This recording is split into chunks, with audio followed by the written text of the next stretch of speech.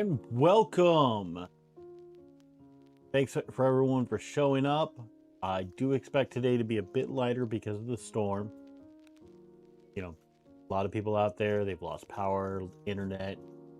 It's a very bad thing. So, prayers are definitely going out to anybody that's affected by this storm. I'm very familiar with being affected by a storm living here in Florida. Hurricanes are just a way of life. I see Mad Dog in here. RJ, oh no, it's Mike. I saw you earlier. What's up? Other thing I want to say I know we have quite a few Australian viewers. Happy Australian Day. Let's see here. Our poll's been going up for almost an hour here. Oh, James Mad Dog says hello. Heyo. Hey Papa, how you doing? All right, so it looks like we've got a few people that have been snowed, frozen in. Thanks for showing up and everything. Hope everything stays good for you. I figured, down here in Florida, we're not being affected with it. So those that are stuck inside from the storm and everything, let's give them something to watch, something entertaining. Probably you're affected by it. I remember Chili Willy. Wasn't he the penguin from like the kids like TV dinner sets? Yeah, 30 inches of sunshine. We definitely had a lot of sun today. It got hot here. Let's see here. Yep, and the cartoon. Always love a good penguin. I don't think I've ever seen a penguin that's been a bad penguin. But yeah, so hopefully we can get some entertainment to those that can still tune in during this storm and, give them something to get their mind off of it here in a bit. But let's see if James can go ahead and end that poll for us.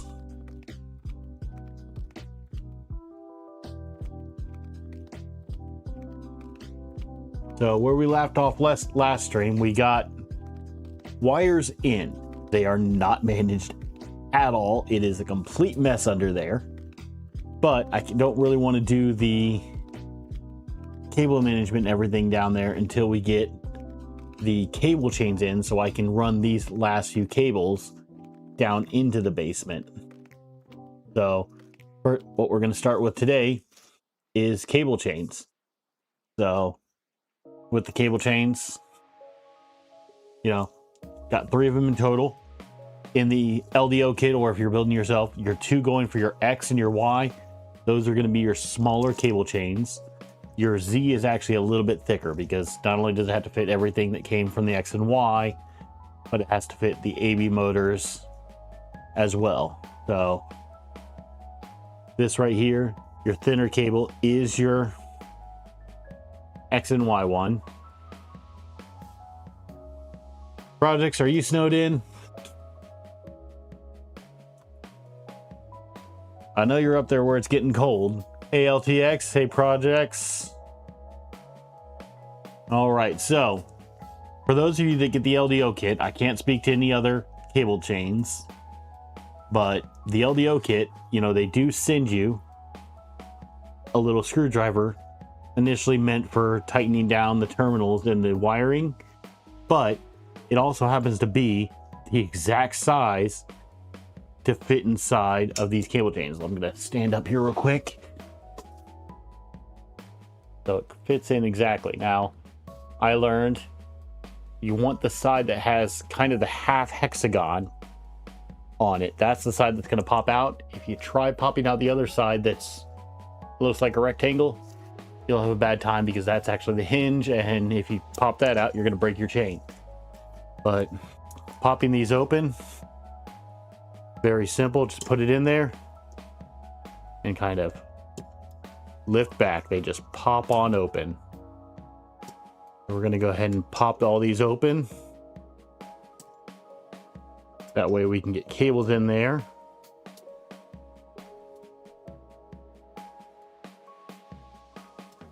See here. Yeah, projects I bet shoveling right now would be a bit difficult for you.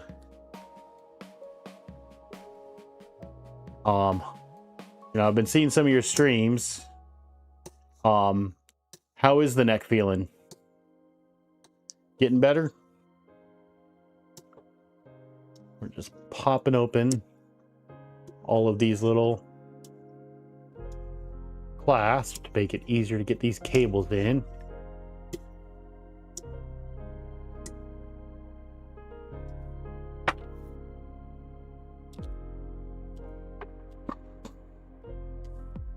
Oh, I've been cathartically watching a lot of videos of snow removal and what can happen. My favorite ones are the ones where the snow is like super piled up on the roof and they just like hit a stick against the side of the roof and everything just comes falling down. I don't know why it's entertaining, but it's entertaining to watch. Something else I want to bring up, you know, as some of you know, I don't know if everyone knows, I recently went on a trip to Fabrico and, you know, got to do a tour of their facilities. How you doing, Howie? Thanks for stopping in. But while I was there, I actually picked up these Fabrico hex drivers. Now, honestly, before I was there, I didn't even know these existed. But if you actually go onto Fabrico's website and look up their hex drivers, it shows an image of the red end, which is their straight tip, like these LDO ones. Well, these blue ends are actually a ball end.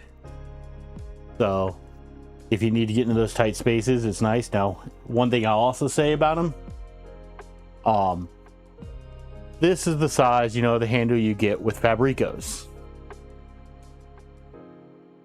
That's the size of LDOs. Now, these are both 1.5 millimeter. So if you've got bigger hands like me, you know, these Fabrico ones can be a lifesaver. Having the small ones can come in handy. Sometimes you have to fit in a tight spot, but yeah. Let's see here. So Mike, yeah, I've never had to deal with snow, so apparently the snow falling off the roof like that can be dangerous. James is sitting here shaking his head like, oh yeah, you don't know. Yeah, the LDO ones I have are from West 3D as well, and yeah, they're nice. But I'll say for the smaller sizes, this 1.5 with that bigger handle, just a lot easier to grip. Projects, you're doing good. You're told Thursday you think you're not to lift more than 5 pounds for 6 months and no more than 10 pounds for yeah, those recovery can be a bit taxing on weight limits. RJ, James's answer to Discord win is he doesn't like Discord. So probably James never for Discord, but we do have my Discord channel. Link is in the description. Gonna try to start hanging out there and do voice chats and everything in between streams. So yeah, projects, these Fabrico ones, I can tell you for a set of straight drivers and ball end drivers are nice because since they have the different colors, when they're laying there on your workbench or up on the wall, you can look right at them and tell which ones are the ball ends and which ones are the straights. So all right, so what we're gonna do, we're gonna get our cable chains on here. Tell the people over at Discord to stop being such buttholes, and we'll see. So we need to put an M3 nut into our X rail.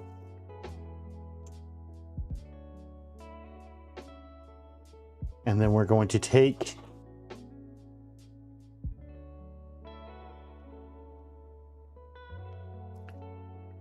our cable chain, but what I'm going to put in that cable chain, since it is the only thing coming from our tool head, I'm going to go ahead and clamp down our pretty much umbilical that goes from the tool head down to the Z chain. What I mean, RJ, is the people who run Discord, not the people who are on Discord. So we're going to just take this, and then we just spent time opening it up. We're just going to push down on these until they click. Big thing when you're pulling cable through these chains is you want a bit of extra wiggle room in there for them, because if you have them too tight in there, that can actually cause excess wear on your cable and the chain and wear them out prematurely. You know, I'm going to say I'll think about it. We'll see. Mike, are you farming for friends on YouTube chat?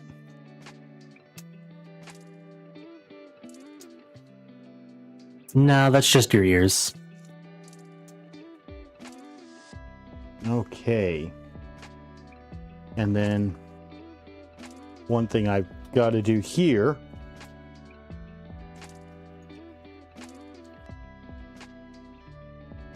is when we get to the other side, you can see it kind of goes below this, so we've got to pop off that end, which this I have actually never done. Hey, Down Under Maker, how you doing? Happy Australia Day.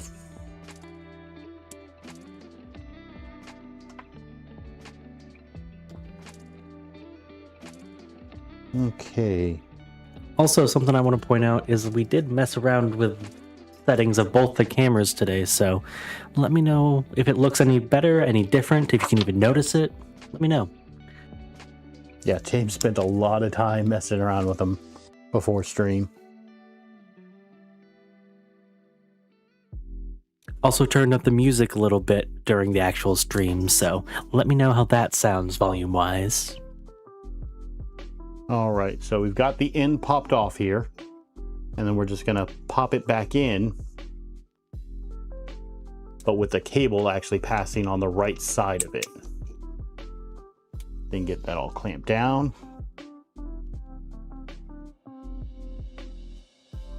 Yeah. I did a bit of research into it, but so I do know a little bit of the controversy behind it. But still, I figure it's something. It's something. I'll have to get with you Down Under and see if there's any, both you and Mad Dog, see if there's any particular holidays I should call out. Okay. I'm gonna set that down for a bit, and then we need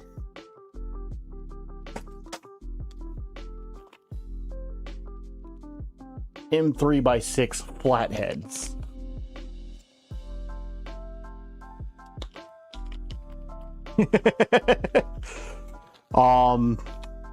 Projects, there's a,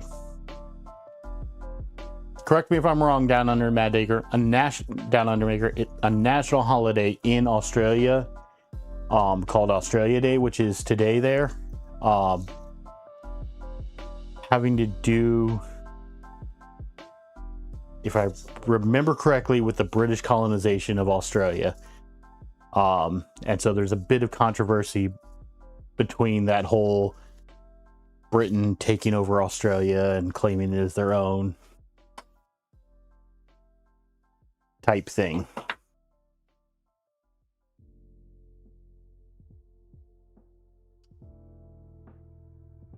All right, where did my 2mm driver go? I'm just glad Britain seems to have found a new pastime since then.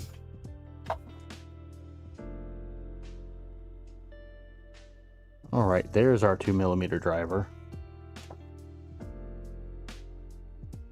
Now, going based on this,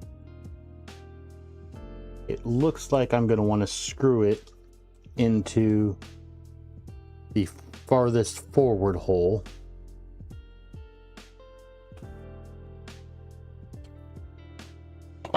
And then, oh yeah, and Mike, hair tie today is a purple. It was actually really hard to find that color. So this is just going to plug into the back of our tool head. And we're going to pull through some of our slack here. And I think, if I'm correct, I need to, yeah, I'm going to need to cut off the little zip tie holder on this one, because otherwise you can't get it screwed in. And they actually have a zip tie point built into the mount for this. We're going to cut that off. And that will make it so we can get that in. And then we need 2 more flatheads. How you doing, Killa? Got to catch your stream today. I love that little deck plate or the wiring plate thing that you're going with.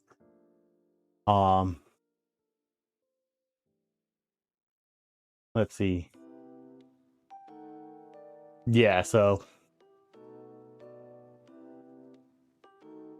for those that don't know the controversy behind Australia Day, Down Under just gave a nice synopsis of that.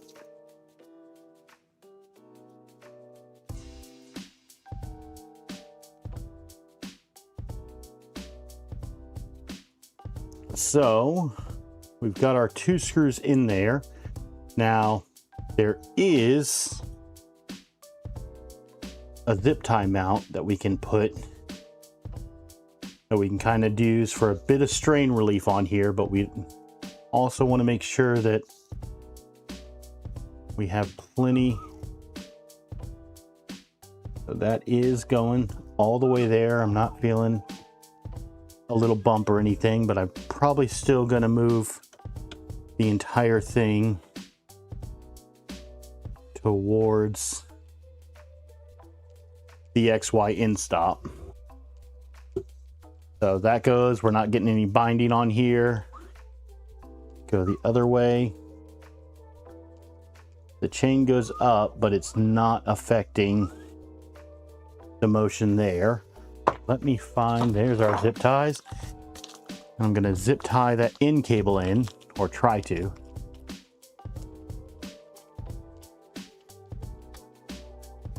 Killa, it might be a mod I do later, because I don't have a printer to print one of those yet. Yeah, I'd love to add a nice, easy way to get that in, get the cables and everything in, but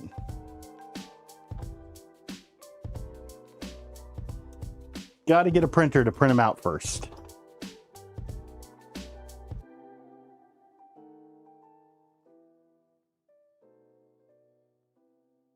All right, just trying to get in here, and that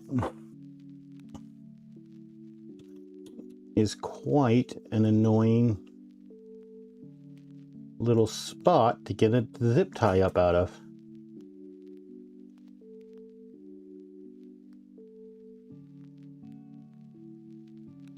All right, just gonna undo this here real quick.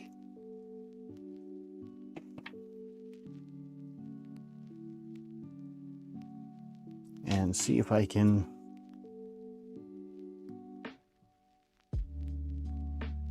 there we go. So yeah, if you're putting these on and it's your first time, put the zip tie through first and then put your cable chain above it. That way you can actually get to the end of it. The wooden,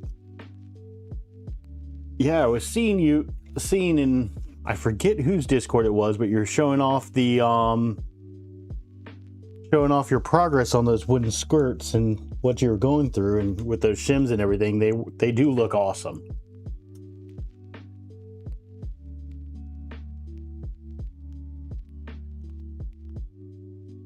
All right. Killa, I might have to reach out to you on something like that.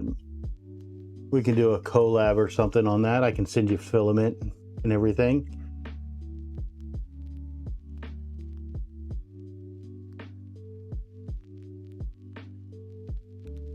Yeah. Oh. Yeah. James and I just came up with a plan for tomorrow, where we are going to go and get ourselves a PO box.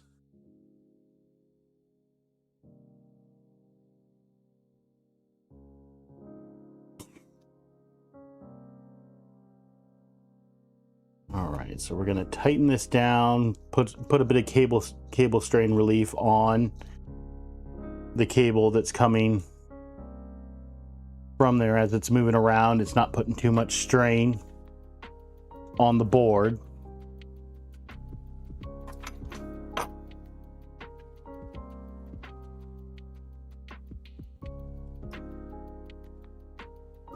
Double check and make sure I'm not feeling any binding or anything as it's going, so we're good there.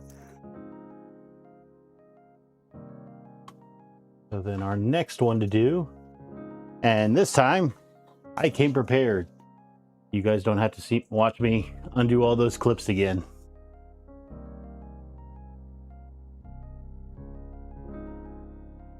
So we're gonna need another M3T nut. So Killa, you don't need any more filament. You've got enough. I was gonna say, I didn't think anybody had enough filament. Isn't that what we always need? More filament, different types. Okay, so with this one, our XY end stop is actually going to come down through a little channel here. So let's see if I can get that in here. I don't really have a good way to show this channel on stream, but there we go. That's in there. And then we're going to get this plugged into the board.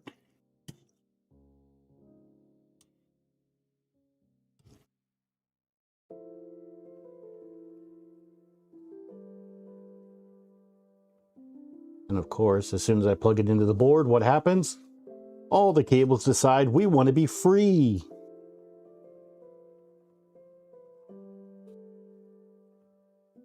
So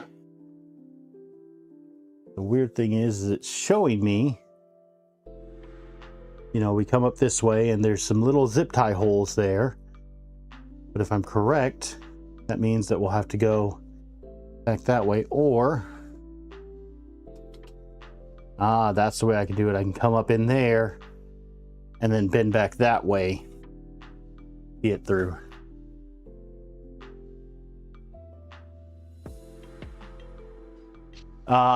Mike, that is a good point, you know, not wanting to move it all. I can definitely see that being something for not needing filament. Okay, so yeah, we're gonna try going in this way. That way the little latching mechanism on the zip tie is on the inside and you can't see it from the outside, so make it a little pretty. Let's see here. You never have enough filament until you have to pack. Yeah, we never have enough filament until you realize I've got to move it from this room to this room, and then it's, how did I get all this filament? Speaking of which, I never showed this off today. Might go a bit longer today, so I doubled up on the Mountain Dew today. Starting off with voltage. Kenneth, yeah, you could use some more colors to play with. Definitely agree with you there. Right now, I think the only colors I have a blue that I got from one of Dave and Terry's streams. I won that. I have the Ambrosia KB3D orange that this printer's printed in that I won, as well as the black, or that one's actually ASA KB3D orange, so that way I can print my skirts and everything after I get everything printing. I have the black ASA from Ambrosia, and then I have a bunch of orange and black PLA from Inland from Micro Center. That was originally what I was printing on my Ender 3 V2, trying to print out multi-board, and that Ender 3, trying to print out those sheets, I ran into the problem of that long of print. Oh god, the name for the part is escaping me, but the heat break, how they did it on those, sat here and actually got too hot, and the filament started sticking inside, and then it just stopped printing, and I was like, okay, time to upgrade the extruder. And then I got that, and I'm like, wait, I've put more into upgrading this printer than I paid for it at this point. So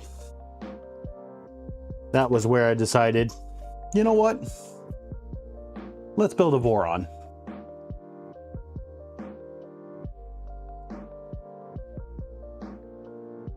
I know that's a pretty drastic from, hey, I don't want to spend money to upgrade this printer, to let me spend, over $1,000 on a printer kit for a Voron, but which then evolved into this stream. Yeah, which involved to, you know what? I've already bought the kit. Let's go ahead and stream it. Mike, you wonder if you're going to be able to get out of your driveway tomorrow morning? Because if I wasn't here, he would never get the printer done.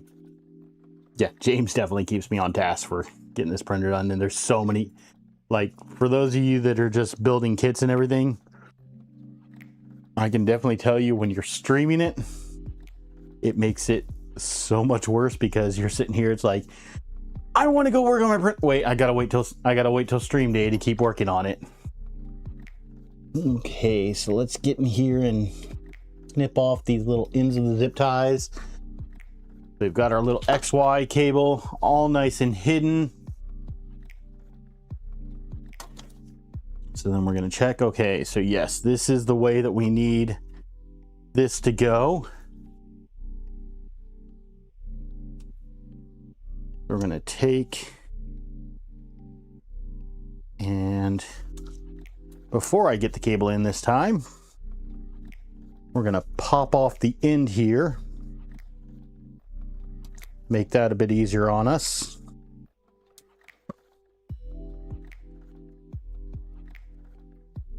Let's see here. Stream all the things.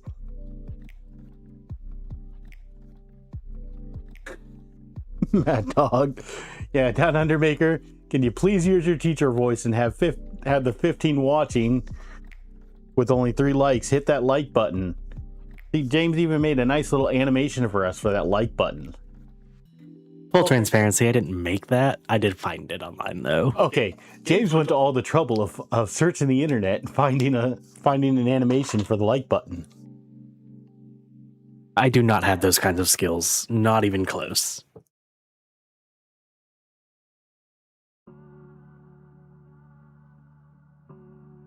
Okay, so we're just going to... We got 2 cables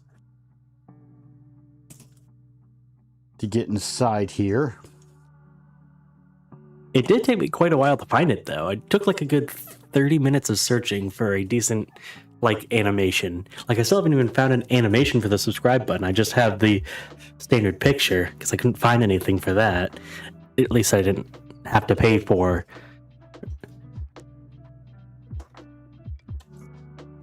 Okay.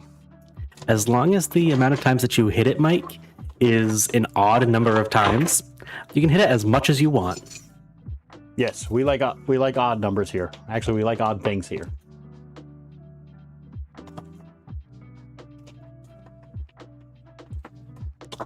Eh.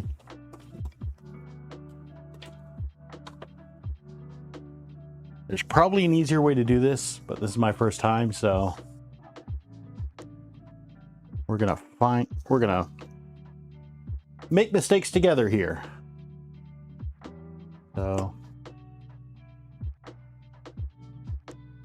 to keep these from coming out is I'm just gonna clip them as I get them past.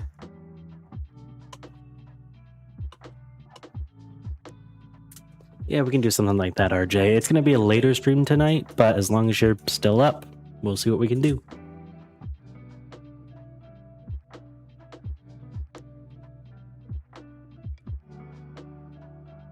Yeah, I'm hoping that eventually if we get enough people in my Discord, you know, on nights that we can do it, we have a post-stream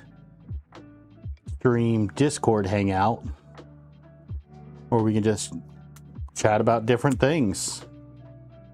See, the issue is I don't just get my friendships out willy-nilly. It's very close and guarded thing, so you got to earn my trust first, Mike. I'm afraid to ask what you just read. Let's see here. No. Are you holding the like button hostage for friends, Mike?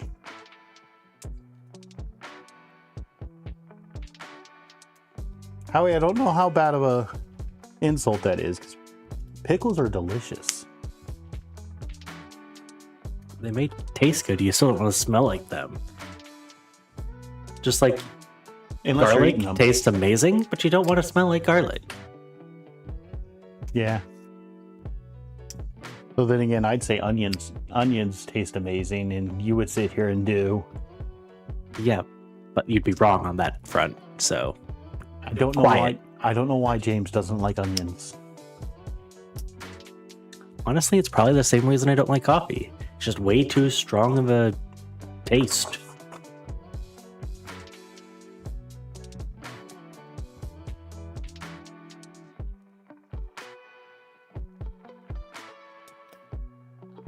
Okay. We've at least got the cable in. We're gonna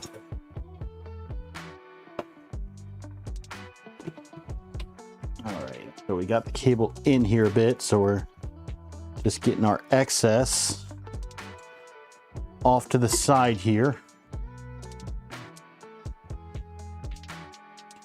And then we need some more M3x6s. Now, if you have the LDO kit versus the LDO kit uses the IGUS cable chains, which are only 2 holes, versus the one that they're showing in the Voron manual, which is 3 holes. So do not be shocked if your cable chains, if you get an LDO kit, do not match the manual. It's because they are a different brand. But we're going to go 2 up here.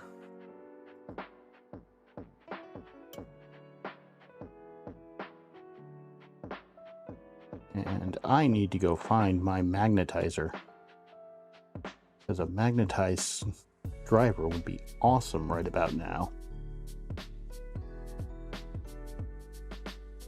But we got that going in. Okay, so we got that there. Then we need one more. And unfortunately, they don't really give you a good showing as to which one you should be using. So I'm just using the very end one of the 2 to get the cable chain in. And I need to go forward more on that.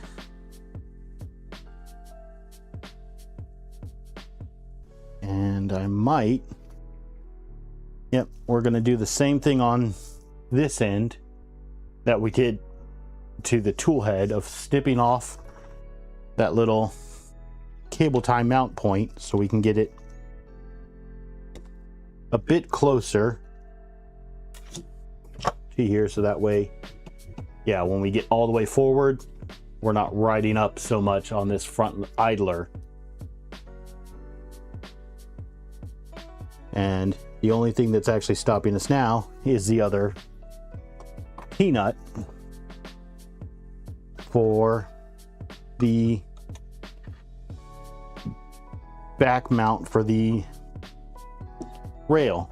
But we're all the way forward. We're not really riding up on there. That is not giving us like a little hiccup or anything. So that is good.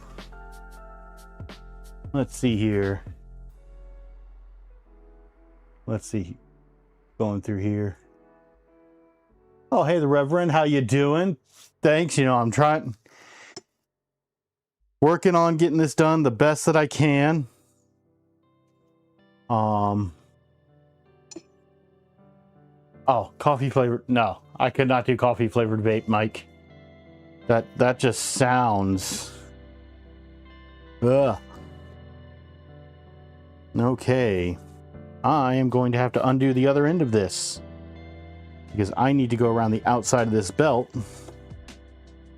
RJ, you can keep all the dirty bean juice to yourself.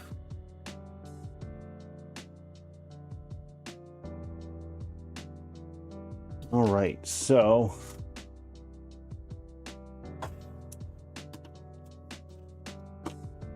just gonna take and put this on its face real quick so I can unroute the end stop here.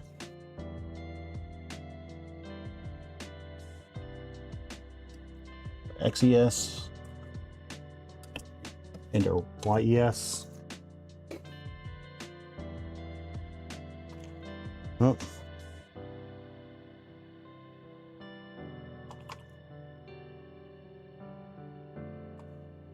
All right, now we're no longer asleep. Okay, James is asleep, but the computer's at least not.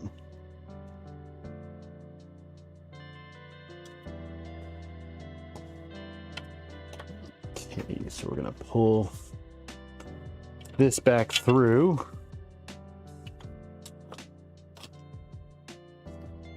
And then rotate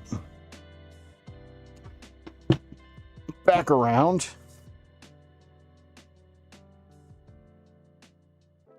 This is now showing our ABs. So what we need to do is it looks like it's going to have us, before we put our little piece on here, we're actually going to put our Z mount in. So let me sit down for this because we're going to be doing favorite pastime of heat sets where you guys get to make fun of me for the way that I put my cable over my shoulder. I've been trying to kick drinking Red Bulls, but I used to have 3 to 4 a day, so I'm right there with you, Killa. Yeah, the only coffee I've ever been able to do is the Monster coffee, and I used to go through 4 or 5 of those a day. Though, Killa, we have a place here that does a Kahlua ice cream, and it's amazing. How you doing, Kegel? Yeah, it's a Kahlua ice cream, and there's enough alcohol left over in it that they actually have to card you. So that is amazing. Okay, we're gonna grab our heat sets. We're gonna take our keyboard out of the way because I don't want to burn that. Nice to see some people showing up. For those that sat here and weren't here at the beginning of the stream, you know, prayers go out to those of you that are affected by the storm. And if you're still here, I'm going to try to keep this going for a bit longer than usual, you know, give you guys some entertainment in case you're stuck inside and can't really do much else. I know how boring it can be sitting around with nothing there to do. So, because we don't deal with ice and snow here in Florida, but we do get hurricanes. Let's see here. Looks like we got a couple new people. Another CG and Sir Robert, welcome in. Better than the 2 large donuts. Another CG, something I've always wanted. Actually, I tried once, but I want to eat it again. Is the burger with the Krispy Kreme donuts as the bun. You know, it's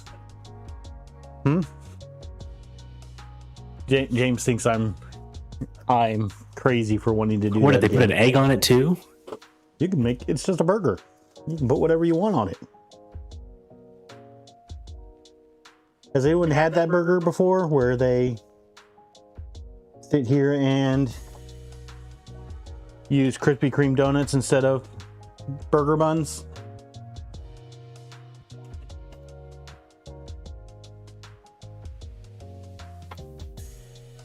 Let's see here. Mike, you say you're stuck inside, but that's not your employer's problem tomorrow morning.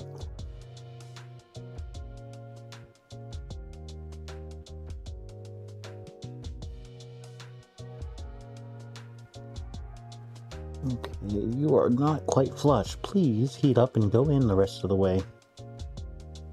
Okay, there we go. And then let's see here. And Sir Robert, YouTube wants to go to Voron. Hey, you know,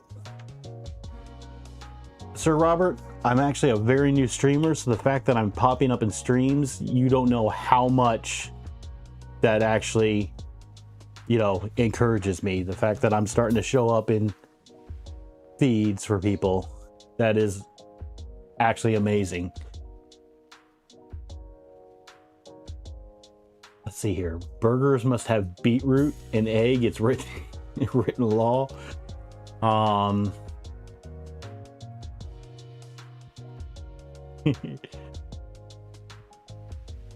don't know Jim. Oh no, it's Mike, but yeah. 65 in warm Southern California. Yeah, I think we were 80, we got up to 80, 82 here in Florida.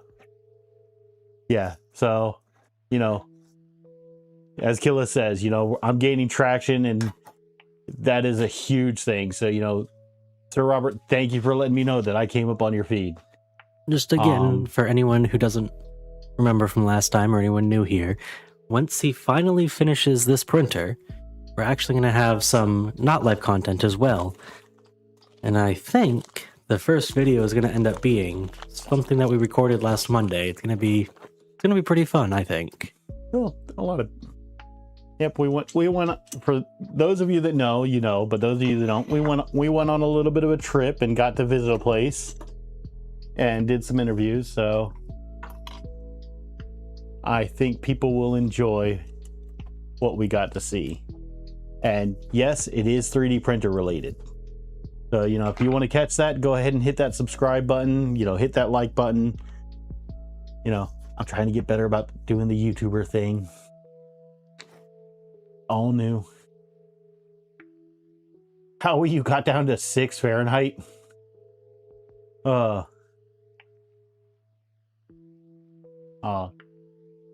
Mike, I'm sorry to hear that about that, but at least you have some good memories with him. So, okay, we need an M5x10. Yeah, that is never a good thing. Yeah. Oh, 6 was the high. Yeah, I can't remember who I was talking to earlier, but we were in voice chat and they were talking about what the temperature was, and I'm like, wait, those numbers go negative? You know, we're here in Florida.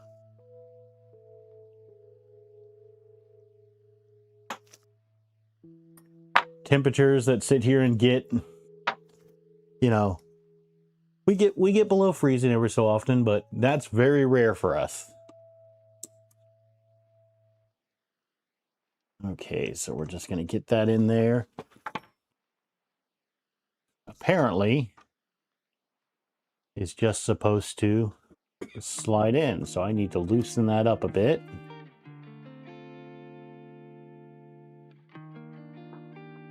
Apparently, you need to get this to where it's like just grabbing the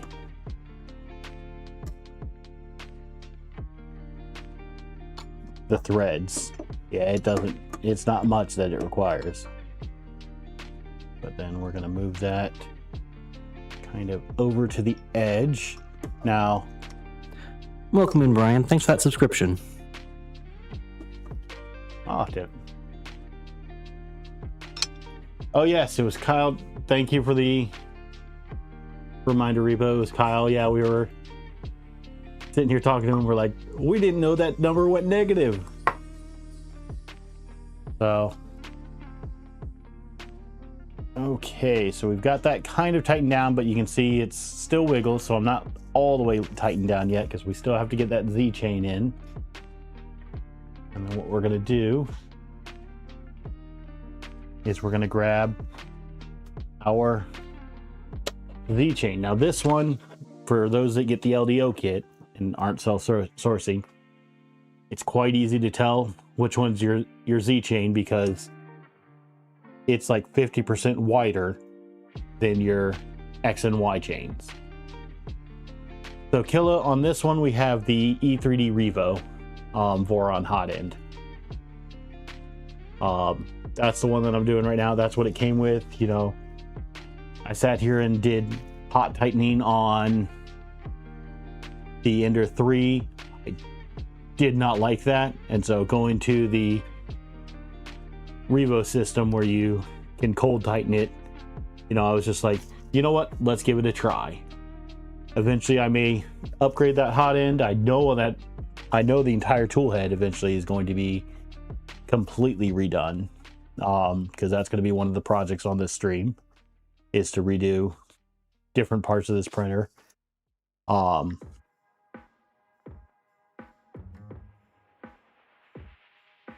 Yep, so for those that haven't seen it before, the one that I actually want, the hot end I want to build, or not the hot end, but the extruder I want to build in this place is a Palapio light, just because I thought it was interesting. Instead of using like gears and everything, it actually uses like belts, like our GT belts, to grip the filament on both sides and push them through. So I was like, it's new, it's different, and it looked interesting to me.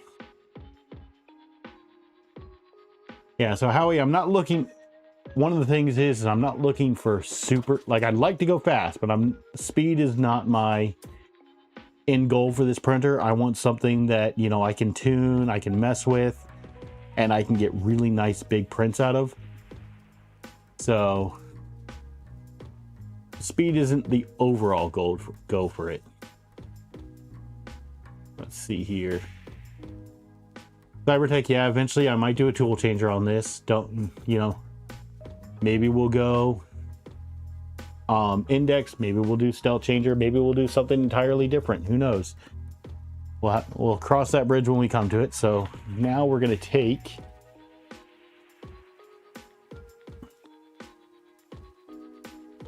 Veg slime. You need to try 4 quadruple X beer. I have never heard of that beer down under. You guys ready for a little bit of ASMR? Get a can pop here for you. That was just for you. Okay. So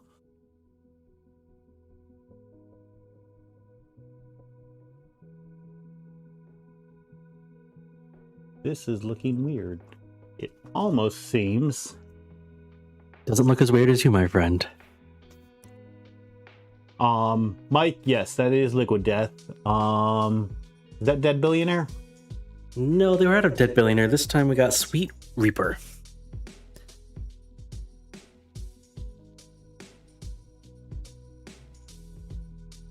Hey OptiPax, no problem. Or I'm actually here building a Voron 350 2.4. It's the LDO kit. One of the whole things of this channel is one of the whole things of this channel is I want to bring people into building. This is actually my first Voron build. So you know, coming in here, there's a great community to help out, but it's also not something to be scared of. So that's one of the big things I want to show through this channel and everything. It's, you know, sometimes you just have to get in there and start doing. And if you make a mistake, there's plenty of people out there to help you along the journey. Yeah. So, you know, not sure how much you've looked into Vorons, but yeah, the 350 on this one, Opti, is the build plates, is the build size, not necessarily the size of the entire thing, but it's actually 350 by 350 for the build plate. Little bit shorter in the Z-axis, and the 2.4 is the belted Z Voron instead of the Trident, which has the 3 lead screws. So going through here, I am looking to see how this is going to connect here. So I need it to go this way, so that way looked like it's good, but I've got to flip this side around. So to do that, we're just going to take it and pop it off, and these things flip quite easily. But this is one thing that I've, you know, woodworking, you know, metalworking and everything, they always say, you know, measure twice, cut once. Well, I like to, even with something like this, I like to line it up before I start doing anything else to make sure I have things lined up the correct way. So we do have that lined up the correct way. Now, with this, our AB motors are actually probably going to get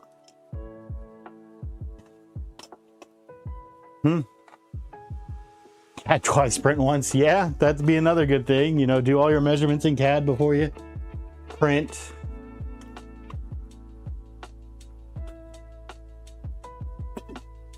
Yeah, OptiPax, the Voron community and the 3D printing community in general is very helpful. I know Down Under Maker and his Discord just started a, you know, help me channel.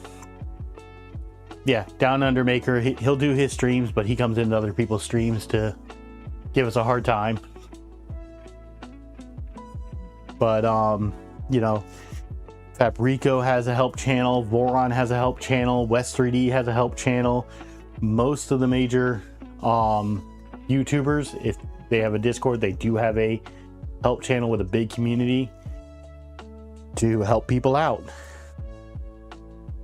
Now I'm sitting here thinking how I want to do these AB motors, because I can go and route these up through there and then just very soon, Mike, very soon. If I bring this one over, will I have enough room to do that as well? Which I don't think so. Let's see here. You can't wait for...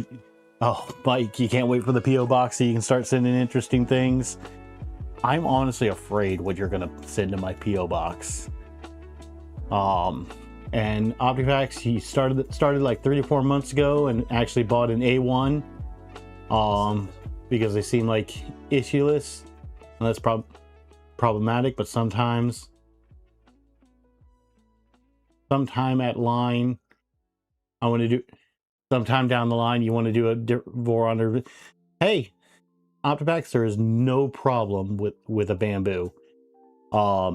They are very well built printers. Their ecosystem is very nice. You know, a lot of people in the 3D printing community, you know, like them. A lot of people hate them. It is a polarizing topic, just because it's kind of like Apple sometimes, where the ecosystem is very closed. It's very its own. For the most part, for most things, it just works. Yep, that's a great way to put it. Yeah. Projects does a lot of time helping people out on stream and in his Discord.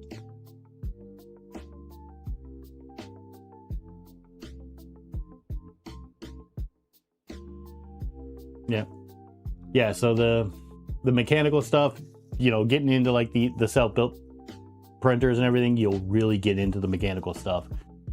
So what I'm trying to figure out now is how I want to run these AB motors, because like if I run both of these over here, I don't really know if I have much extra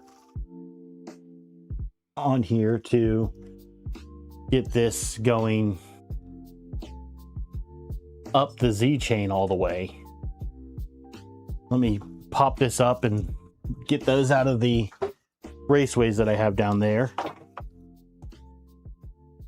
See what we're working with here.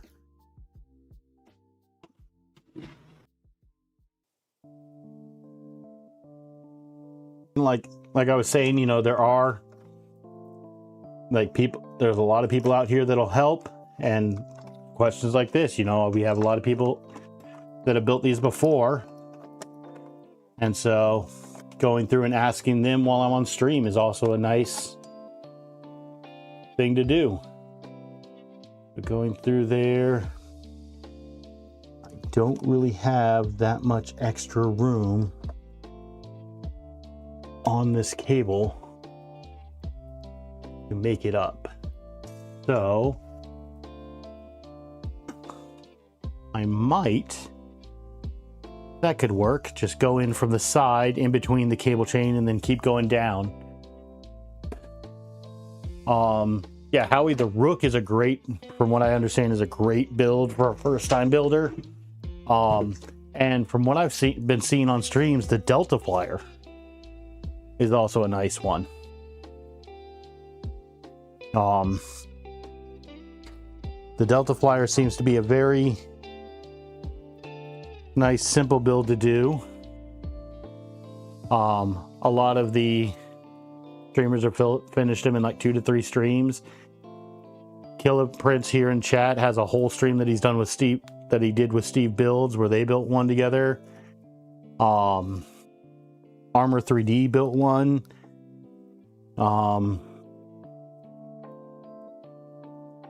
Alex, I'm brain farting. Did you get yours done yet, or has that not started yet?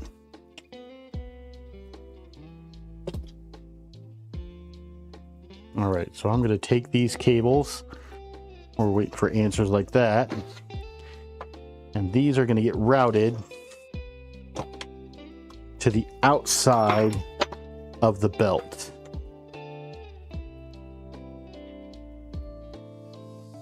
This is the big one that's going to be... Yep, so yeah, Projects has a nice video where he built a Delta, so, you know, Opti, there's plenty of videos out there if you need help, or plenty of Discords out there if you need help with any builds. There's usually either a video or a Discord that you can go out and get help with. Okay, so this is going to come down like so. And then we're going to go back up into it. So, even though we just took this off to flip it on there, we're going to take it back off.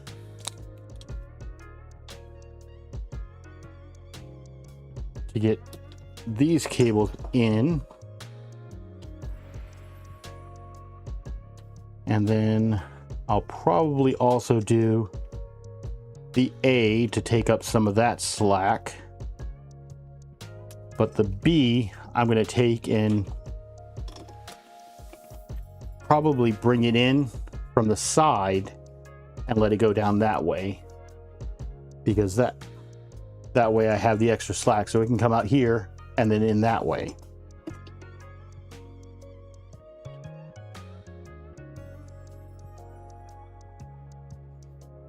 Some of these real quick to get us started.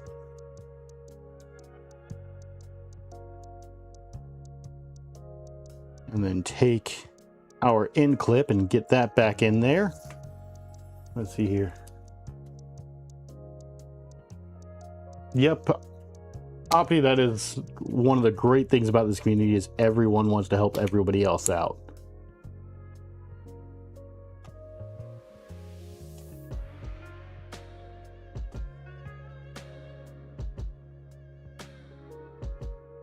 Okay, so to get this one in this, I need Shrimp Father. How you doing? Nice to see you made it in here. Let's see here. Mike, you enjoy how you can find someone for anything, and 99% of the time they're willing to hook you up. And yep.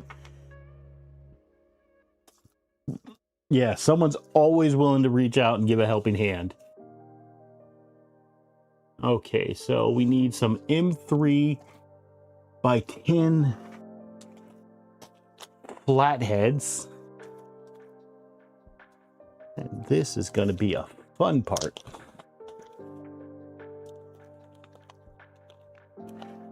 So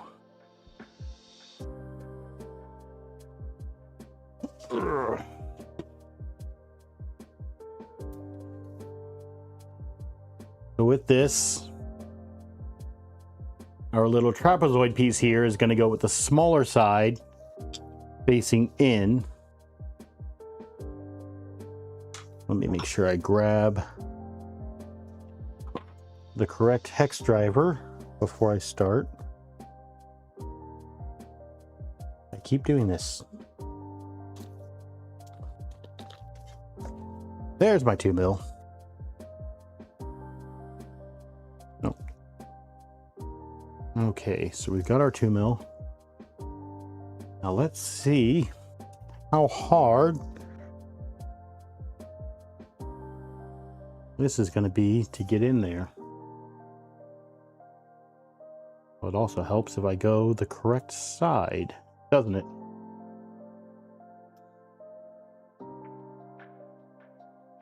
Let's see here.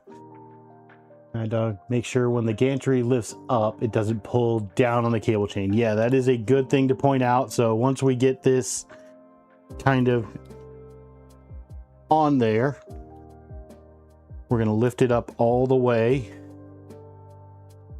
just to make sure that, as Mad Dog says, it's not pulling anywhere that we don't want it to pull.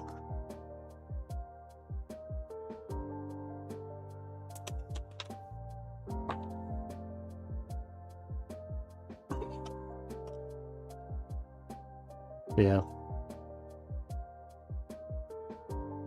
Okay.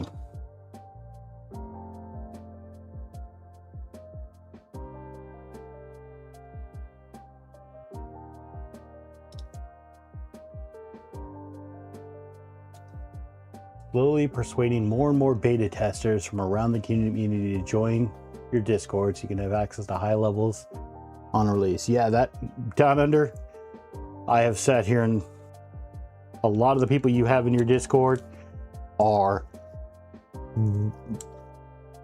wealths of knowledge. Yeah. Maybe one day I can be in that group, but I am still on my learning journey.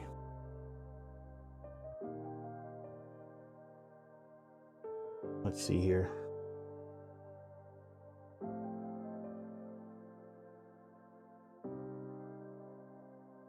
Okay, I'm just trying to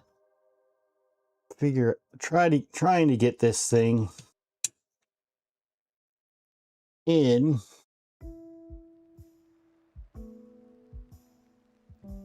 It is not an easy angle to get started. And I'm trying not to strip it, but I think New nickname just dropped. we got it.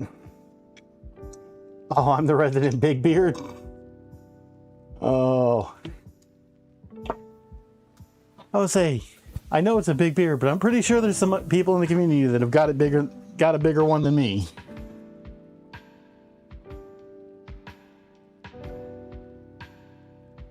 Or as James puts it, big beard. Oh. What do you think? Does James deserve a raise for that one?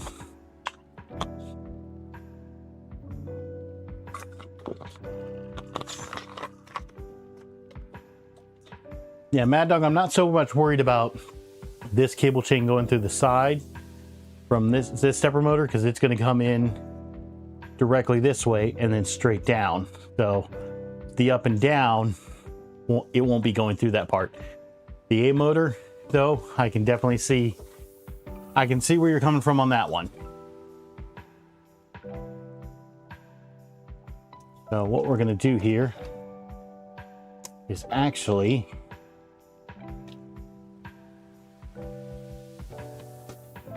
see here. I need another one of those M3x10s for down at the bottom.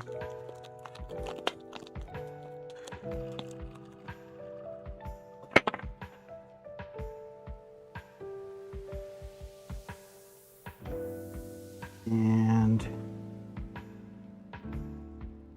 before we put that, we screw that in, we're going to get this cable through the chain, because I'm going to need to pop the other end off once I get down there.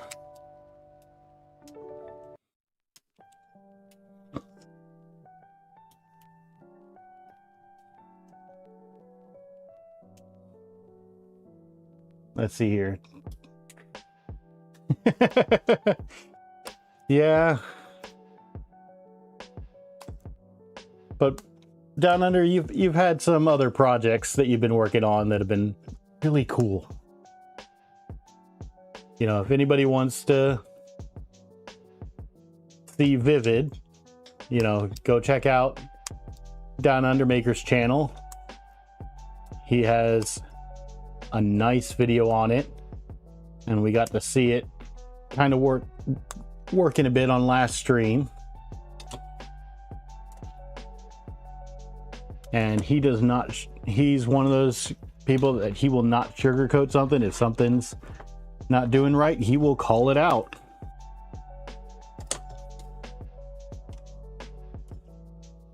Okay, so let's see here. It looks to be about right here. This one right here that I just closed actually is the point where we want to start getting this one, getting our B motor into this chain as well.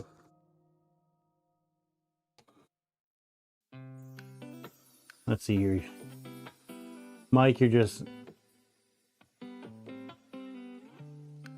Yep, Mike, you got your 2.4 redo, and you're just working to get your box turtle and printer done before Murph. I wish I could make it out to Murph this year. I am hoping to get out to 3D Printopia, because that one's a bit closer to me. Honestly, Murph and 3D Printopia are almost about the same distance from me, I think, because one's going to be in Pennsylvania this year, the other one's in Indiana. Yeah, I remember the way I got started talking to RJ was talking about setting up one down here in Florida called ARF, the Alligator Rep Rap Festival. Who'd be up for coming down to Florida for a printing fest?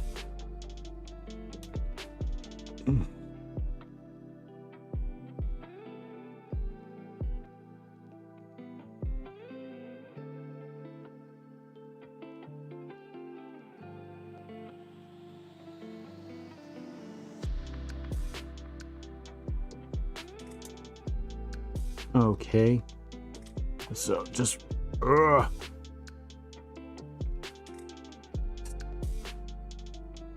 cable chains. Let's see here.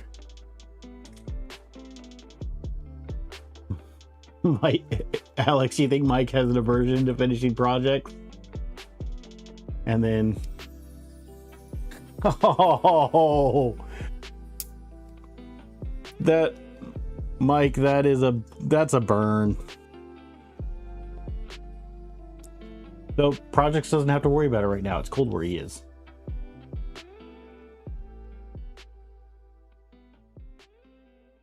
Okay. You're actively trying to finish your projects, Mike?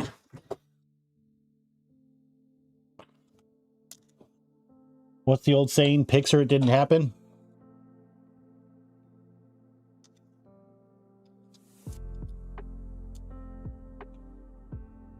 Okay. I'm actually going to break out one of my new drivers from LDO, or not LDO, Fabrico. Sorry, Hector.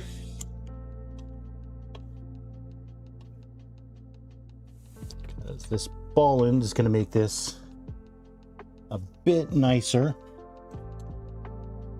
to get this tightened in.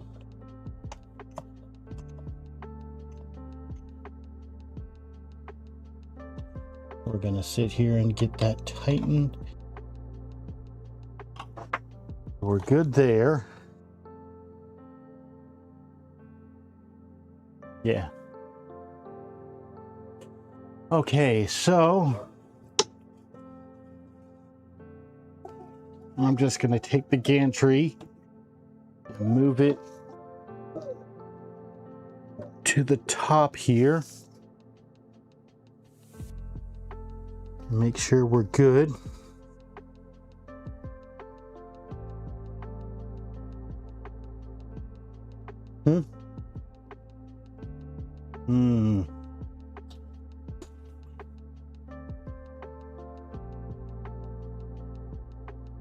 Yeah. All right. I'm going to need to put that farther up.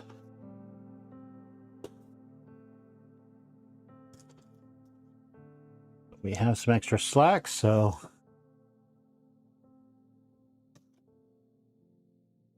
we'll just pop this in there. And that's one of the reasons why you sit here and test things like this.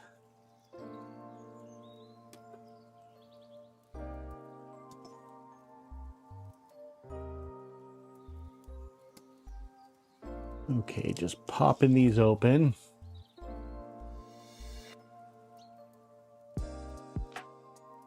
RJ blames the marathon print for Mike not being prepared.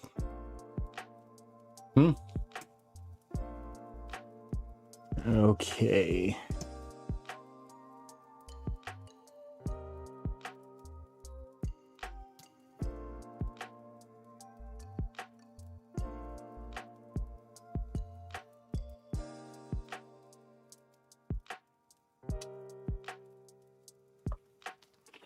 All right, give me a second here. We're going to go into our settings and turn off our sleep mode. On battery, high performance, turn off the screen. Never. Automatic suspend. Never. There we go. So that should now be set. That it stops turning itself off after not being on there.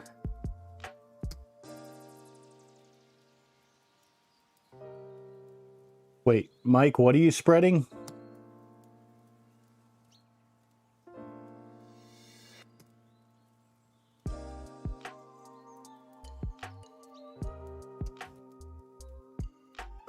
Okay, we're almost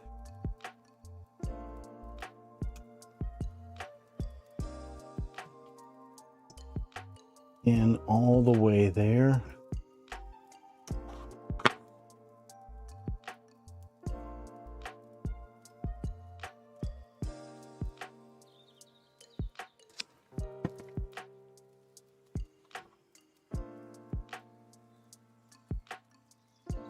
All right, let's see here. Cyber, the reason I have the stepper wire coming out of the side of the chain here is I did the little measurement and I don't really have, from what I can see, to actually get this wire managed. I don't have enough slack to bring it up over here and then bring it down through the chain. So I'm going to kind of get it over here in the middle and then just run it into the back there.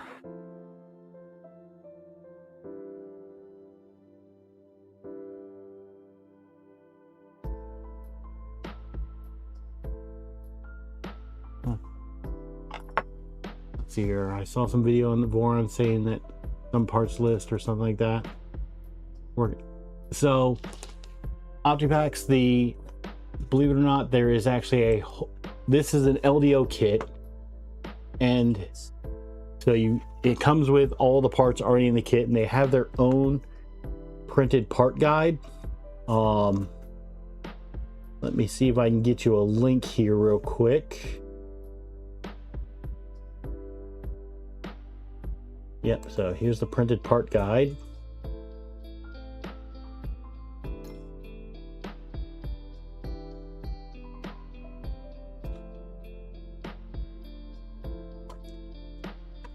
So that is actually the link directly to the printed part guide for LDO, for what they change. Let's see here. It's supposed to go, so Tom, you're saying it's supposed to come all the way over here instead of out there through the middle?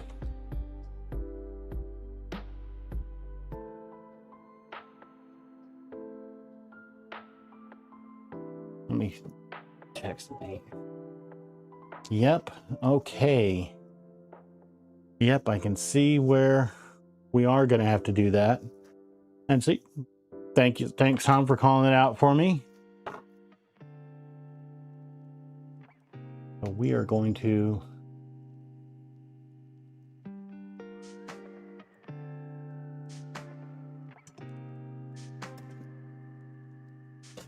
pull as much slack as we can on this thing.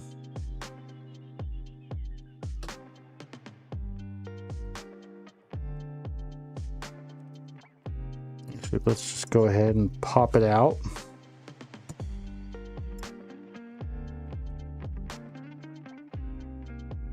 James, you keep saying that. I'm going to make you make that counter.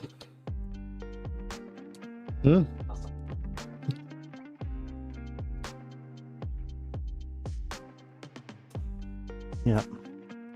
Let's see here. I'd love...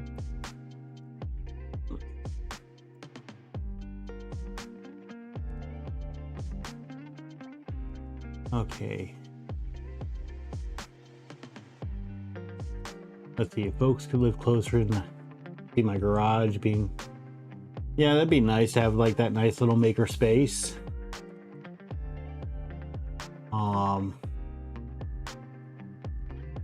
So, all right, what you guys are saying is run it down this way and over. So instead of going, you're saying run it down and then over instead of across this way. Oh, no. See, this is where, okay. Okay, so on the underside of the gantry.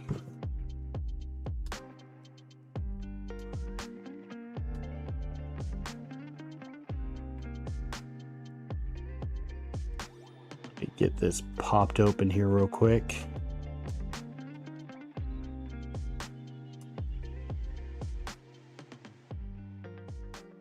Okay. We're going to pull this out. So what you're saying, Tom, is like this over and then back up the cable chain over there.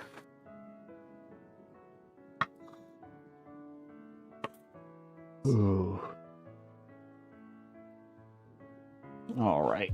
Well, let's do this then.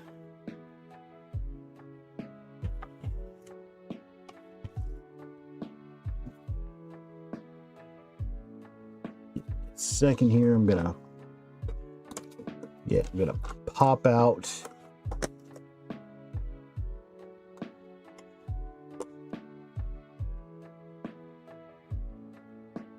the B motor. That way I get as much slack as possible, and we'll reroute it.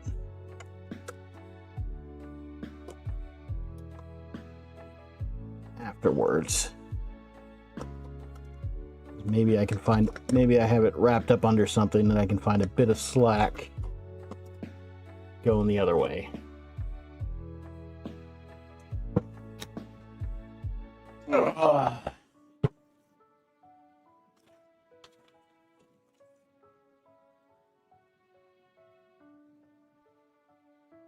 Okay. We're going to want to go over like so. There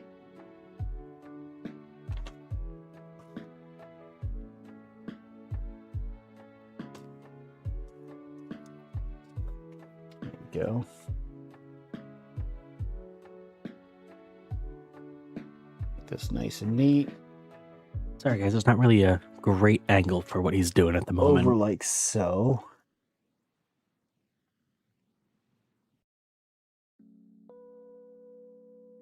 And then up. So let me.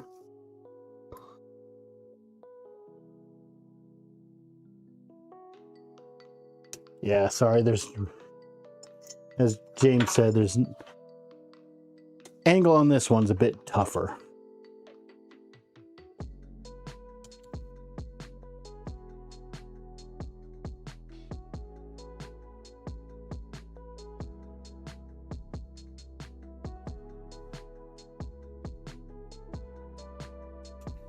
Okay.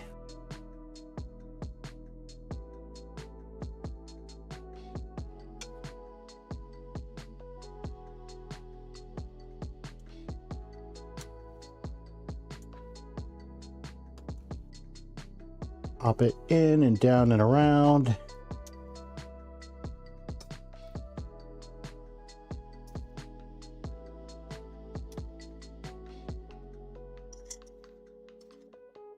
Okay, let's see here. Okay. I'm going to try something here just because while the ice storm is going on everywhere else, it is very hot here. So I'm going to try turning it on. Let me know if you guys hear it. If you guys hear this AC.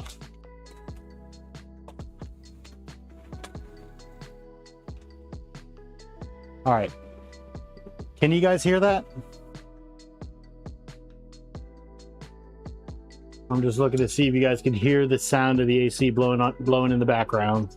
They can probably hear it when I talk at the very least.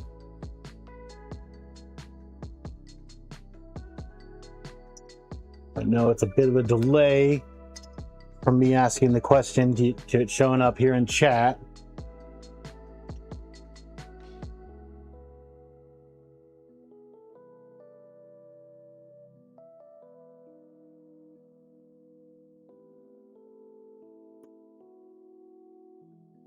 Or did I lose my chat?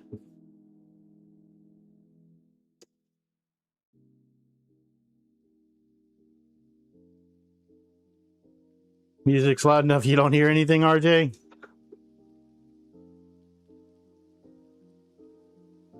Can you hear it when I'm talking, or is it good here too? I really have no idea. I can't hear my own mic, so.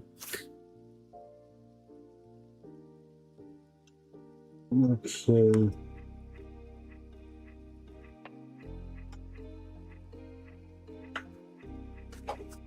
We're just getting these snapped in here.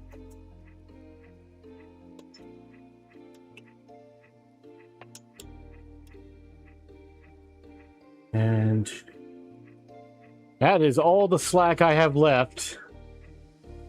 From there to there, that's all the slack I have left after this thing goes through this chain.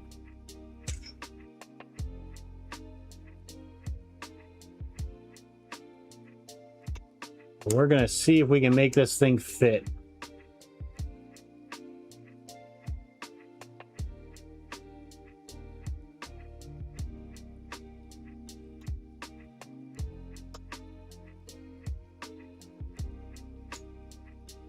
Actually, I'm not sure if it's my mic clipping or if it's me just being too close to it. Because when I'm talking, the levels look fine and everything, and they look right where they should be. So if I sound like I'm clipping, I'm probably just too close to the mic.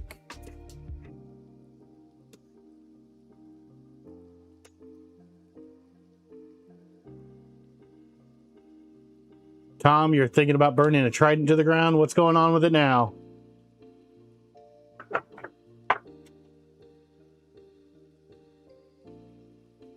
Okay. So that cable's through. All right, we'll try this RJ. We'll see how this sounds. That's going through.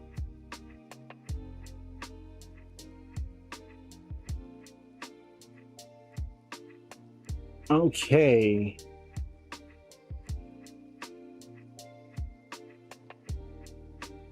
So we're actually going to take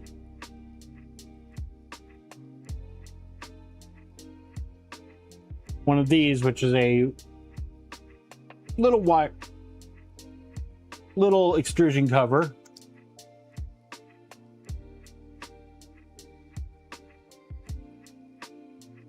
I'm going to fit this up in here.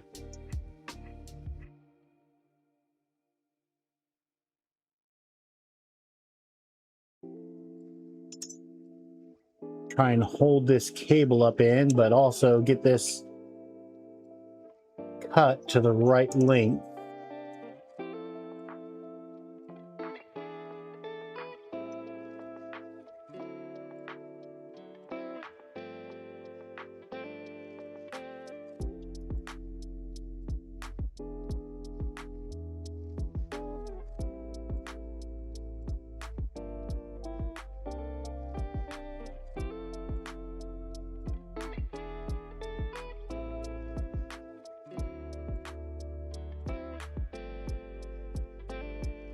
Okay.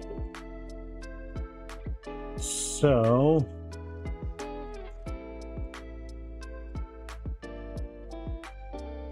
get this in like so.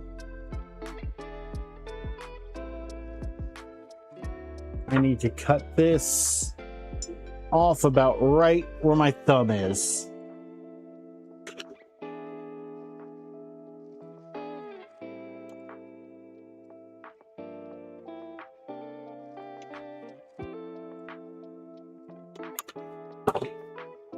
That should be good enough.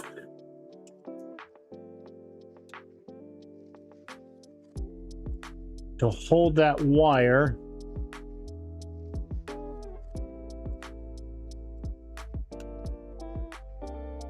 up in there and make it look somewhat pretty.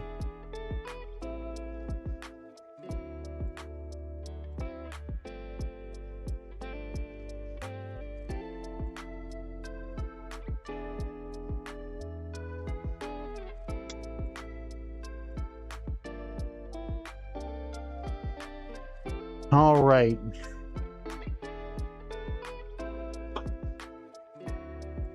The last thing we need to do is let me see here. All this work setting up the cable chain, and you realize the gantry method is way better to do that.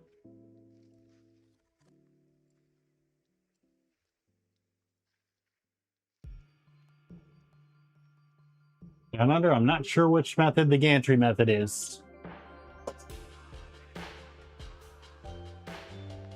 Let's see here.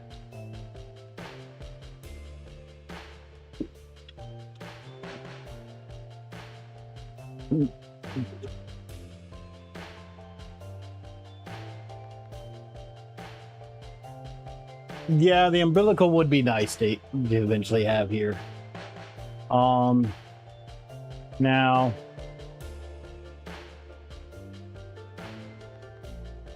this one we are using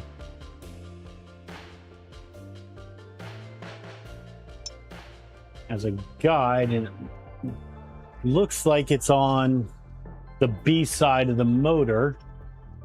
Yep, it's on the B side, so we're going to get an M5 nut.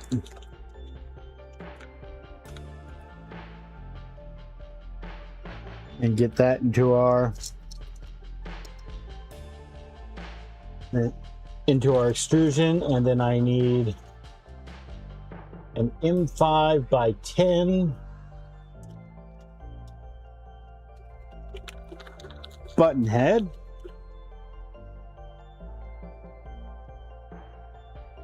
Three-mill driver.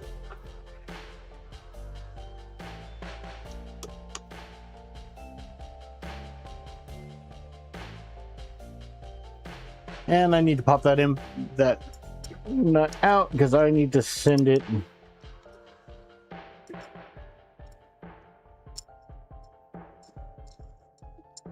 the other way.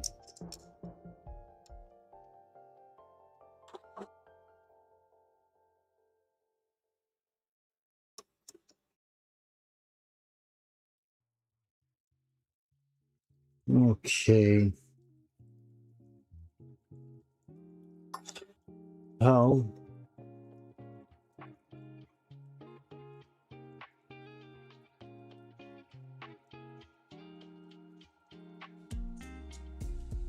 We're not actually screwing anything to that. We are just kind of making sure that the chain can't flex over too far.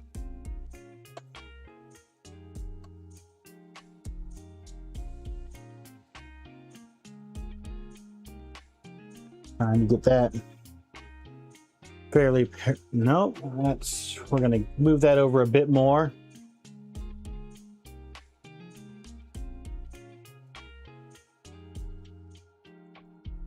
Yeah, like I said, the plan for this eventually is we're going to be doing some upgrades and everything, but I'd like to build this as close to the manual as I can at first,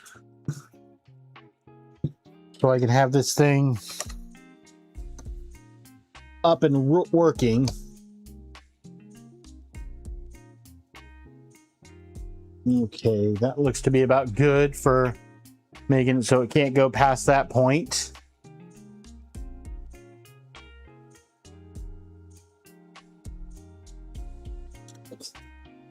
Then we are going to tighten down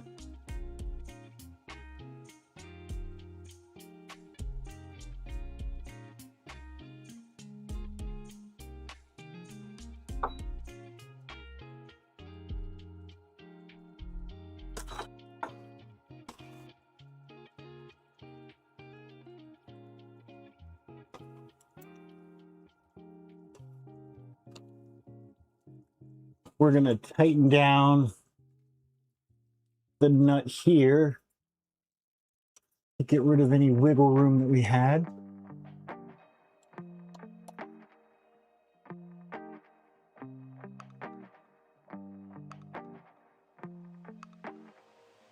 All right, that's a bit better for the wiggle room. Let's lift the gantry back up so I can get a driver down in there. Let's see here. When I have communication problems with the tool head, don't chase that. Just go umbilical with a new cable. Yeah, I probably will do that, Tom. Okay.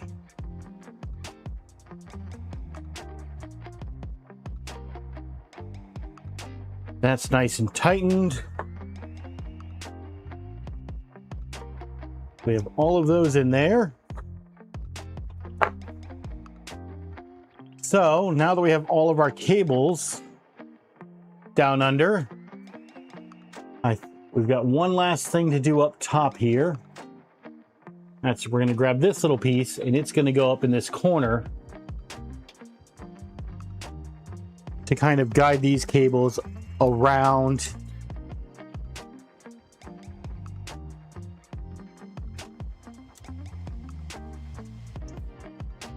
the belt so they don't wrap up on that. And those get held in with M3x12s. And those are M3x12 socket heads. Let's see here. Mad Dog Jeff, waiting to see what problem I'm going to have next. Everything. Okay. Okay. 2.5, 2.5. Okay, so just trying to line this up here real quick, making sure that our cables are tucked up onto this thing. Gonna try to keep the bigger cable down low so I don't have to worry about those smaller cables falling out.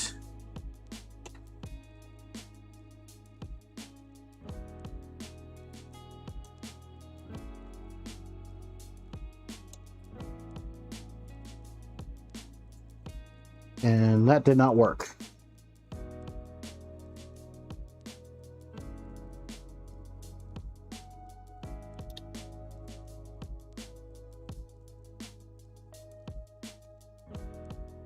Do I have those in there without pinching? It looks like it.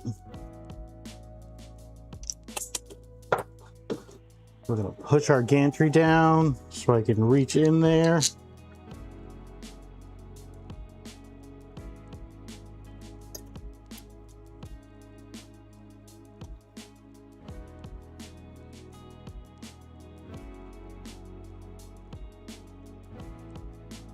Okay, just screwing down one. And while I'm screwing that down, I'm looking at that little cable because honestly, the big cable I'm not worried about pinching. The little XYN stop cable, that's the one I'm worried about pinching.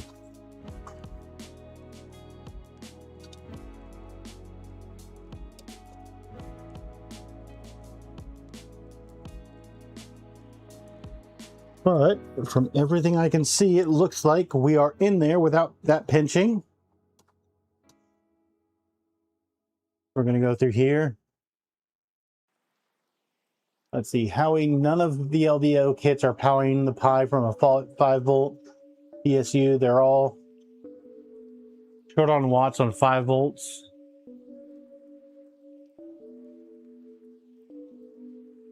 So Howie, you're saying you're having problems running it off the GPIO like Down Under says? Since they're not doing the 5-volt PSU anymore?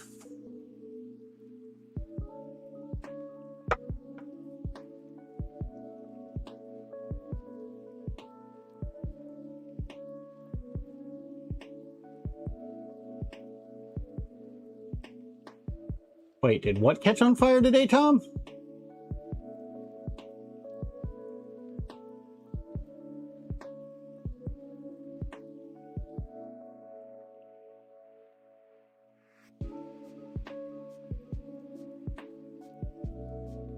Okay, well, we've got that, but now I need to pull this slack out.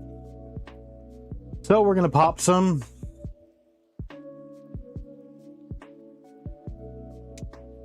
cable chains open again so we can pull some of this slack out of the tool head cable and the XY in-stop cable. Going through here, you know, I've got plenty of slack there. I actually might need to pull a bit more slack out of that. And I'm probably going to need to redo a zip tie there. But that looks like a good amount of slack in there.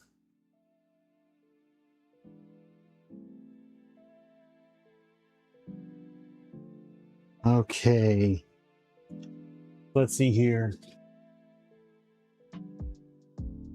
Is it saying, so yes, Tom, it does say in the wiring guide they actually have a little pi hat to run the pi off of the GPIO. And yeah, I did run, Tom, left a little slack here for that bend. Left a little slack here for this bend. And now I'm leaving a bit right down here for this bend as well. What I'm trying to do now is grab our XY harness and get rid of some of the excess on that one as well.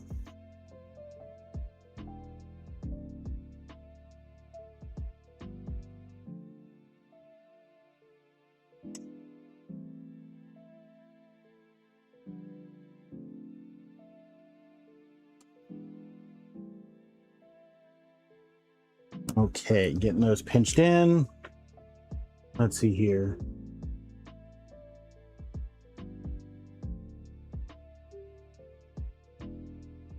This type in down here, is this what you're talking about, Tom?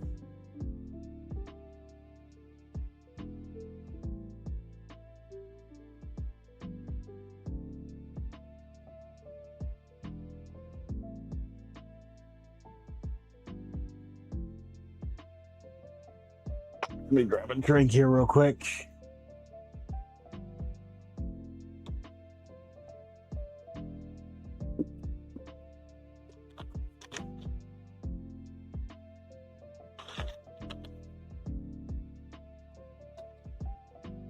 Yeah, so let me see if I can tilt this up.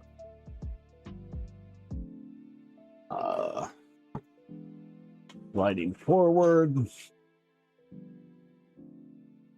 So it actually comes down here, and I've actually go all the way down there for that bend. So it comes down past the edge of the extrusion.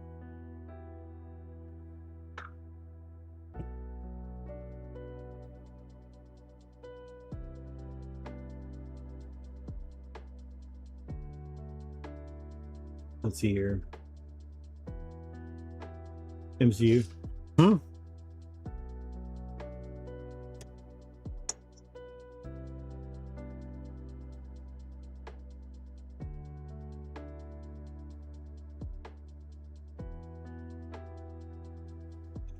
All right, just getting these things in here. But yeah, unfortunately, LDO has decided the way they want to do the 5-volt is this, and I don't have a 5-volt power supply to run this thing off of, so that's just the way I've got to do it for now.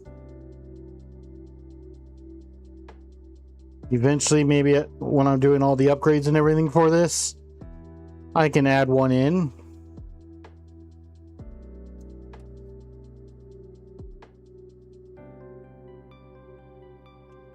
That actually gave us a bit of, we got that little slack there, but not too tight. And we've got that nice and arc now.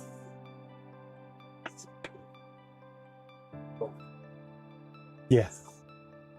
Yeah. Eventually, maybe I might be able to get a PoE hat and just run it off of the Ethernet that we have out here.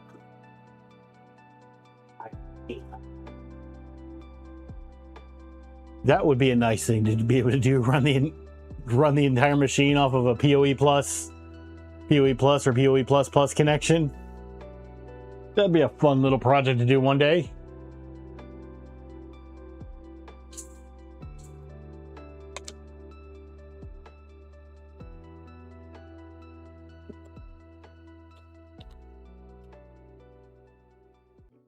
All right. So we've got those in there. We've got our slack in the little bend right here.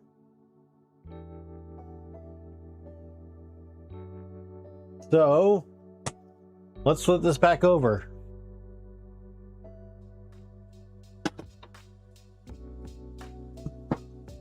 Ugh.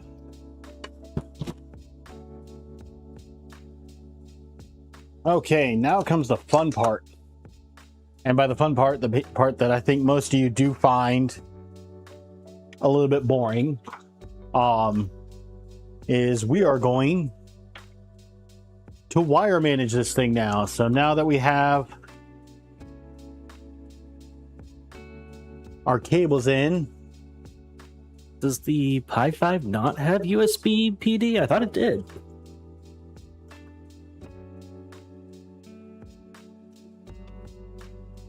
We are going to take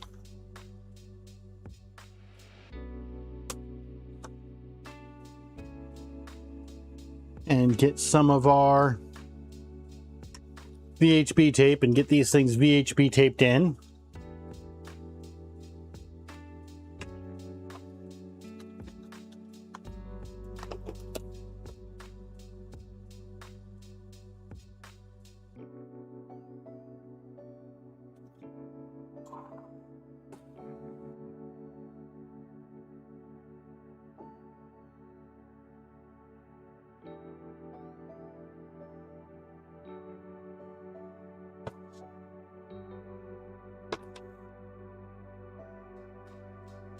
So we're going to go one side.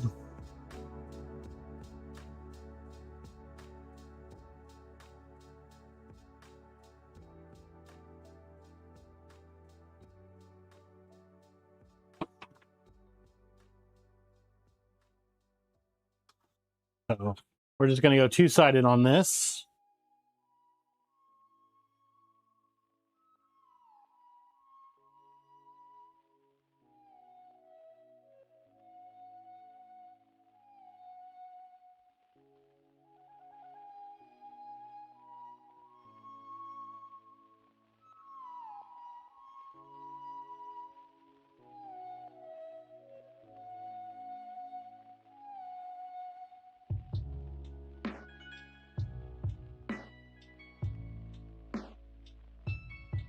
Just working on peeling the little tape off. We got that off.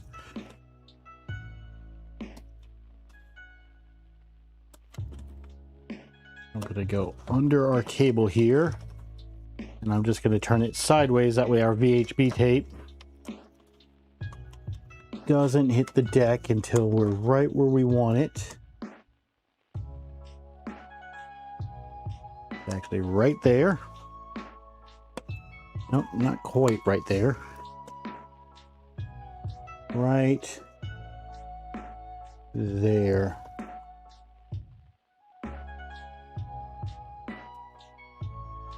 Okay. So the blue cable is going to get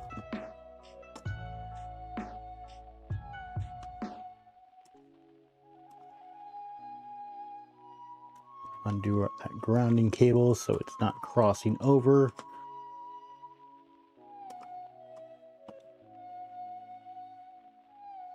Our neutral is nice and in our raceway. Our ground is going to come back into our Wago. The fun one is this nice thick cable that they have that goes to the power supply. It's almost too thick for the entire thing, but you got to get it all the way down to the bottom, and it will fit in there. Our SSR cable is going to go straight across. And let's see if we can wrap that in there some. There we go.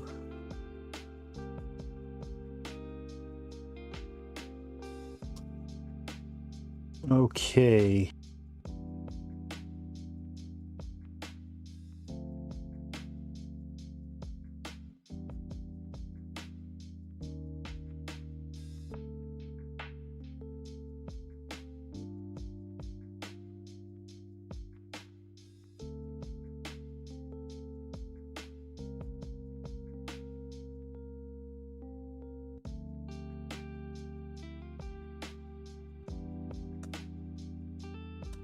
We are making our way here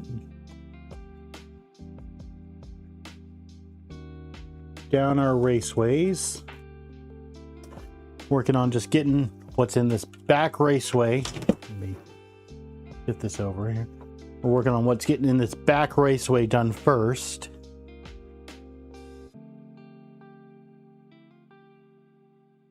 Since that's the one that is actually down. That one's good there. This one, we're actually not going to be able to use through the raceway. I'm going to have to go straight across because this is a shorter cable. So to get it in,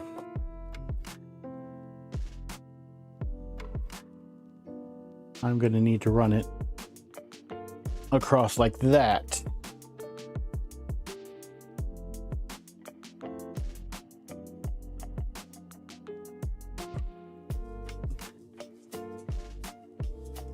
Okay, so now I'm going to run that cable that way like so. That cable that way. And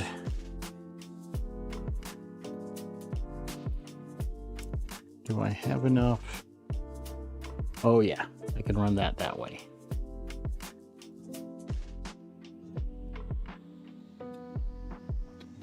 Okay.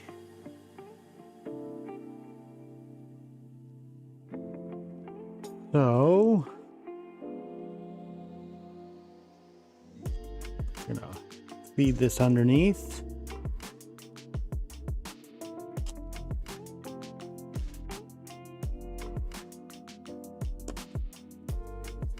And that is all of our cables in this back raceway, except for our bed ground. But we're not going to do the bed ground until we get the bed in. Because I have the strangest feeling it'll be a lot easier to get that bed ground in without it being here than it will be with it being there.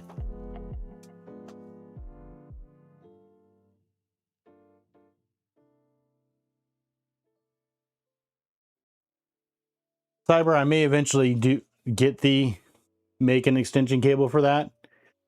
We're gonna see how it goes for now.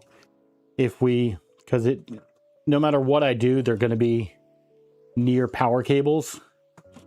But if I am getting quite a bit of interference on those, yeah, we might make an extension cable for that.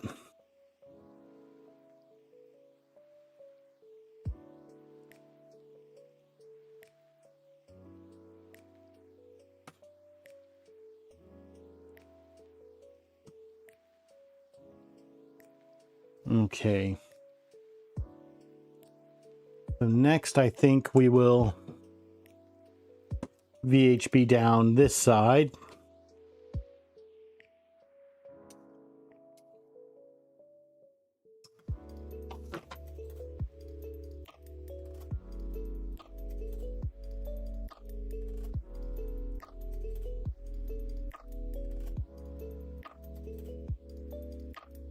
Let's see here.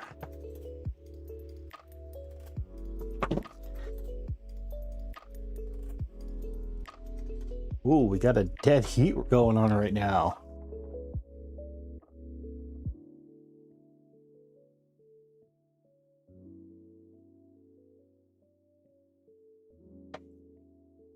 $50-50 between Popeyes and pizza.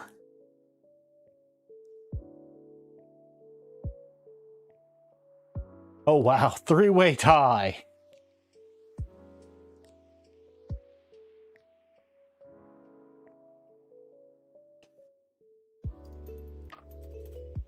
Oh.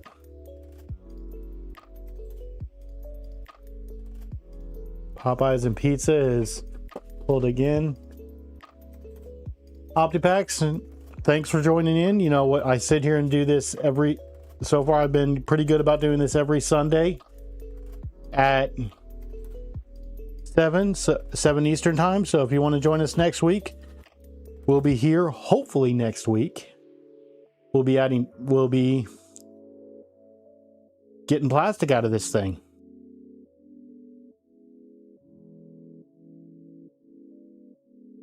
Body packs. Hey, Hobo Banana, how you doing?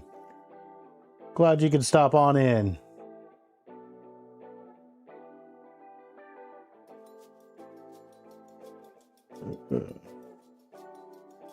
There we go. Getting the sometimes the VHB tape is like, I'm gonna let you peel the thing right off. Other times it's like, nope, I'm gonna cling on for dear life and there's nothing you can do about it. There we go.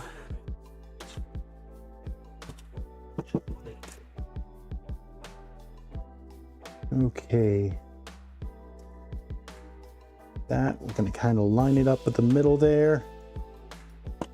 That is a good spot for that. We're going to take this cable, and this is coming straight out this way like so.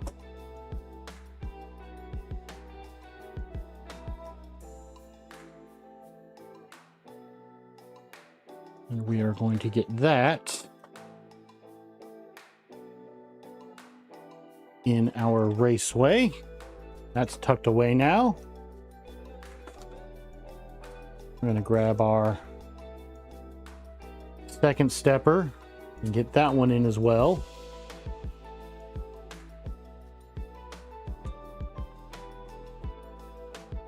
Let's see here.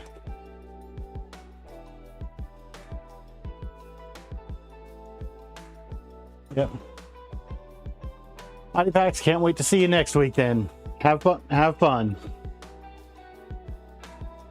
Okay, so now we're going to get our high voltage line. Pop that down in there. We give you all another couple minutes. We'll go right till 9 o'clock with that poll if anyone else wants to influence what we're having for dinner. And last but not least, that is our A motor.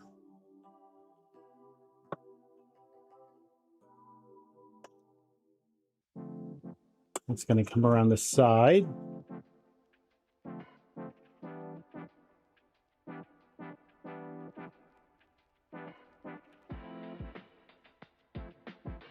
So that is all of those cables over there.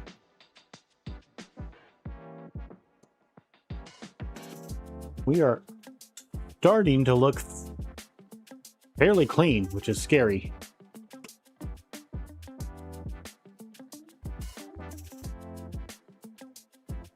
Let's see here. Time to get some more Mountain Dew.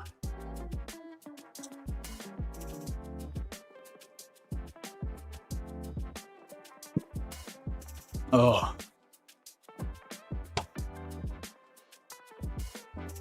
Okay. Rotate.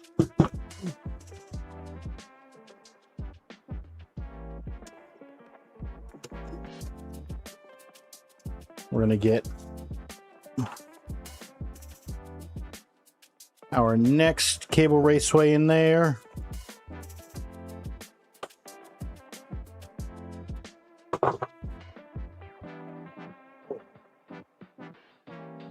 All right, well, you tied it on me right at the last second. Come on now.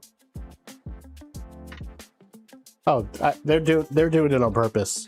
Yeah, I know they are. They want to sit here and make us starve. So they're going to keep it tied until the end of the time, aren't you guys? Well, the time I said was up, but I can't end it now that it's died. So the next vote we get, if we get another vote, No, is going to be the deciding factor. Then the next vote's going to be Culver's. Yeah, hush.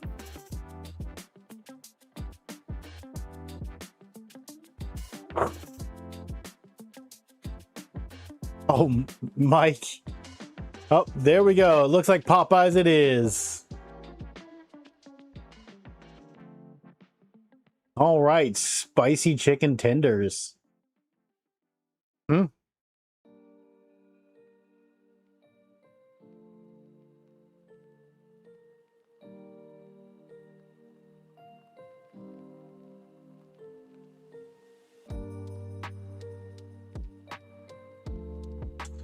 All right, so spicy chicken tenders, and we're going to keep going on this stream. I don't know, this is probably going to be one of my longest streams. So, what are you guys thinking so far on it? How am I doing for a longer stream? Because usually I try to keep it about 2 hours. Mike, you had to go and quote Little Nicky. Though I will say, quoting Adam Sandler.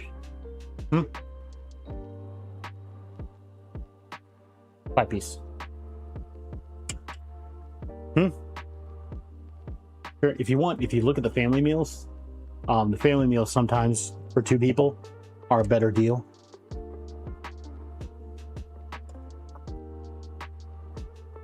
Okay. We've got that kind of centered in there now. So we're going to take all of these cables that are going up top and route them through, because those are just going to go all the way through this raceway.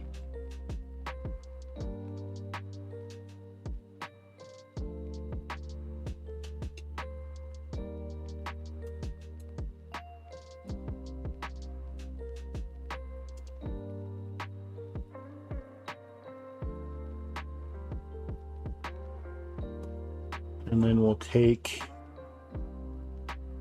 our Z-steppers.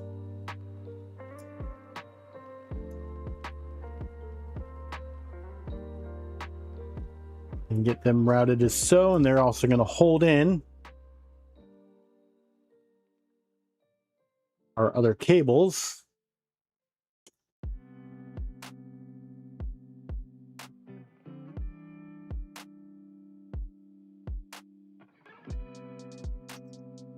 Let's see here. Well, Mad Dog, I don't know if I can get Popeyes all the way over there to Australia. The delivery costs would kill me.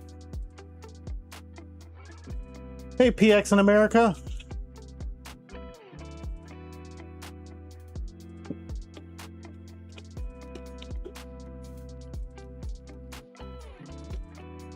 Oh, RJ, you want to see the magic smoke?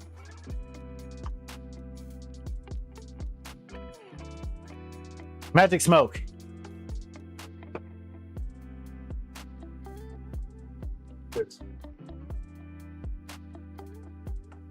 All right.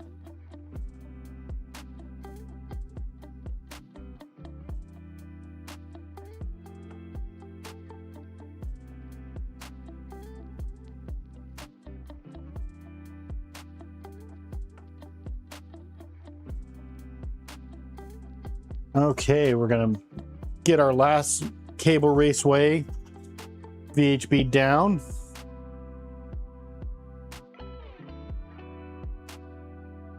Let's see here.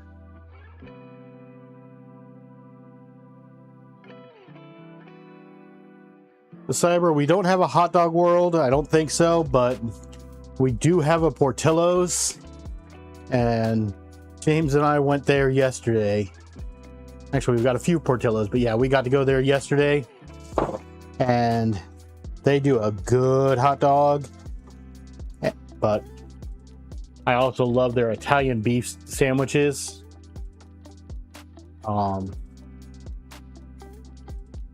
Anyone that's ever been to Chicago, I can almost guarantee, or currently lives in Chicago, can tell you how good Portillo's is.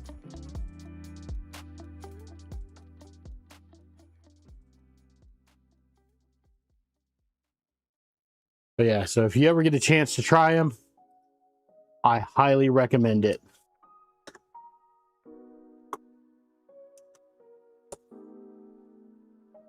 All right, let's get this somewhat centered and get it pushed down.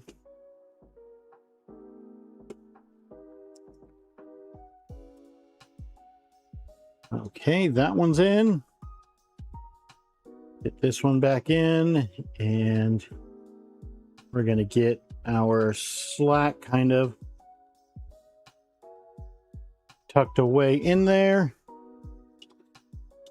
And now we have to get our X and Y end stops back in there.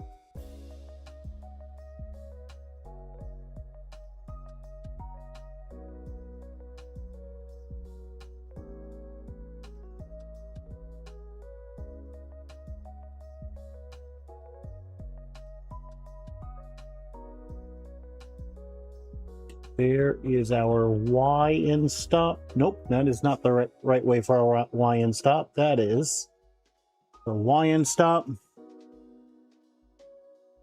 X end stop.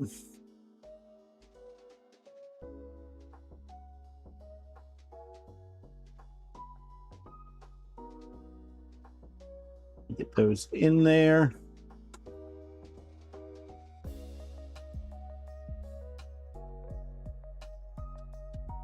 And then our slack.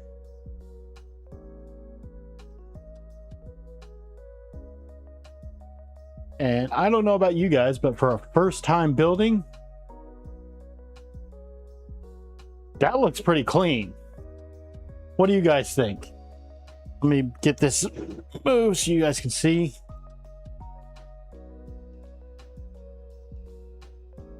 What do you guys think of the cabling on that? Let's see, Hobo Banana, you're just glad you just ate a stir-fry dinner. All this food talk would be making you hungry.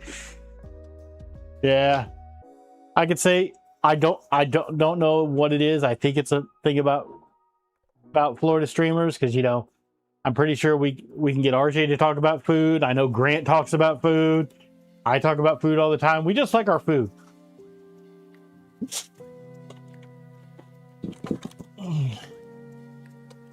Okay.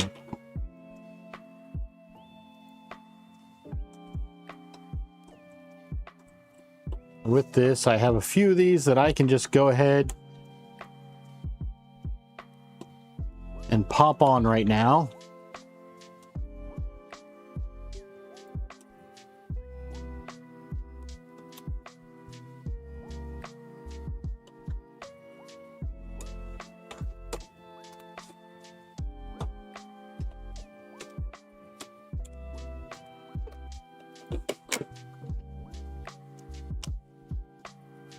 All right, that's that side done.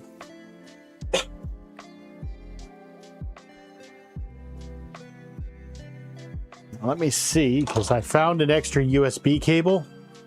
I'm going to see if one of these USB cables is longer than the other, because if so, I'm going to replace that one.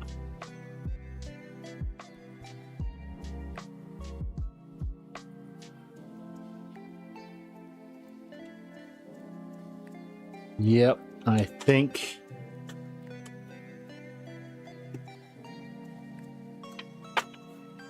this one is actually a little bit longer, and if that's the case,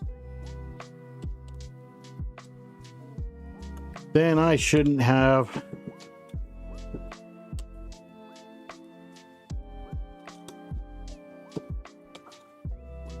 popped that in quite yet. Take this, run it down like so.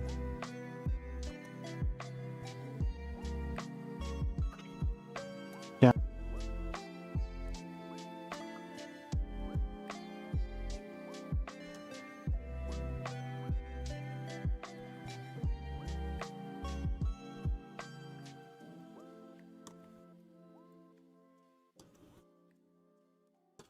Right. Oh yeah, that looks even better now.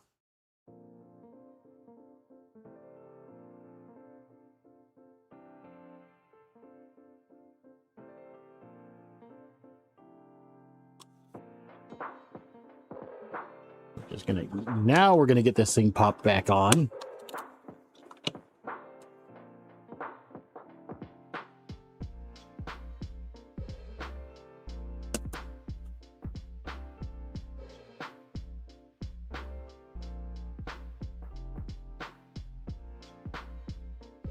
And then something I did find, I actually found our little caps. So I'm gonna find what the correct screws to go into this are and get that cap on there. That way it's not all exposed.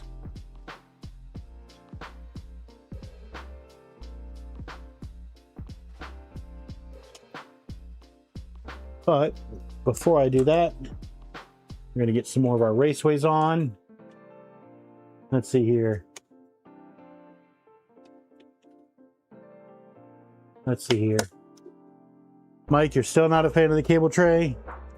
Well, eventually, probably one of the mods I'm going to do is that little, I don't know, hex tray that Killer Prince is doing. If you haven't seen it, go watch his stream, but that is a very nice way to do all the electronics. They're not on DIN rails. They mount, well, they're not on the metal DIN rails, and you can kind of move them all over.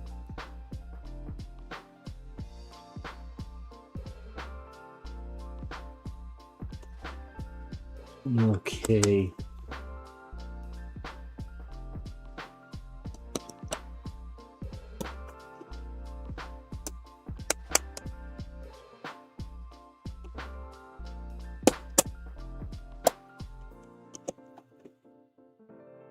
That one's in now. Now comes the fun one of this center one, because of the way of how close these boards are. I kind of have to feed it in as we're going.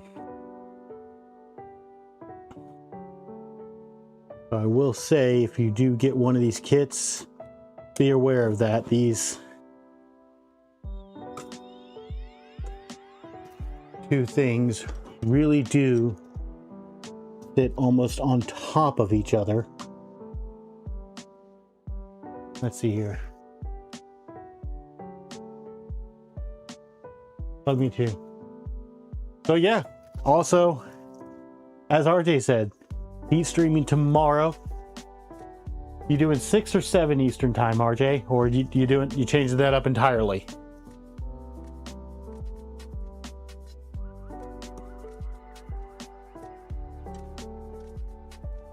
But I guess he's doing a giveaway as well, so 6 p.m. Eastern time tomorrow for RJ, and he's going to be doing a giveaway.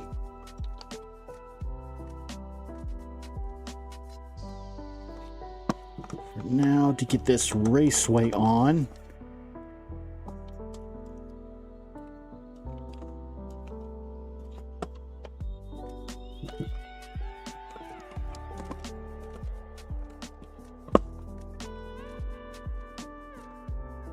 Oh, come on. Ugh.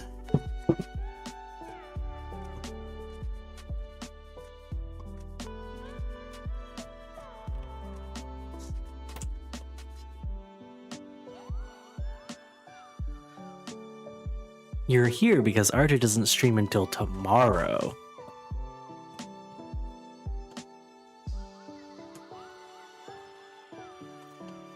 Okay.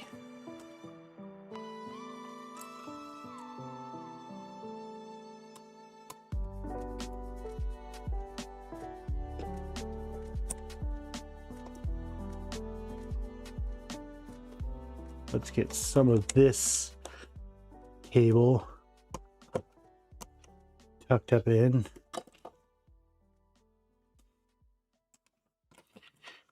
And then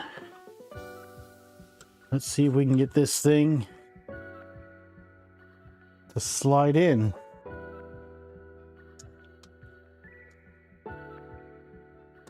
Okay, that one's it. We're past that stepper.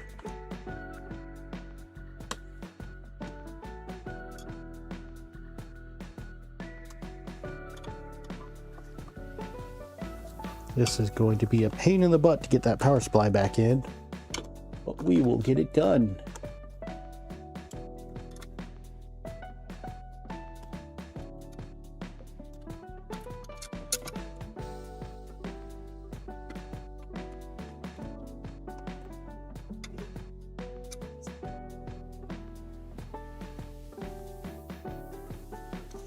call dibs on mac and cheese. We had a terrible thing just happen. Popeyes is out of fries. So James gets mashed potatoes and gravy, and I get mac and cheese.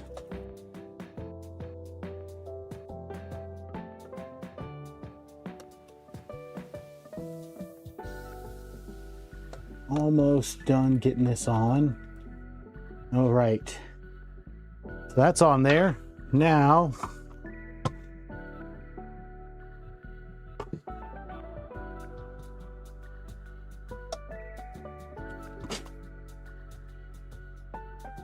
ooh. Might have to take that back off. Because what I'm having is these stepper motors that are coming out here. I had to run them this way because I couldn't run them under the board this way. But now they're hitting the edge of the power supply on this side, which is making it so I can't get the DIN rail in on the other one.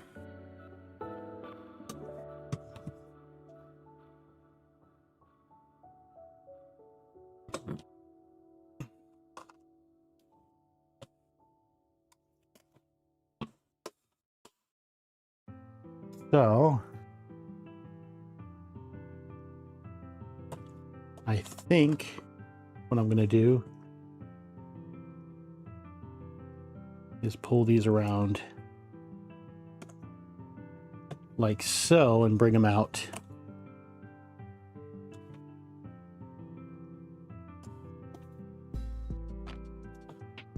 This way and up and over. Thankfully, these are the Z steppers, so there's plenty of slack in these cables.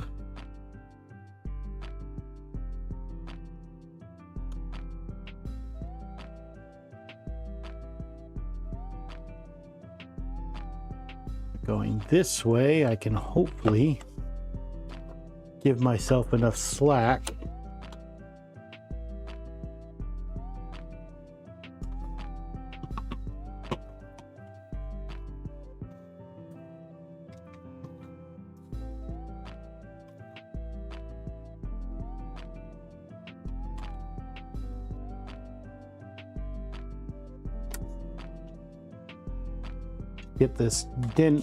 get this raceway cover on, and it looks like we will be getting it on. Yes, so just that little bit of movement.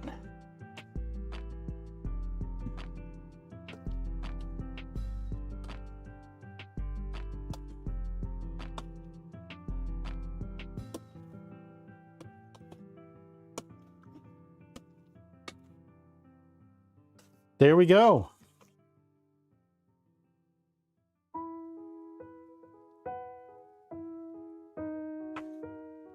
So this one I'm leaving open for now because I still have to get that bed grounding cable in here.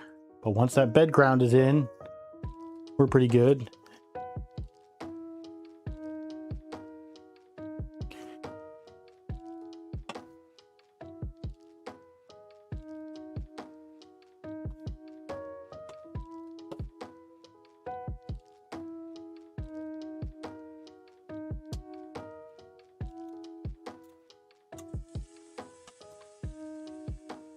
Okay, just picking up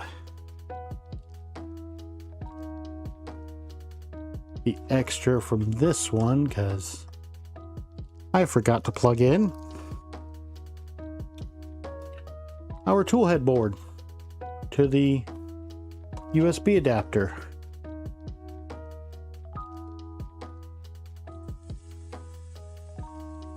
I think that's like 8 a.m. tomorrow, their time.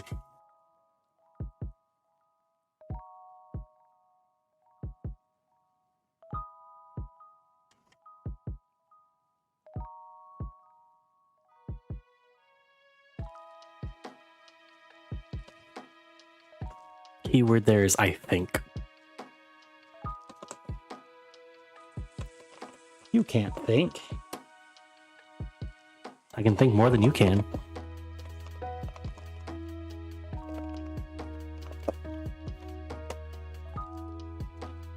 Right.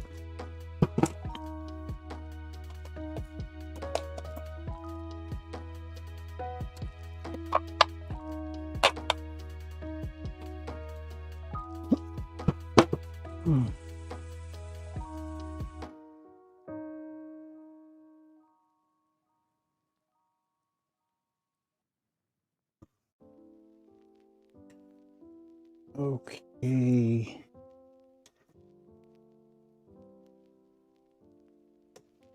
Come on, cable. Get in your home. It's a lovely little home. Why don't you want to go to it?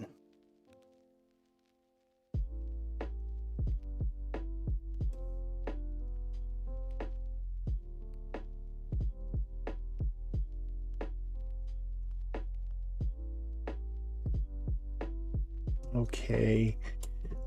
Think I almost have this in.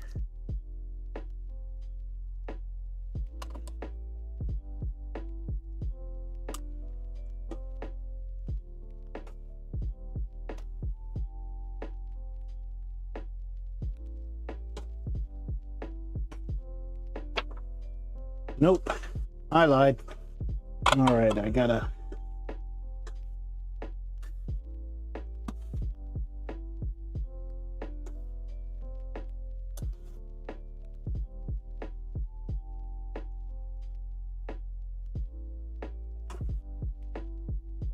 It's almost like your cable managed PCs before or something with how you're wrestling with those cables.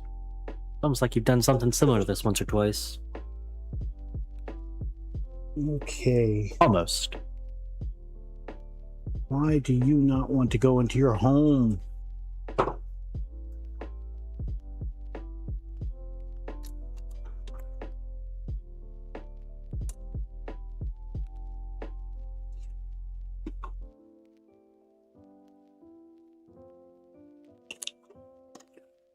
Okay.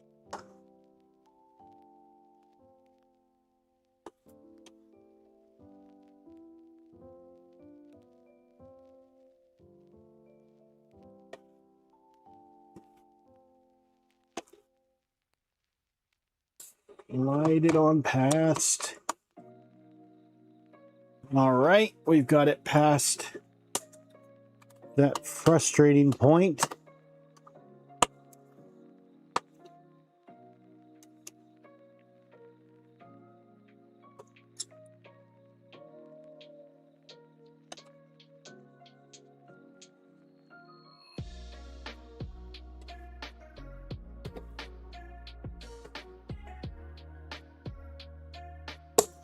There we go. Let's see here. I could have loomed or taped the whole harness by now. That's why you dislike Rayquay. Yeah.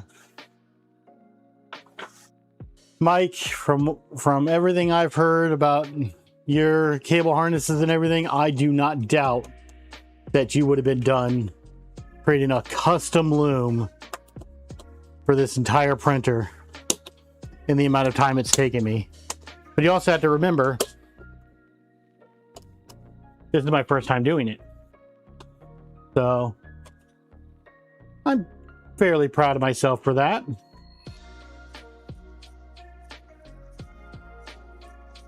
And someone's got to be proud of you. Okay, let's see if we can go back to the LDO wiring guide and see if they show what screws we're supposed to use for the little box. They do not. Okay. If it's not there,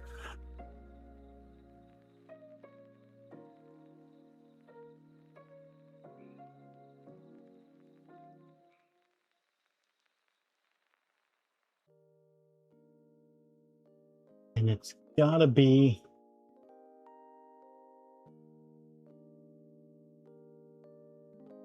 on the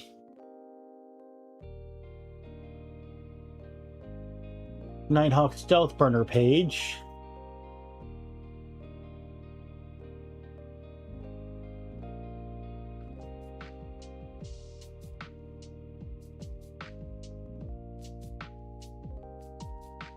Let me see if I can find that Nighthawk Stealth Burner page.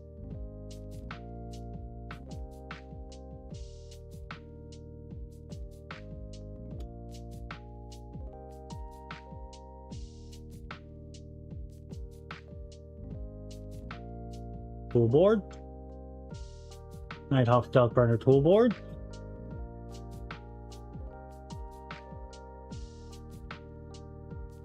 Going about the different cables. No, it does not list it there either.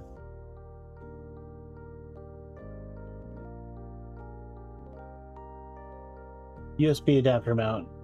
Thin clip can be mounted in 2 different orientations. It's also cover.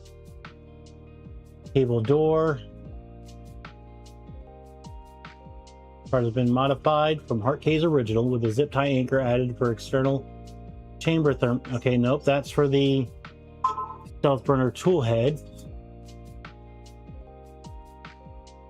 Let's see here. Let's pull up.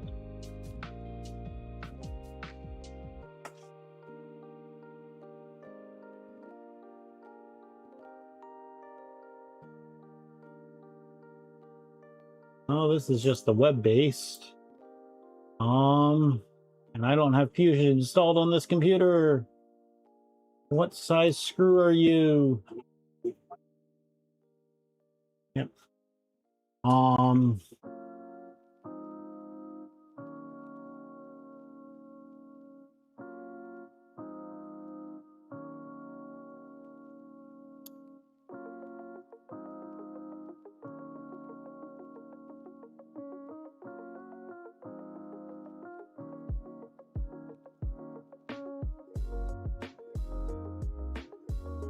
Okay. Does anybody know the screws that are needed to mount that cover onto the base plate for the LDO?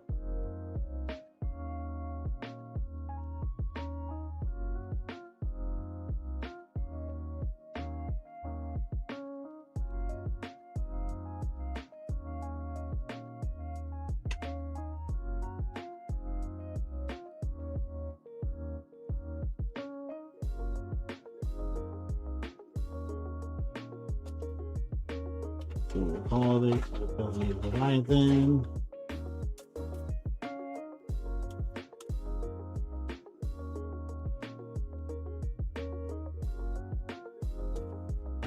Give me 1 second. James is about to sit down to switch to that top-down camera again. So the little board that for the little USB stealth burner board.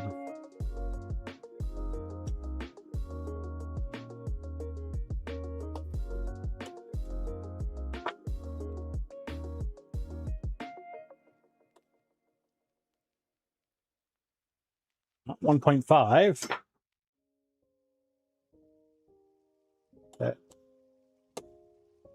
There we go. 2. Unscrew the ones that I had in there.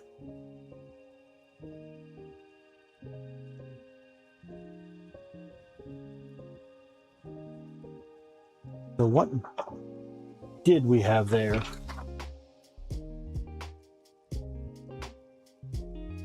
So I was using, looks like M3x5s before.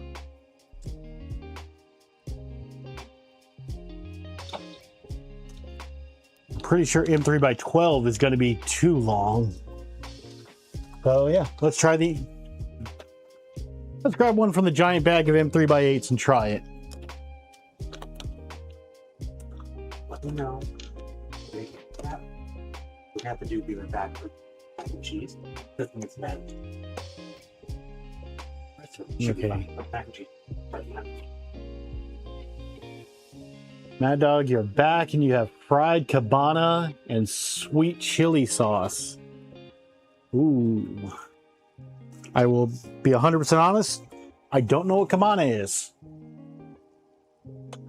Please enlighten me or if anybody else knows.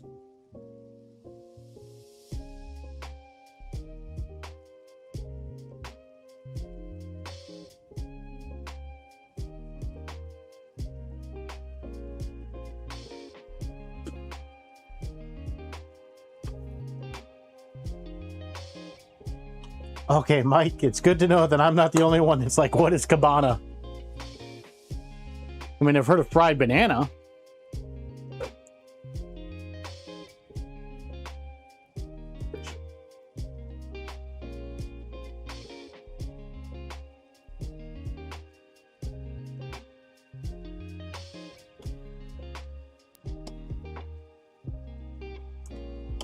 Okay, come on, you.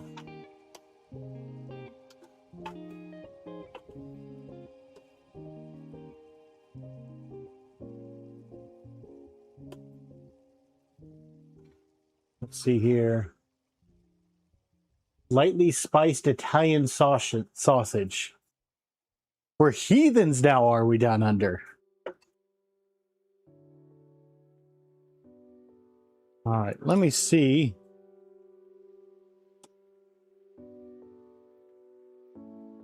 Okay. So, believe it or not, lip that's on here, I think it actually might be an M3 by 12. Because the M3 by 8 barely reaches through that. Mad Dog, you're hurting me. You're calling me a heathen? I thought we were Vegemite bros.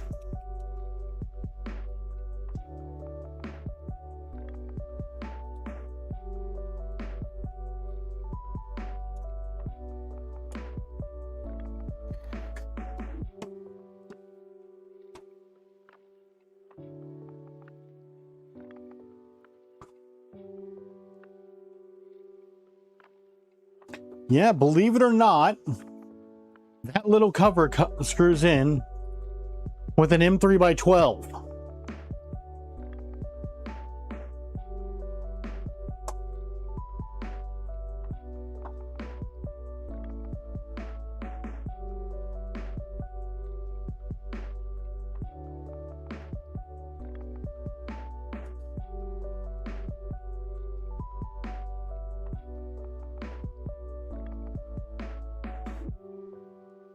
I was going to say, okay, so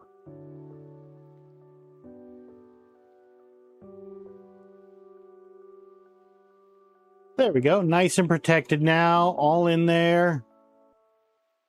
Good. So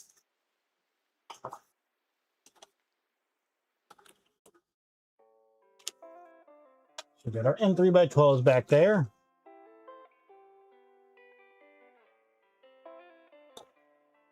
Okay.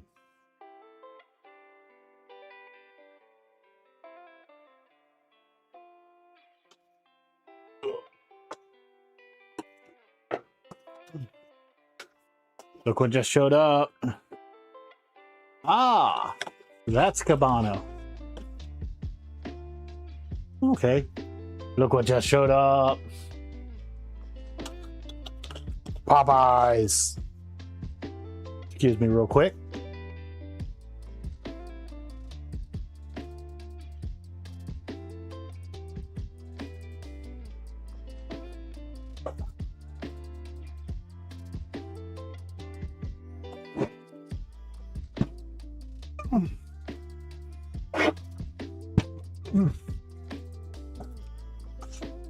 Okay.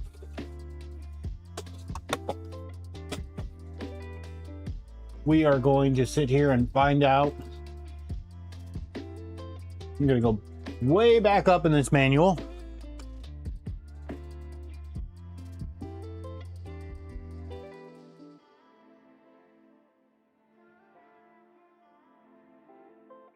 Popeye's chicken is the shiznit.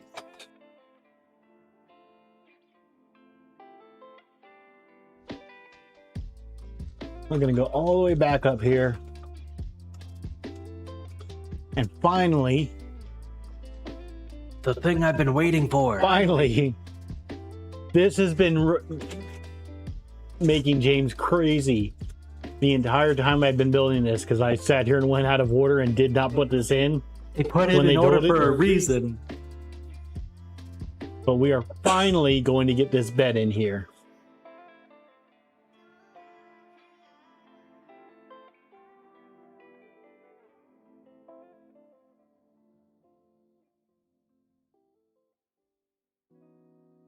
Okay, so we are going to grab our M4 knurled thumb nuts.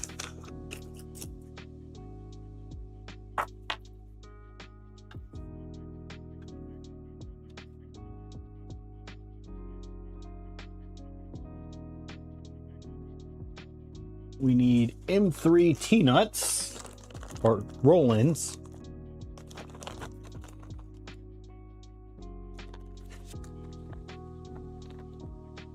We need 4 of those.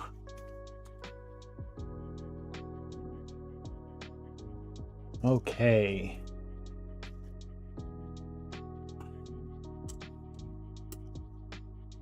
We're gonna put in our roll-ins there.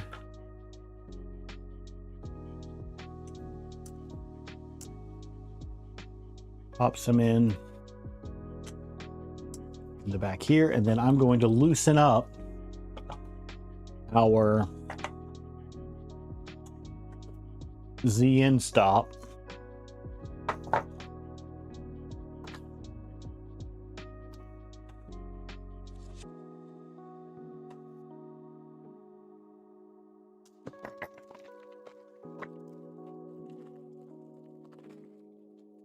Mike, you're starting to print V0 parts?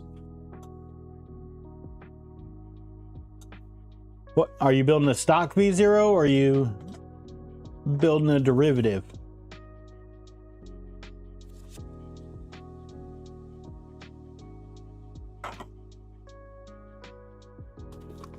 All right. Give me another second here.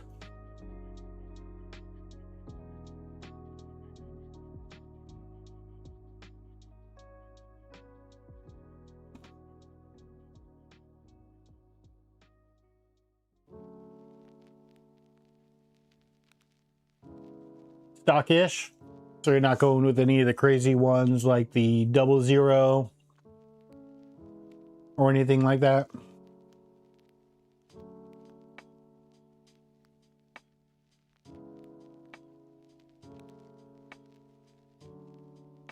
Yeah, Mike, from what I understand, and I know you've been doing this a lot longer than me, but you definitely want to plan those out before you start it. Okay, so with this, apparently these front ones, we want 25 millimeters from the rail to the center hole.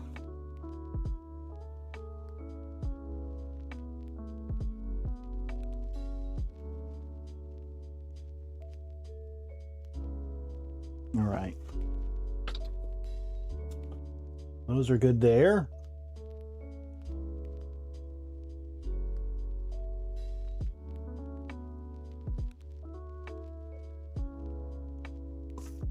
Now, okay. Time to grab the heavy.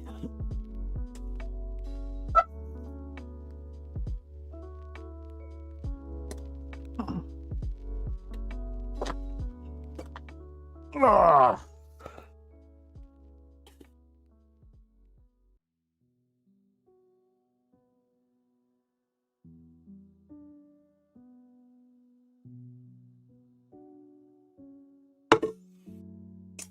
Okay.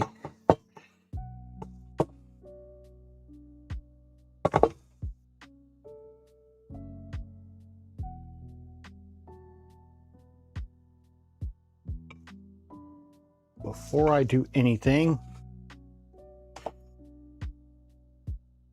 I am going to get our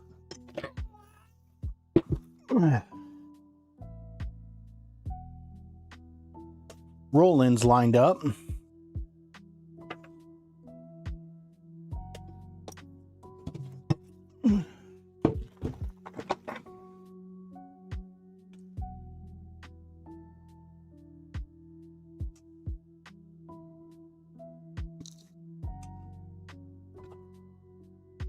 So, got these, which are apparently just used as spacers. They're not actually screwed into anything.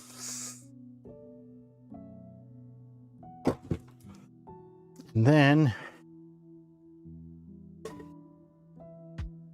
what we're going to do before we do anything else, we're going to get our grounding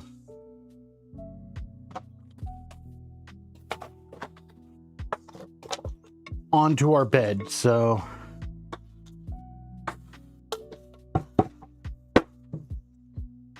LDO has a nice little screw there that we just need to loosen up, and then they give you a grounding wire with a ring on it.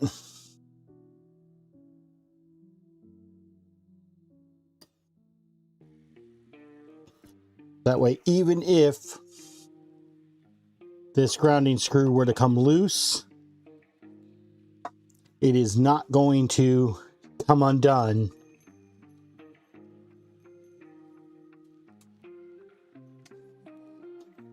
unless that screw falls all the way out.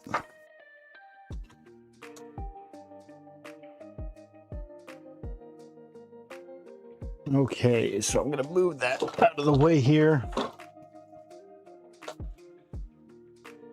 Move the Popeyes out of the way for a bit. I'll be back to you. Okay.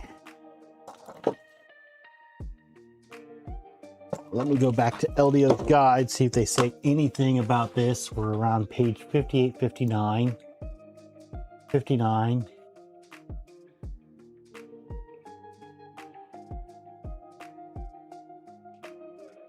On page 57, it's saying use the screw that's already on the bed, so we did that.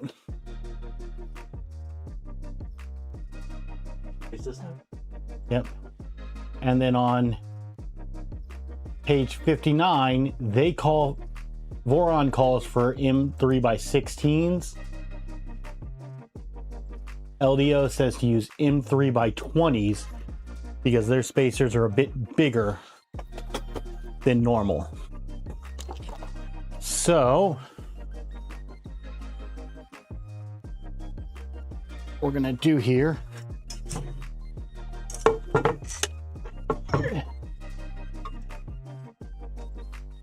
we need to get our thermistor and everything wired up to our little Wagos and everything.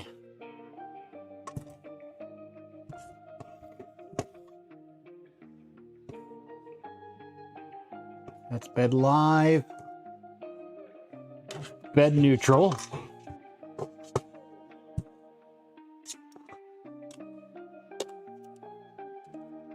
Make sure bed live, okay.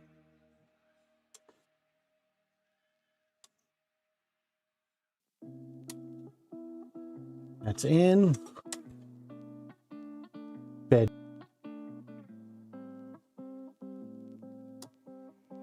That's in.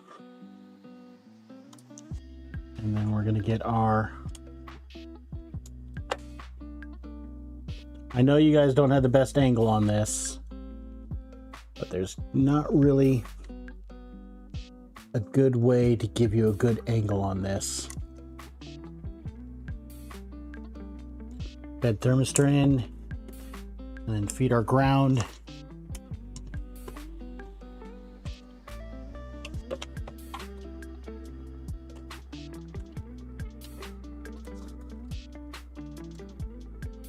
Underneath.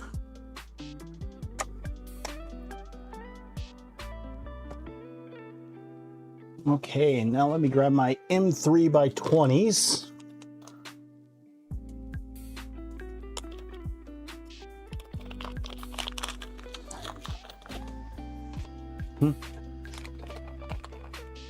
Up house.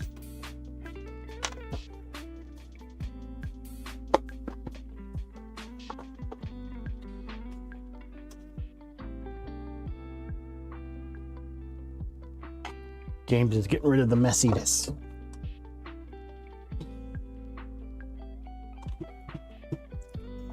Okay.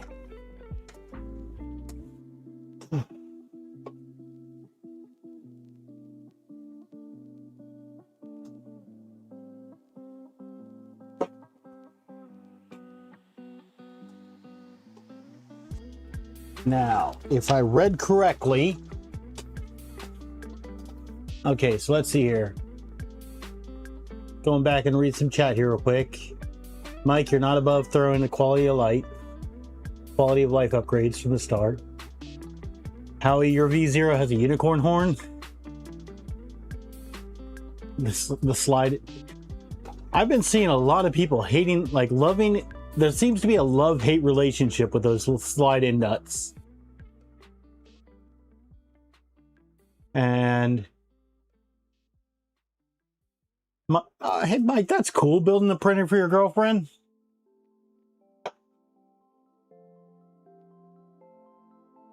Okay. So it says only to tighten one of these screws down all the way. The rest, you just kind of get in there and get started, but no ugga-duggas, as Steve would say. And it's not a 3. It is a 2.5.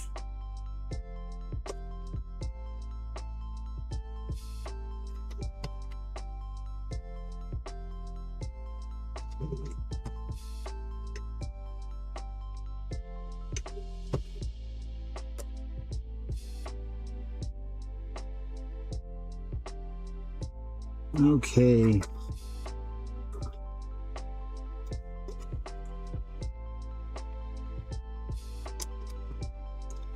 Now comes the fun job of finding out where that M3. There we go. Got that one in. So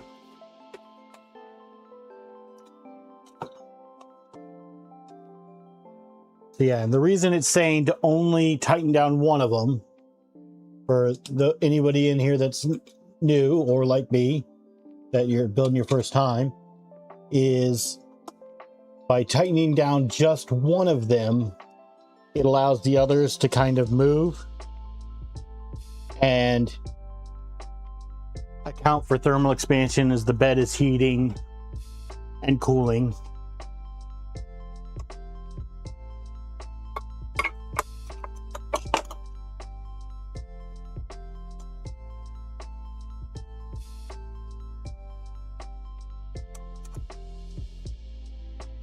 All right, how well did I did with lining up?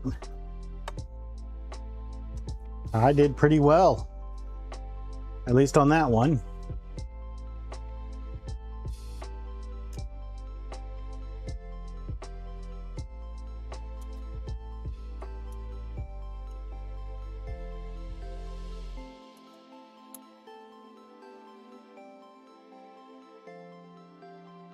Okay, let's rotate.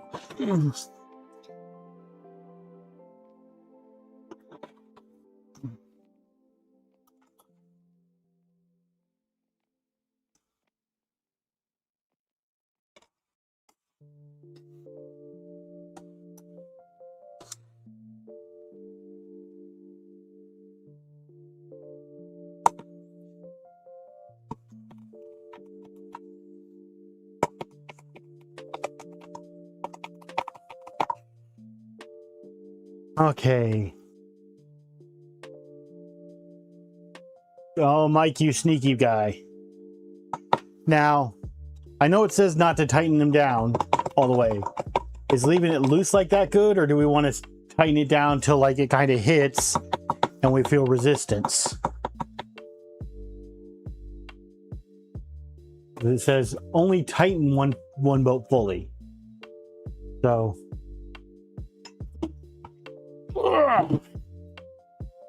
we are going to use this one as our tighten fully. Give me 1 second here while I wait. Mike, you say thank you. You want them snug, just not cranked down. So there we go. I went down till I felt the resistance.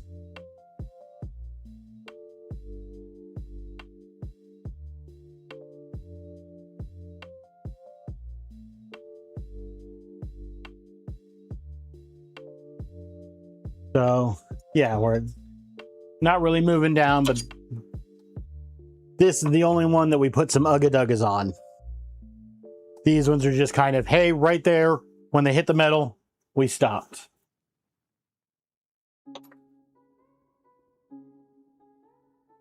Okay, now this.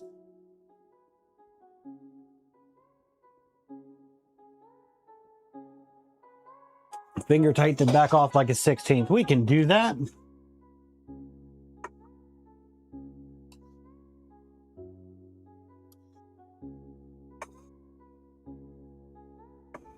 That is quite easy to do.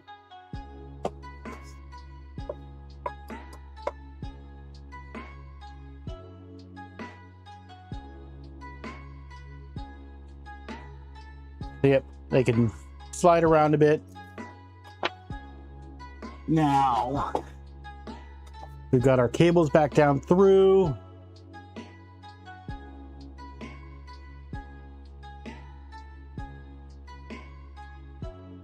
Now we're going to go to the Z probe section. Because I know that there's a certain distance or a certain place you want this Z probe in there.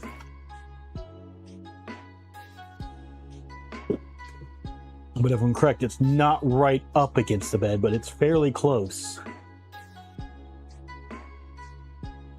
Is that actually in the wiring?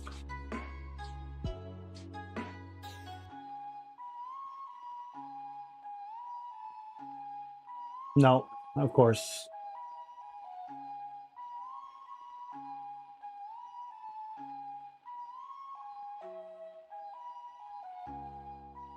Okay, gotta find the Z probe section. Have you heard of hitting Control F? Ugh. Let's see if the PDF will let me search.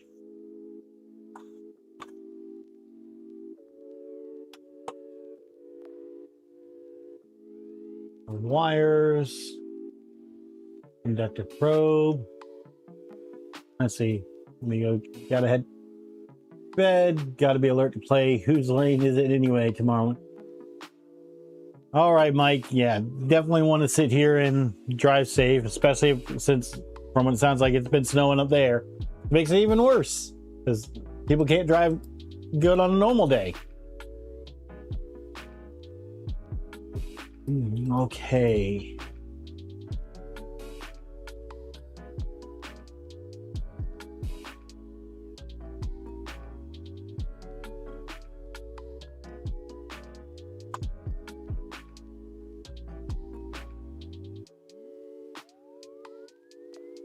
Okay, ZN stop.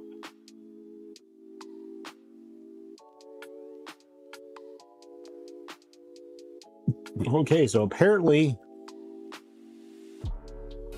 we want it 1.5 millimeters.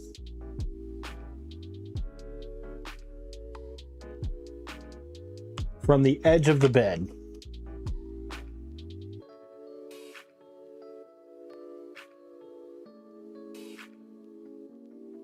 Now, There's my calipers. So have a good night, Mike. Look forward to seeing you tomorrow in RJ's stream.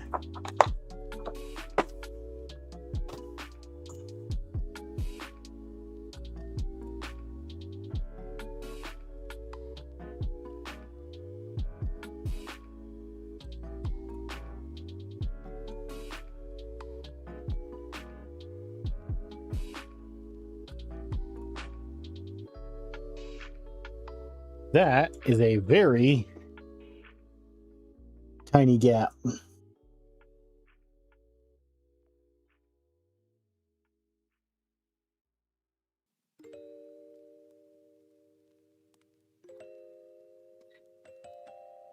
told me not to say it, so I'm going to whisper it to you guys. That's what she said.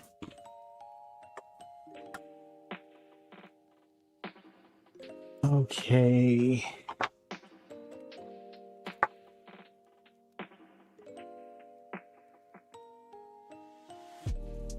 Out of 2 is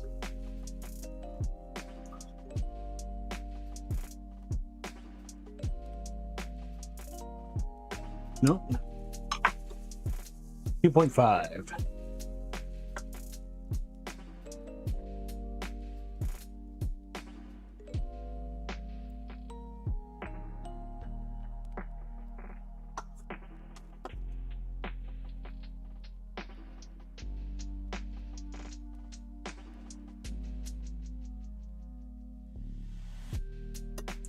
Okay.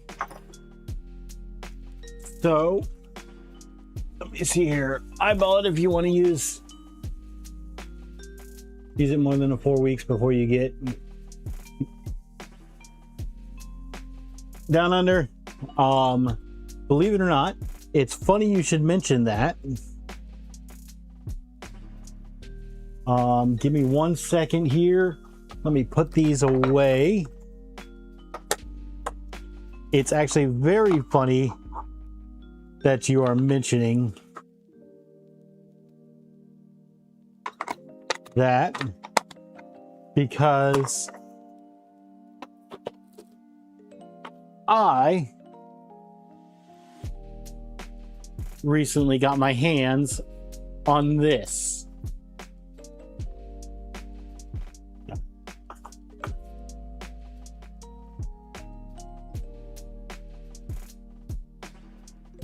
So that is a mod that we are going to be doing to this eventually.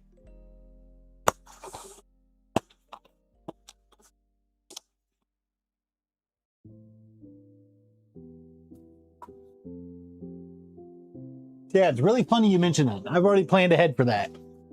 But we'll, like I said, starting this way, because in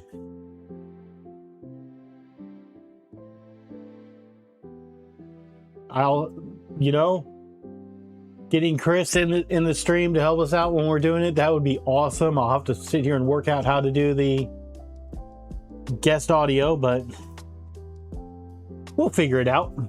But yeah, but I will say, before I start doing any mods to this printer, I'm going to make sure that I have a second printer up and working. That way, if something goes wrong with this one, I'm not toast because I don't have a printer. I'll have a second printer. So there are plans for that as well. Okay, so the last cable we have to hook up here is we have to get that ground in. Shame on you, Mr. Streamer, for not muting your phone. Yeah. James is trying to stream. Holy crap, that I am so happy I waited till the end to put that bed on. It gets so much heavier. Just lift more, bro. No, that's exercise.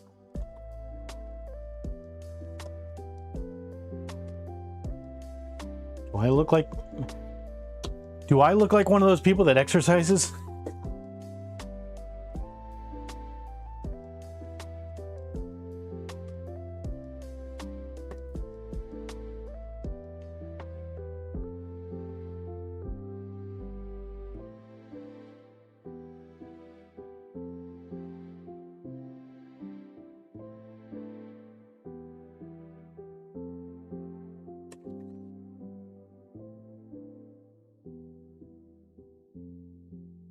Yeah.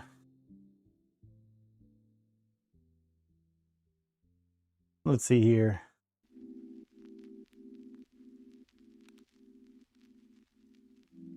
You're going to love it, but good luck getting touch to work. Very inconsistent for me.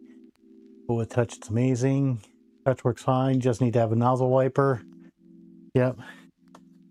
Okay, well, we've got that bed grounded now, so I'm going to take our final raceway cover and get that on here.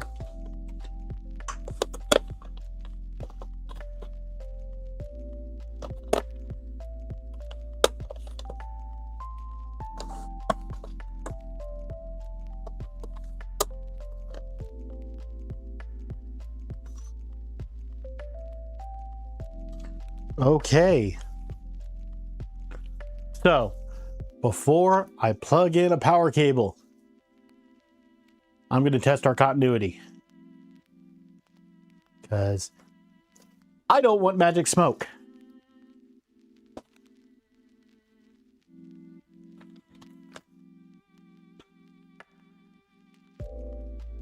Okay, so let's rotate this.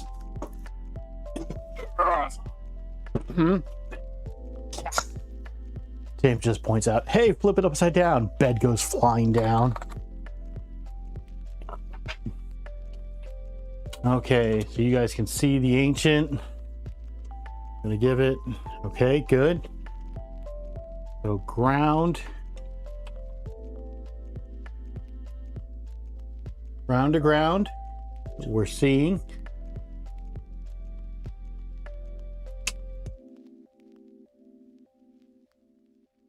Ground live and neutral, we have nothing.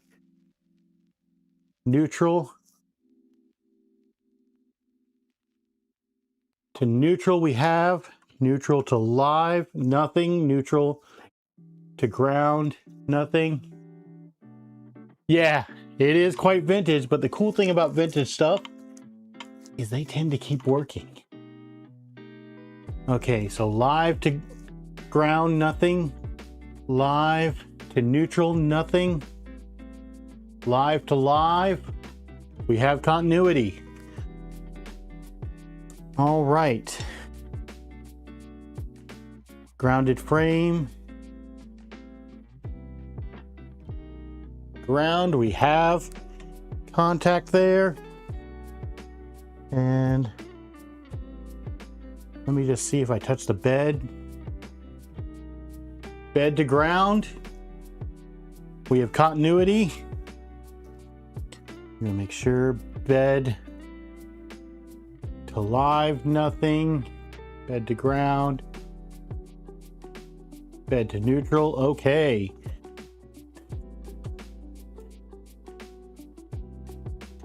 So now theoretically,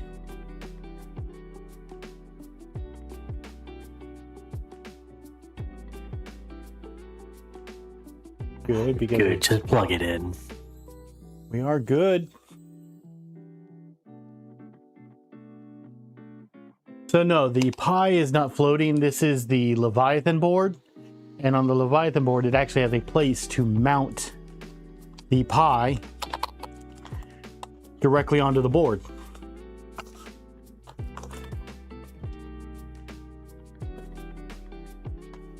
Okay.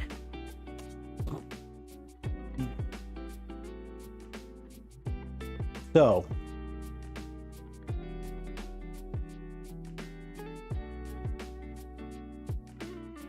double checking our connections, make sure nothing's loose.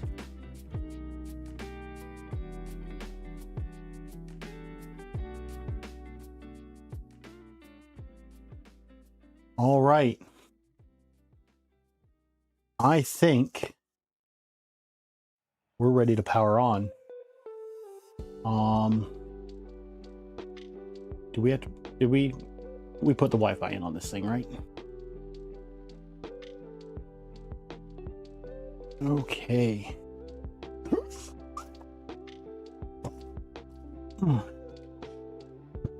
Now, NeoPixels and stuff like that are not going to come on this time because I'm still waiting on the NeoPixels to come in. But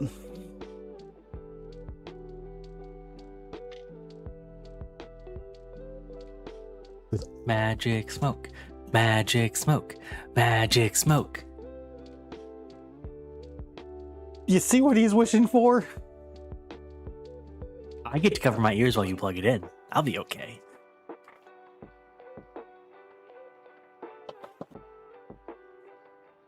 Okay, so first thing, we're gonna turn off our switch. Plug in. All right. We have power there. And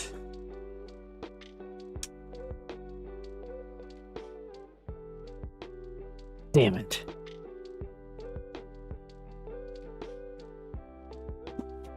okay.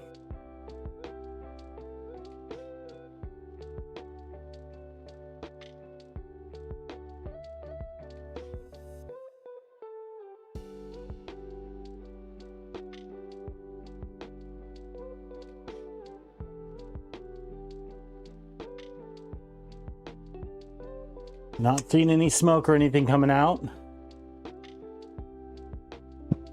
Yeah, it was a little less lively. Now, the question is, can I reach the Pi interface? Okay. We're gonna see if... Yep, we're plugged in. Unfortunately, no magic smoke this time. Maybe next build. Okay. Oh, I think I know why. I'm gonna power that off. I think that outlet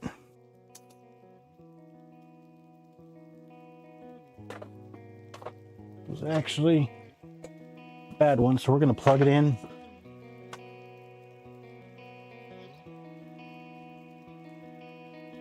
Behind me. There we go. That outlet was bad. Now I have light on the switch. Down under, no, it's not the first boot. When we first got the Leviathan board on there, we actually got Mainsail OS installed onto it.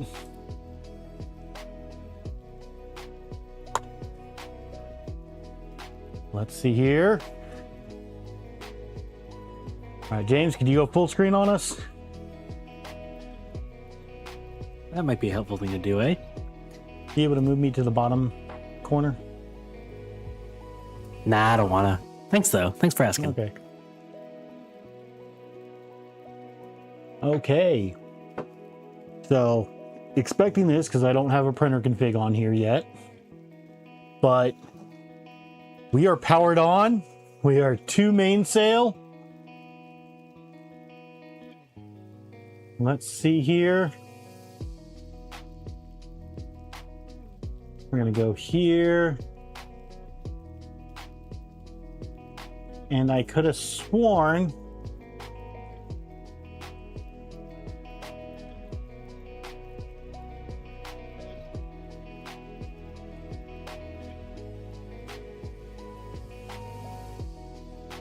in the wiring guide for the printer config that they do automatically.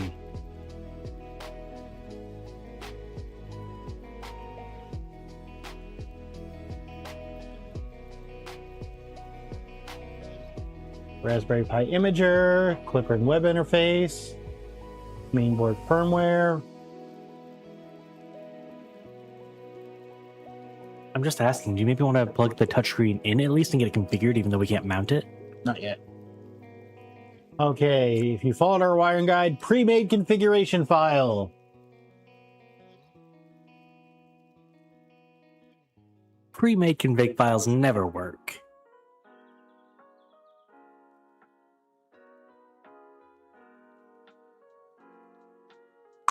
We're going to copy that. Go into here. Machine. Create file. Printer.config.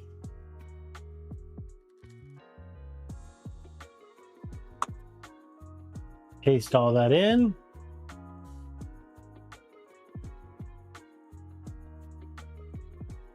Saving. Okay.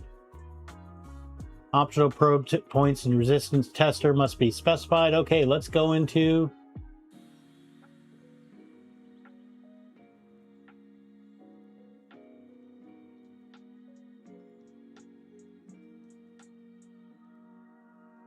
let's see here. Does it have the tool? Let's see here. We have liftoff, control A matches. Does it have the tool head board as part of the config? So it should have the tool head board as part of the config because this is the LDO config. I need to uncomment out our probe points.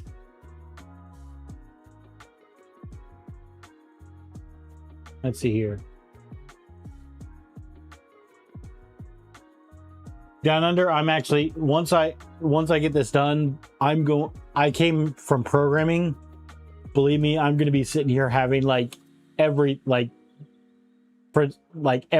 in its the probe's gonna be in its own, the Z steppers are gonna be in its own. It's by the time it's done, my printer config will probably just be a bunch of includes. Just like my Home Assistant config. Okay, so here we go, probe points.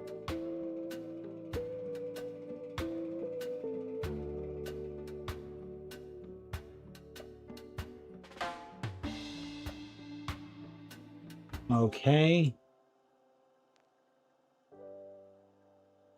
Now I remember. Control slash. I did remember it.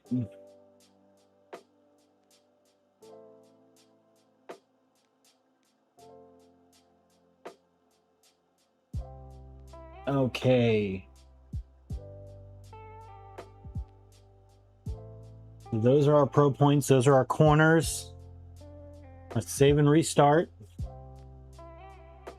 What error do we get now? Probe points in section resistance or resonance tester.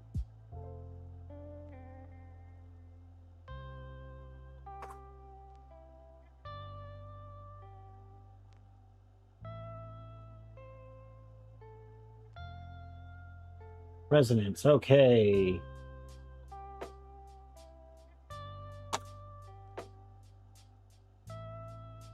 We've got that one. Save and restart.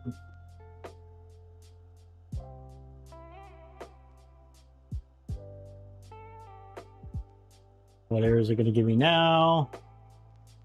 Position max in section Z stepper. Let's just do this. Control F 350. We're going to look for all the cases where it says 350.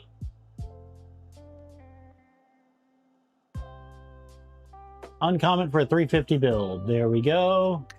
Just doing my job, Jeff. Just doing my job. Uncomment for a 350 build. Flash. Uncomment below for a 350 build.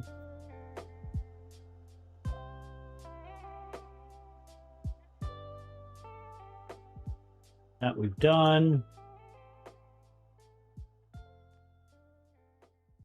Let's see here. 5 gantry level, min and max gantry corners. Measure from nozzle min 0.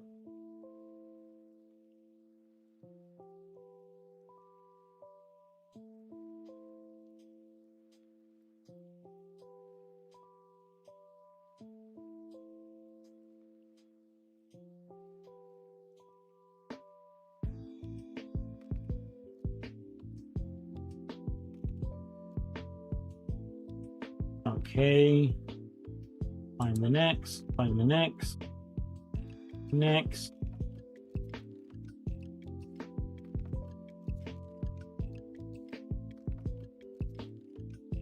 Okay. Need to uncomment that. That is our C32. That's our quad gantry level. Let's see here.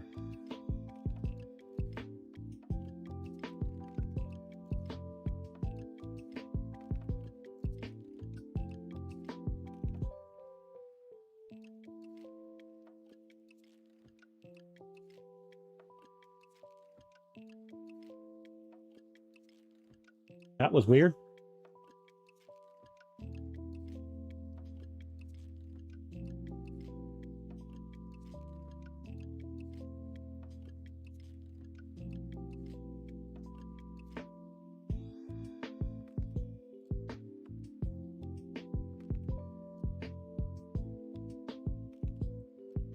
Yeah, down under, you're getting your Delta Flight.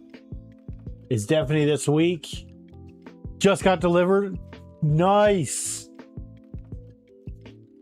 Christmas in January?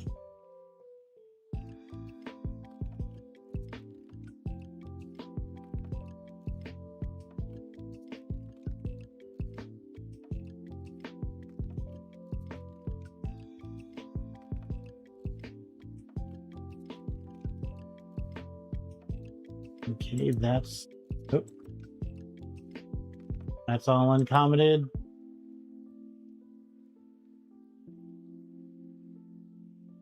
That's uncommented. And we're back at the top. Save and restart.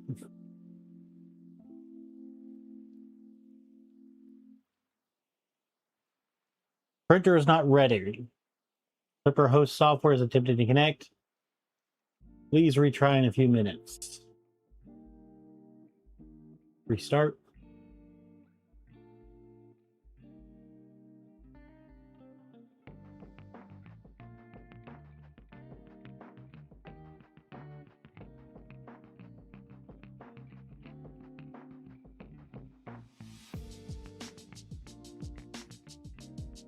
Let's see here.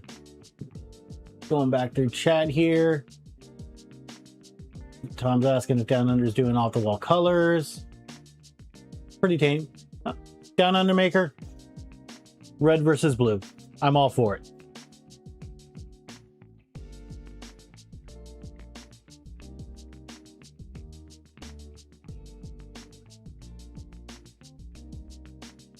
Gagel, are you having problems with Ricardo?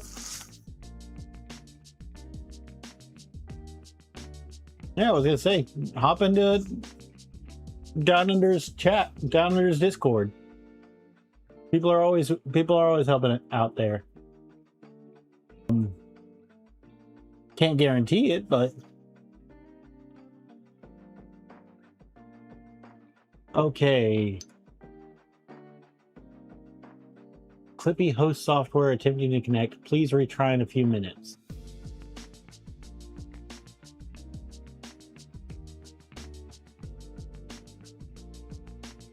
All right.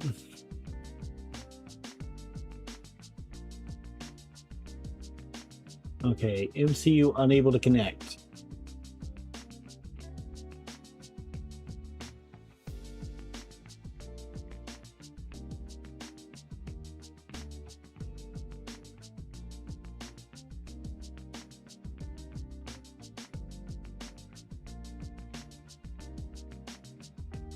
Do a firmware restart, but while we're waiting on that,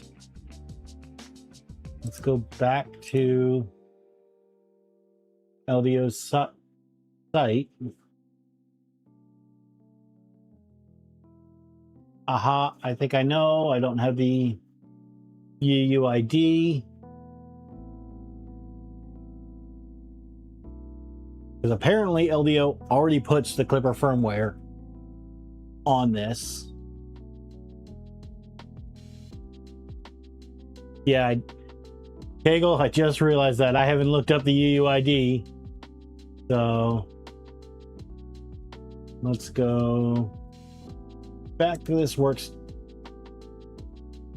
Let's open up a terminal.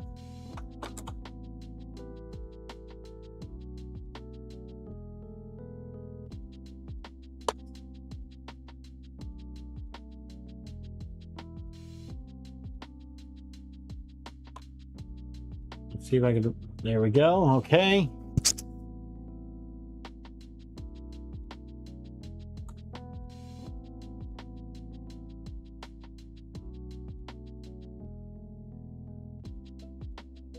No, that's going to be more than LS USB.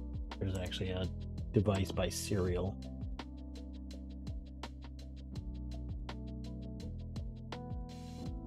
Well, let's try LS USB.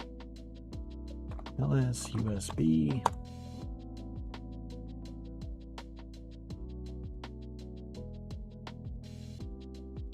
And then they're saying RP 2040 is the Nighthawk, and the Leviathan is the STM.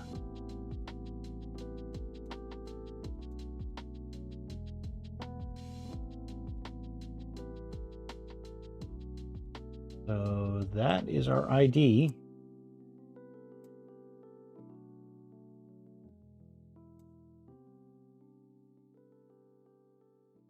So if I'm correct, don't I need to do the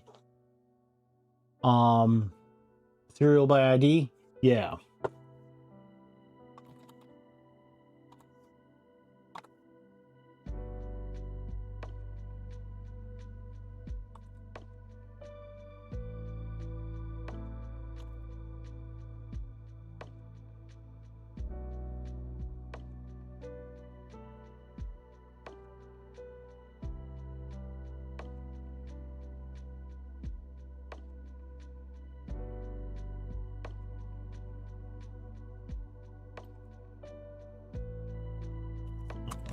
There is our MCU.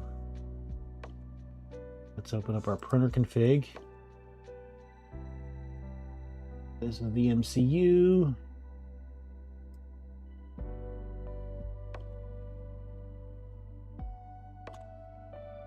Put that there, and then our Nighthawk board is this one.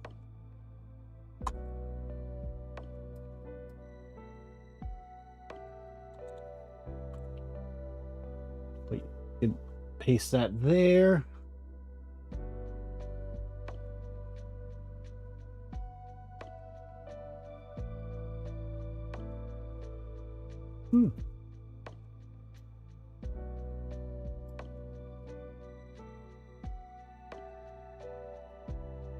That would have been an easier way.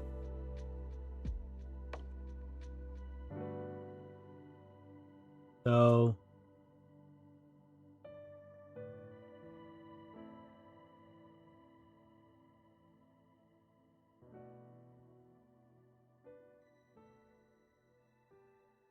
that's not given the full name, that's given the serial.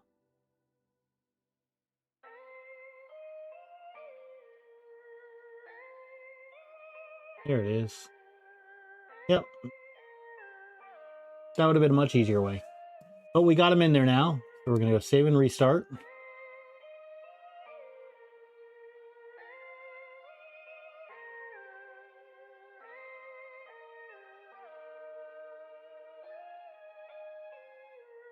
ADC is out of range.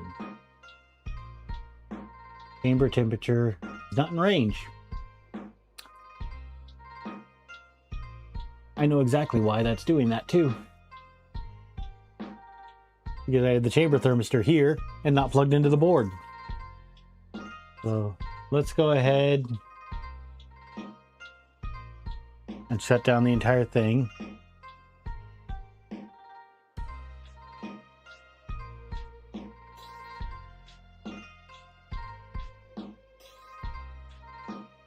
Be enough to shut down. And power it off. Unplug that. And then find out.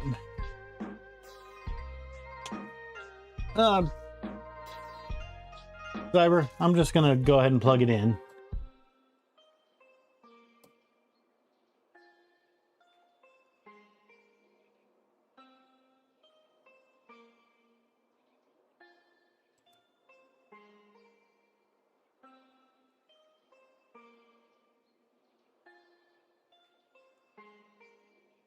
Hot end thermistor. And cartridge. Chamber thermistor just plugged into the backpack there.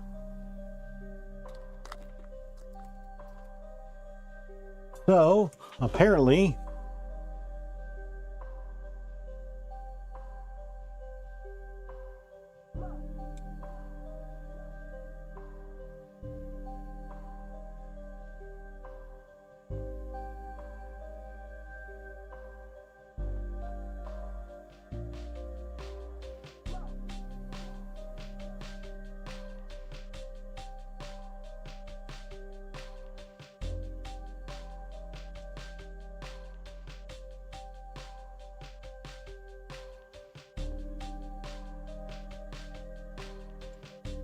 it just goes in like so. Okay.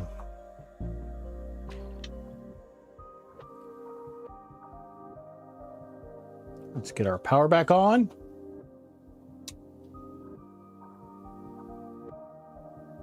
And we're going to go back to here. Refresh it.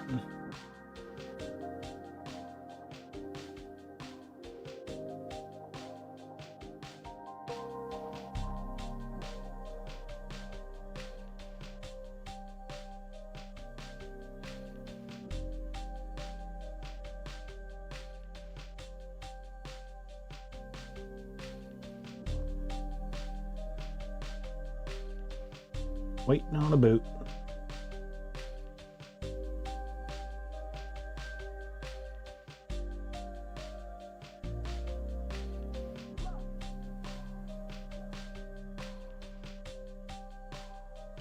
Okay. We're good there. Why?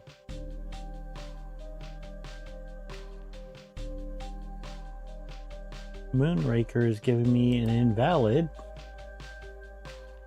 Oh, on track source files. That's fine. Okay.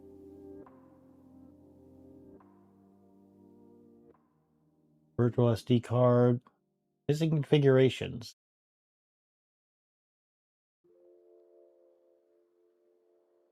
Okay, so make sure you can include mainsail.config in your printer config file. Let's go to the main. We do have mainsail config. Let's go to printer config.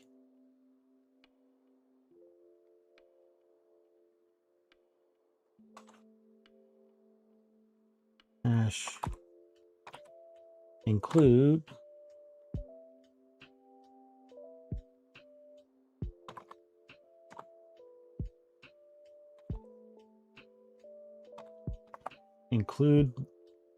I have a feeling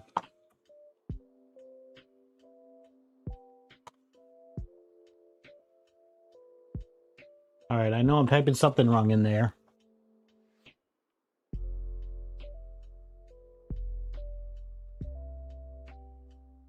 This is where, yeah.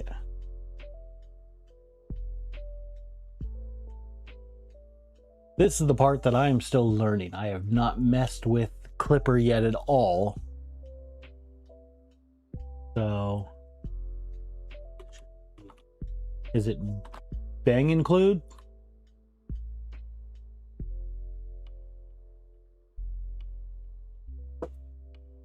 I might sit here and just switch out to Ethernet here in a second.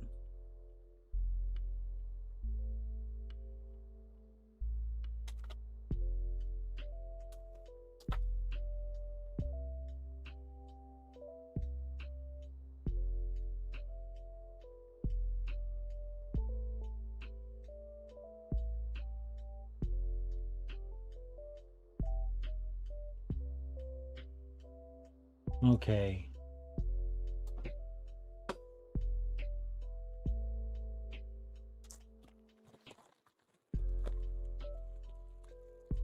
Don't know how long this one is.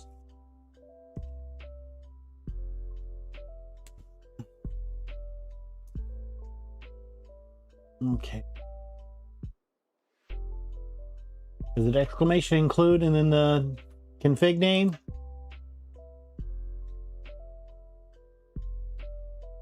See if I can find out.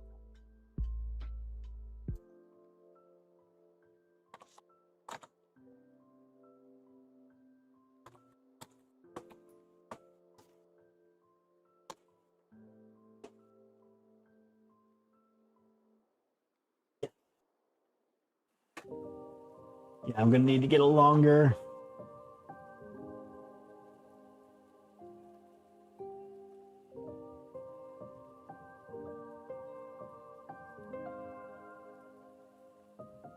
So it's exclamation include and then the config name in brackets. Just like that.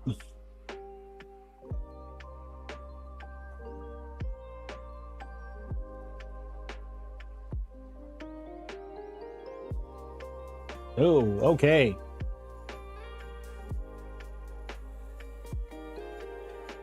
No bang? Okay. Papa, thank you for speaking Linux.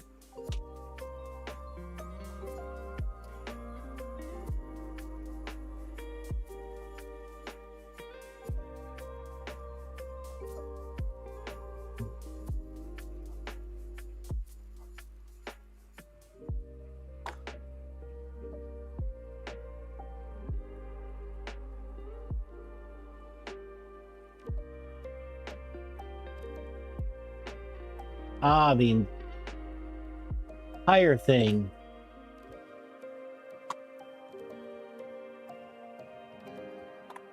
In brackets.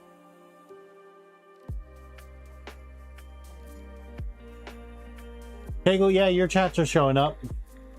I see you said no, and then all my chats showing up, and then now I see brackets go on the outside. Okay, so we have brackets on the outside, so we'll save and restart that.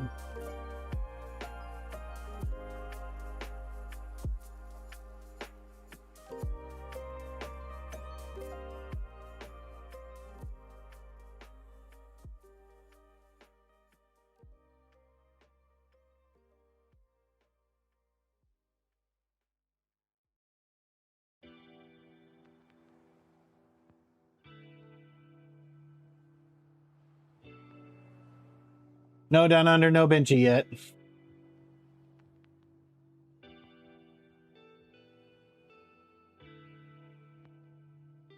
Tom, that'd be great, except I did Java, not Python, for programming.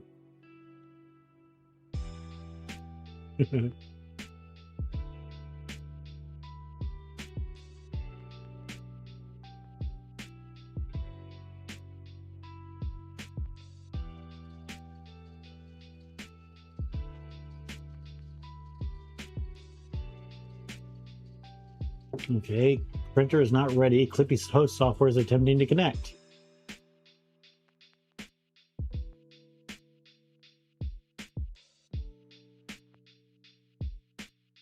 Yeah, LTX design, that's what I'm thinking, because when I restart it, it goes right away. When I do the save and restart for the config file, this happens.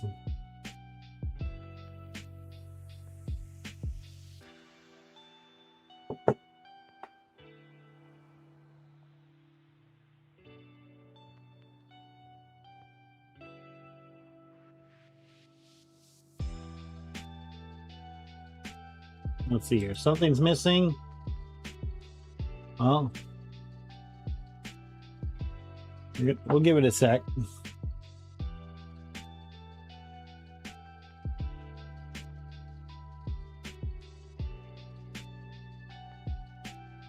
Oh, we're giving it a sec. I'm gonna eat more.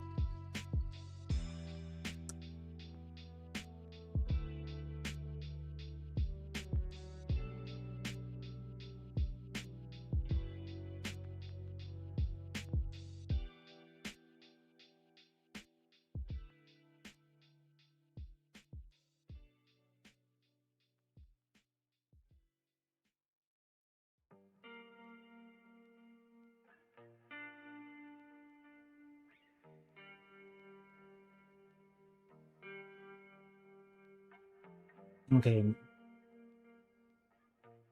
Nighthawk unable to connect.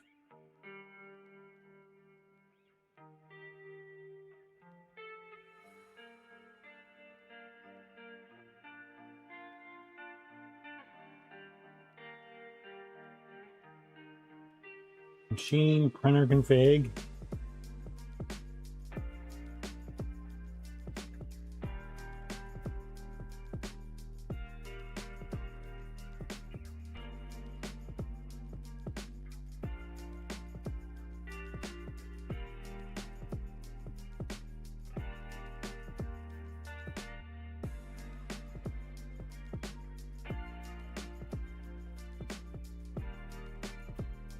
Okay, yeah, something definitely. Let's do a full firmware restart. And still doing that thing.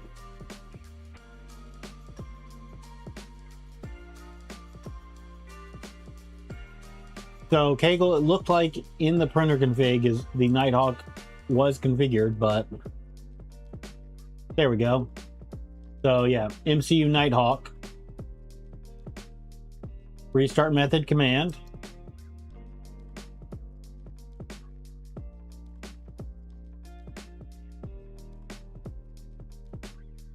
Yeah, there's the Leviathan board in the first one.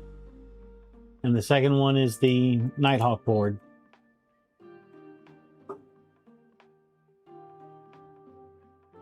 LTX, it's the Nighthawk Stealth Burner, not the 36.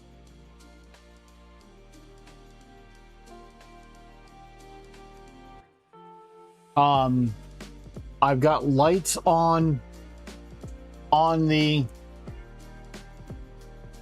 Nighthawk tool board.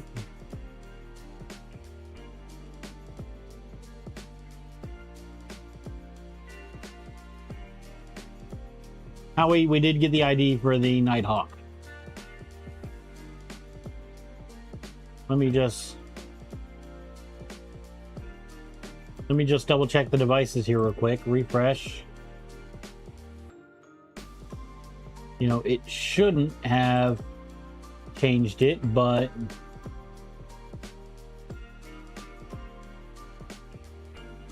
just in case.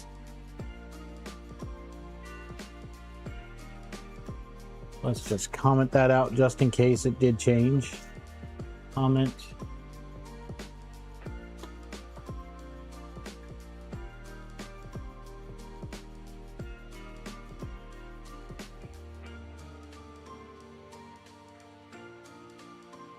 Well, that's interesting. The one in devices does not match.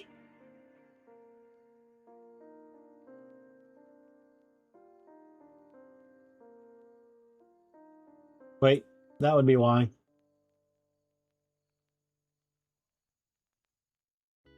It would help if I didn't do the path by hardware. USB refresh. Yep, so that's it. So it's seeing the Nighthawk board on USB.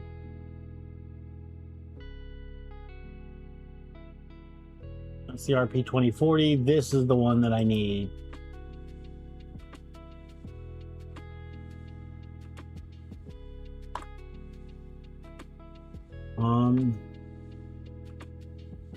Nope. No, I do need the 2040. Let's see here. Yeah, so we're gonna paste that in. Yeah, that's the exact same ID.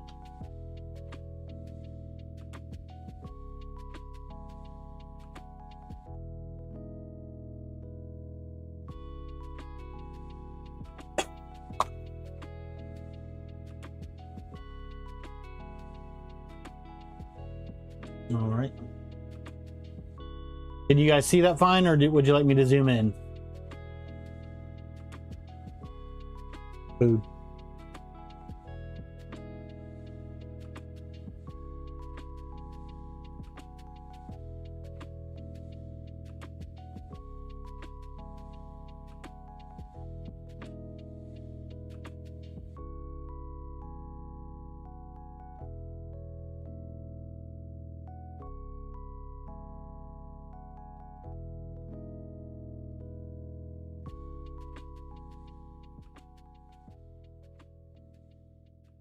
Down under, I'm thinking the same thing. I think it just got stuck somewhere.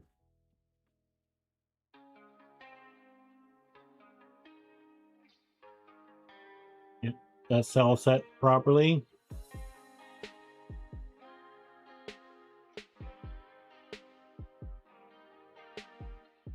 And make a change there. Let's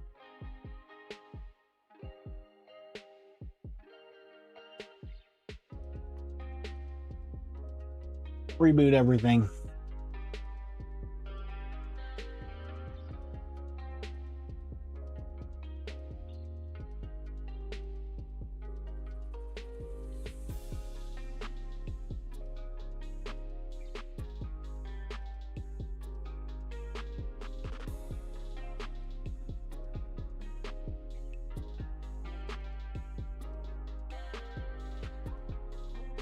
Down under, hopefully by the time I get that many devices on this thing, it's no longer running off of a Pi.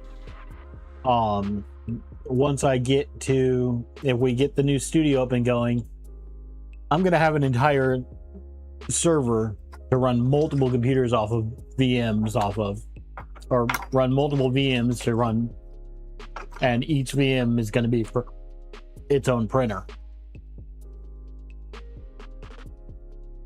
Not because, you know, it's any more power efficient or anything, but because, hey, I get to mess around with more Linux stuff that way.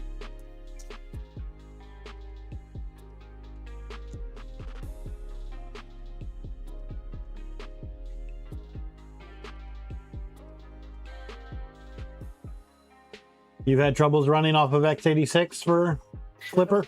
Well, if that's a bad idea, then we'll just get to watch him suffer, and it will be fun for everyone, except him, which is okay.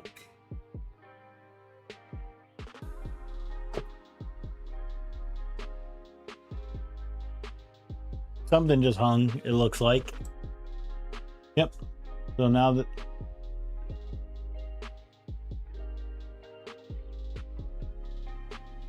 Okay.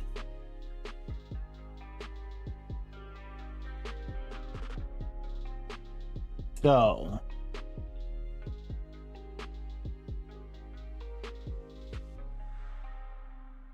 USB to the other boards, that's why.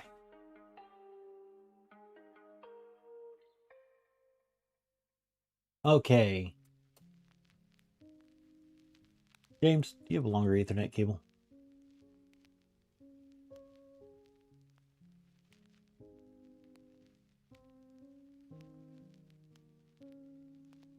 We could do that. I don't know. We'll switch to the other Ethernet cable. Swap the cables. Give us a second. I'm going to actually power down the printer real quick, and we're gonna get this away from Wi-Fi and onto Ethernet.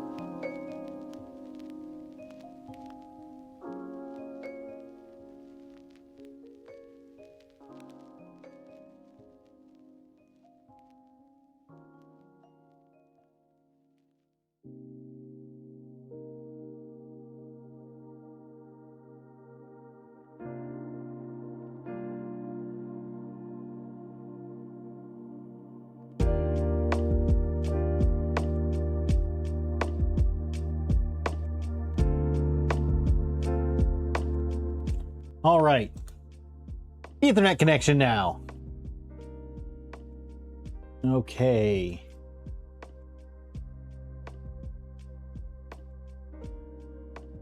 State of the bed is off. What do you think for a good temp? Start at 100 degrees.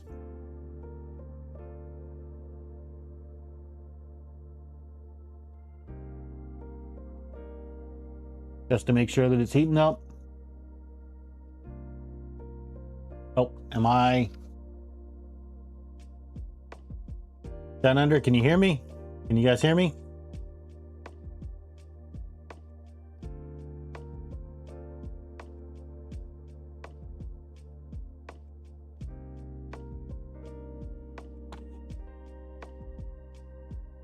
Yep.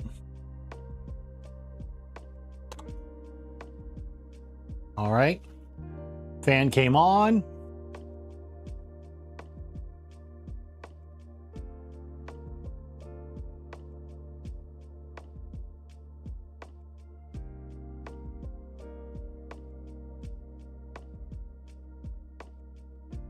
Let's see here.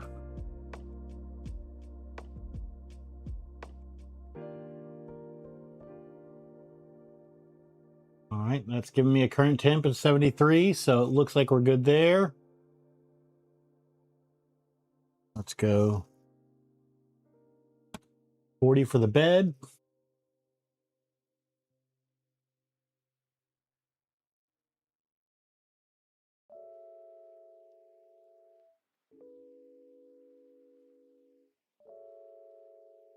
As we're heating.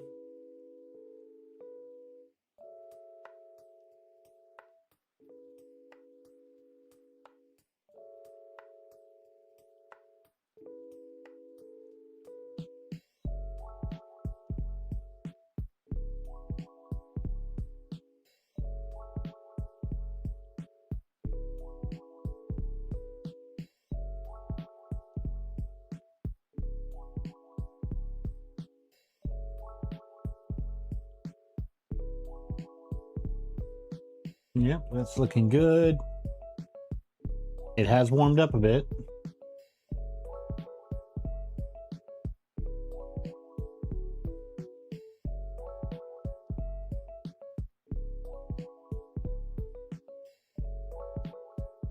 Yep, it's definitely warmer than room temperature.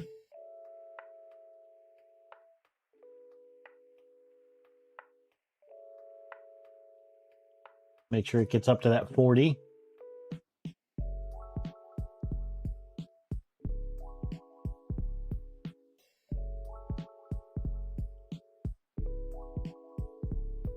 Yep. Awning is definitely heating up. Bed is almost at temp.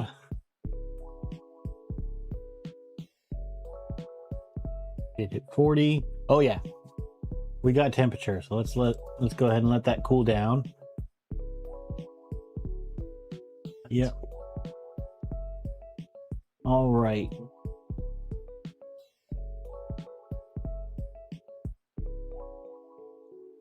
Robert, we're definitely gonna be doing PID tuning and everything. We might be doing that next stream. Right now, this stream, like, usually my streams only go for 2 hours. We're almost at 4 hours in right now. But I do want to make sure that our steppers are all going the right way.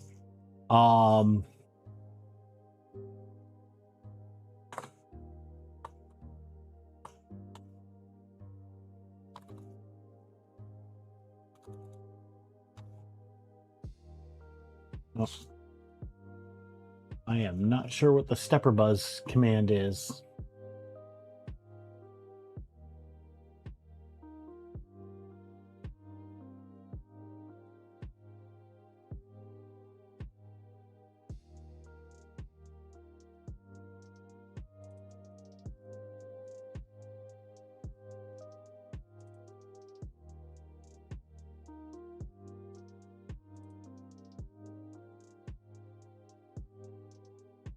And the fan just cut off.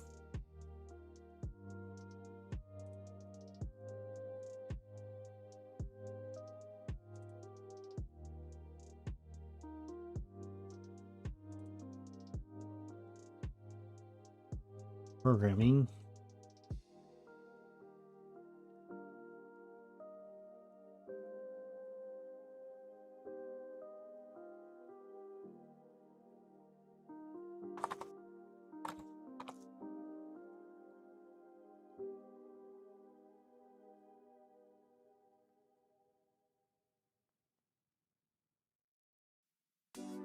Use the stepper buzz command.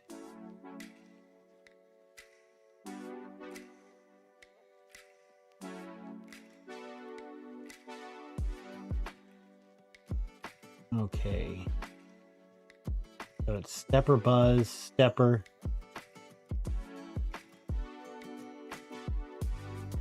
Okay.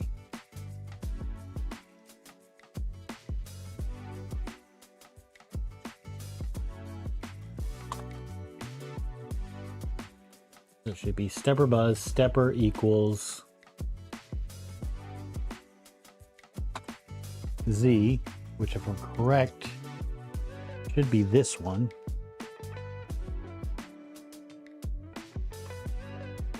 Oh. Oh, that's a capital Z.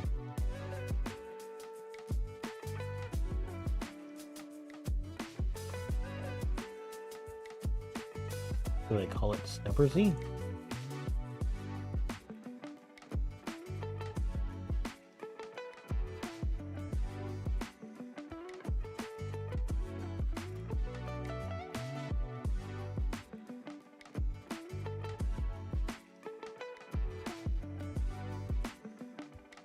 Okay.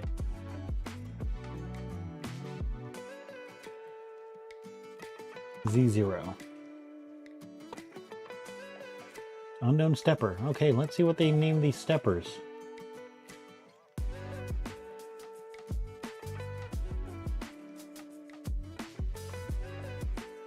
Okay, stepper underscore. Oh, is it stepper underscore Z? Stepper underscore Z.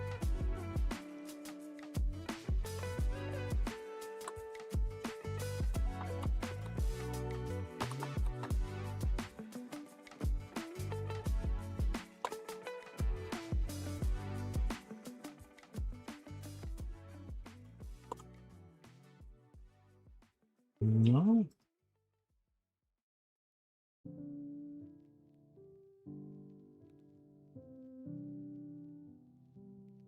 Stepper Z.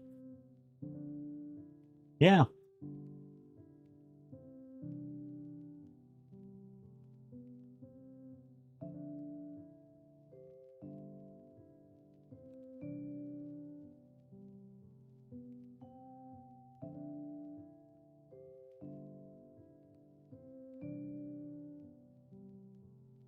Oh, do it lowercase?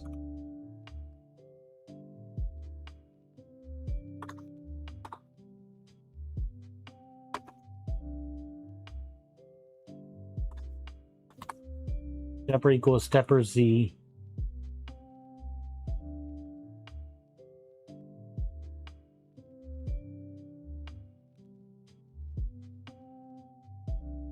Yeah, I thought it was case sensitive.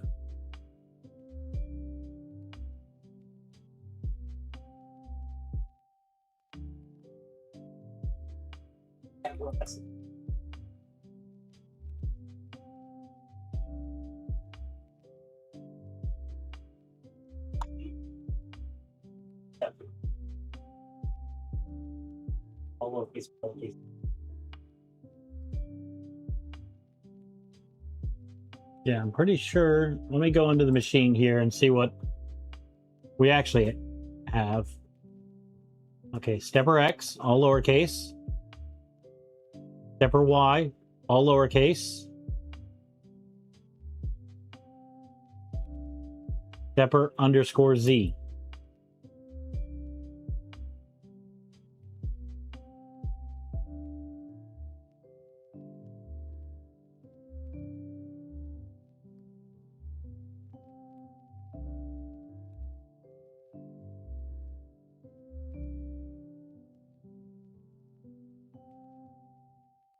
Yep.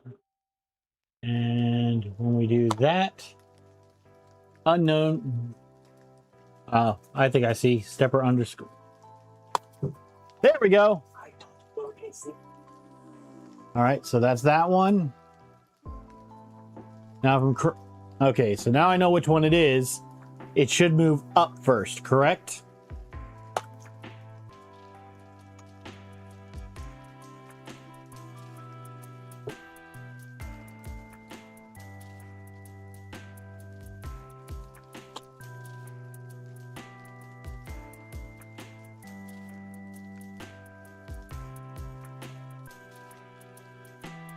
Yep, so it goes up then down. Good. So Z is good. So Z1 should be there.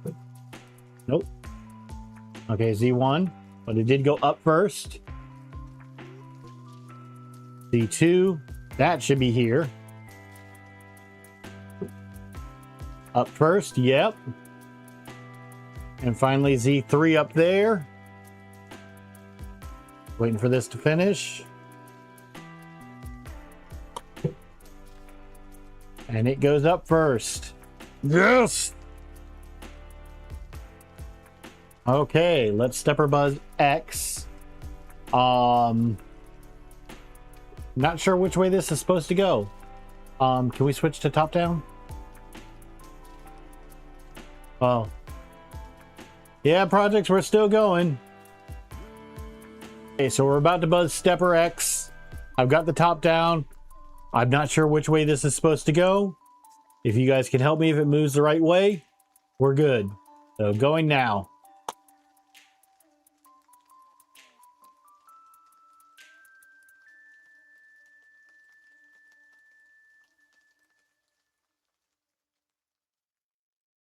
And I did not see any.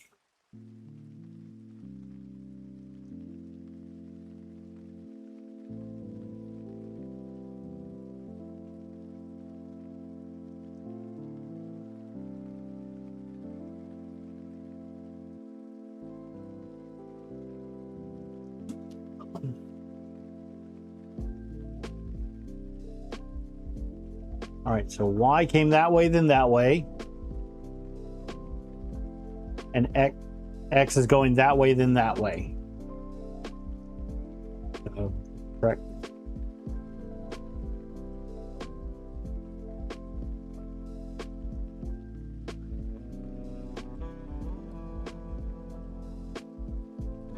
Yeah, so it's going this way, then that way. This is the front of the printer.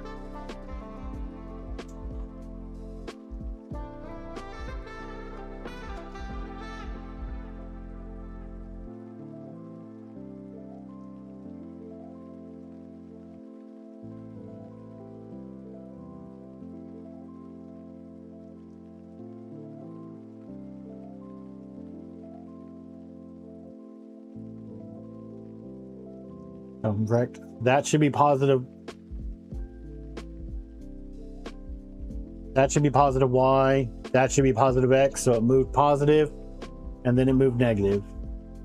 So now we're going to do stepper Y.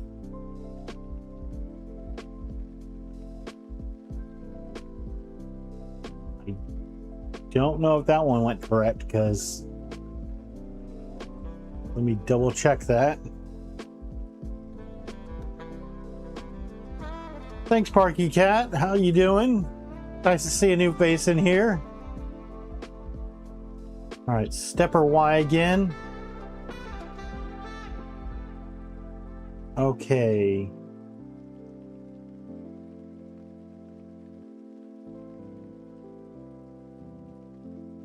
I think stepper X or stepper Y might be off.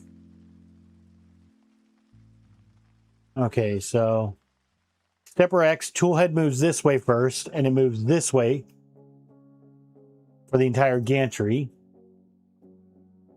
Stepper Y, tool head moves this way versus again, gantry moves that way.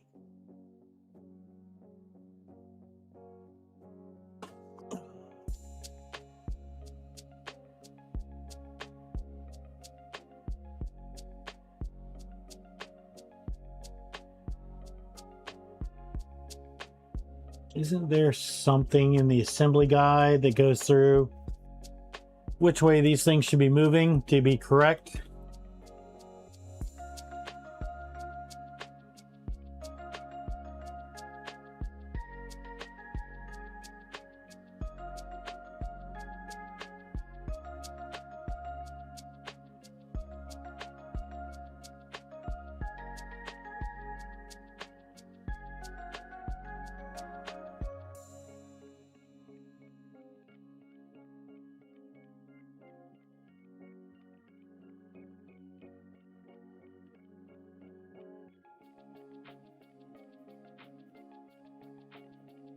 What do you guys think?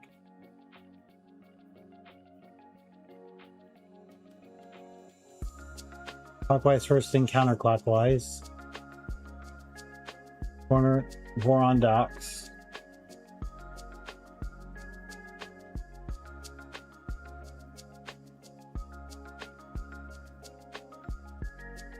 Yeah, that's what I'm looking for.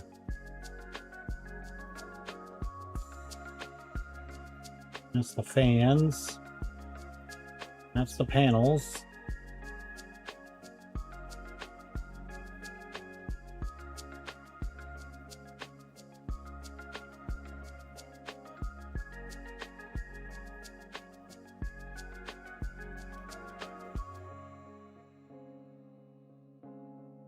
On docks.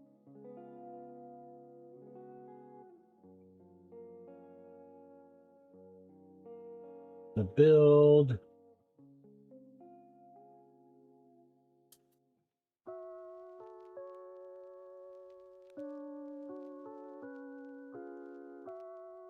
Initial startup.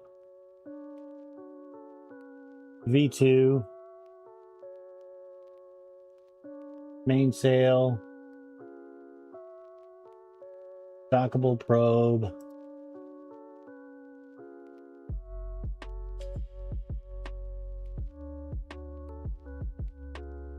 Let's see here.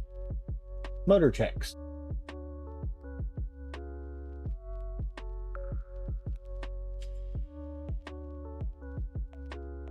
Okay.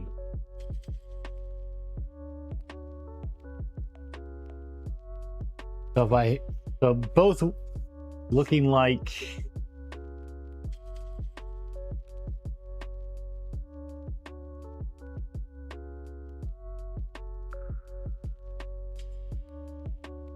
so when I buzz stepper X,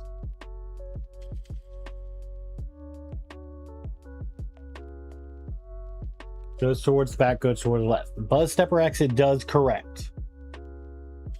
When I buzz stepper Y,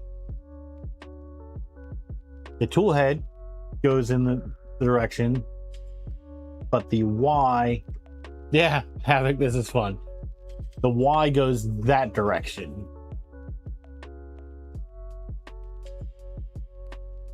This one, I mean, it's pretty straight on there. Might just be the angle, Tom. Okay, so invert the stepper Y pin.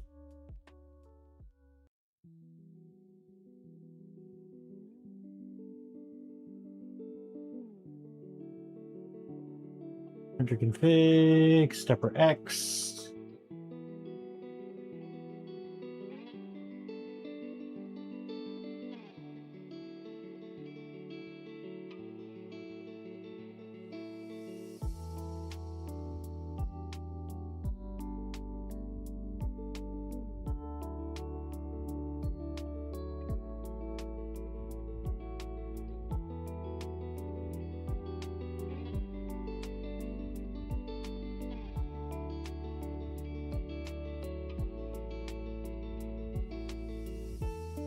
Let's see here.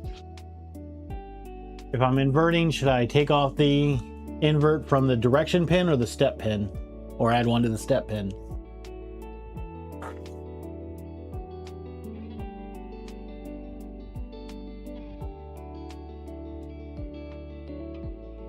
Okay.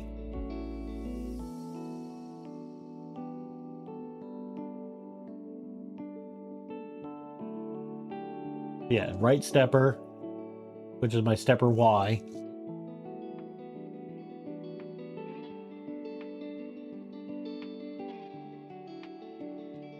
I did not look. Let's look that way and see if they go clockwise and counterclockwise. Yeah. Okay, so let's do stepper X, which should be this one.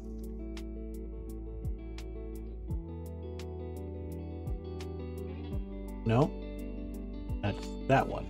Okay.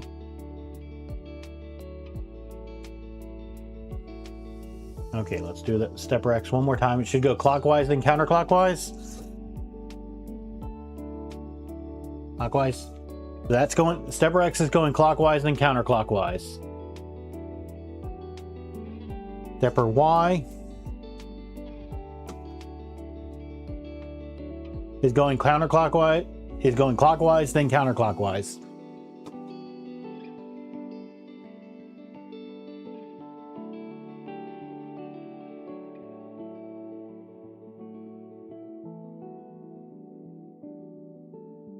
Okay. Well,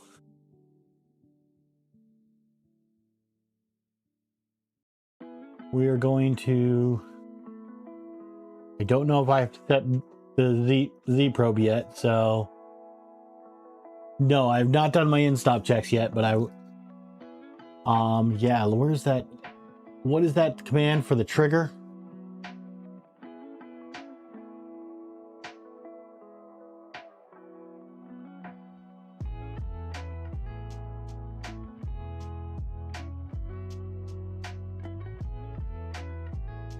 Thank you.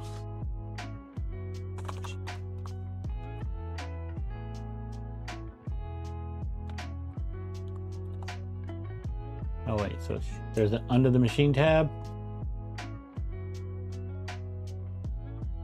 In stops. Okay. Let's hold the one. Stepper Y is triggered. Hold the other. Stepper X is triggered. Hold down that. Stepper Z is triggered. Hold down clicky. And probe is triggered. So they all trigger properly. I'm doing something right. I'm gonna get myself a congratulatory Mountain Dew sip.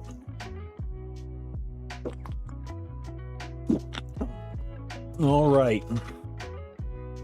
Well, shall we see if we get some actual movement out of this and do a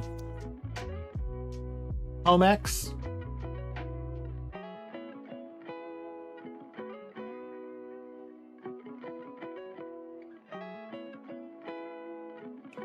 So I can't do the click yet because I still have to put the probe on in the back here, or the docking location. But we can at least home X and home Y.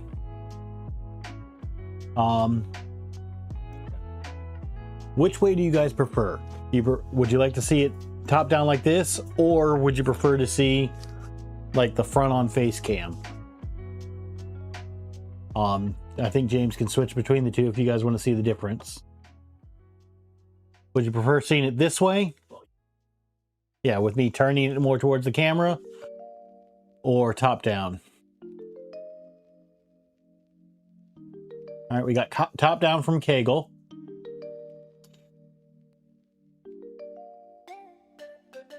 Anybody else have a preference, or?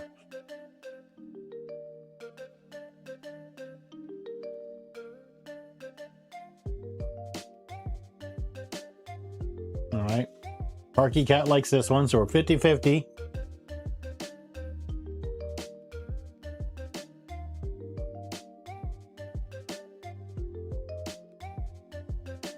Okay, go like this one too. So let's get you guys head on to it, and we are going to we're gonna move to Popeyes, even though Popeyes is delicious. We're gonna move that, and my empty mac and cheese. Mac and cheese was delicious too. Okay, let's home X.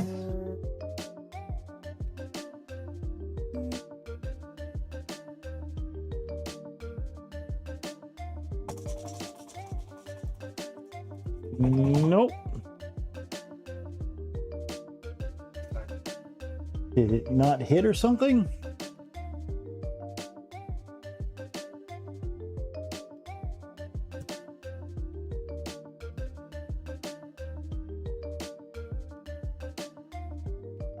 I'm gonna turn down the music here for a second so we can hear what the printer's doing. All right. So that hit our X end stop and then just started skipping like crazy.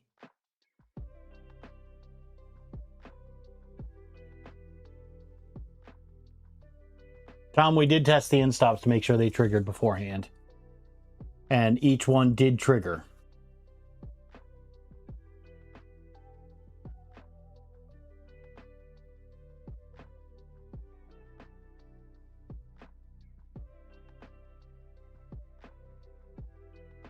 No, it's not sensorless.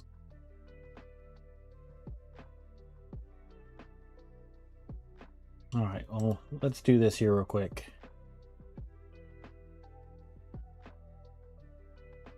We're going to shut down the printer, turn off the motors, and manually move this thing around.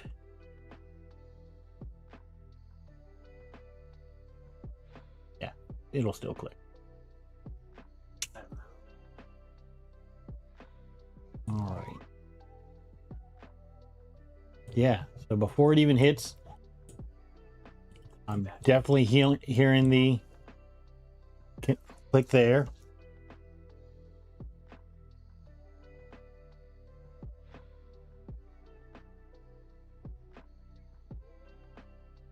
And I'm hearing the click there. I'm wondering if they might be backwards.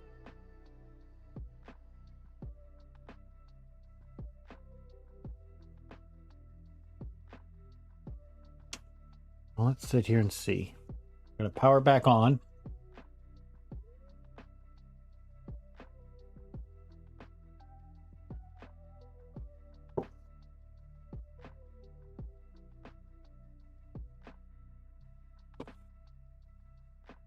Yeah, it is possible that I flipped them underneath.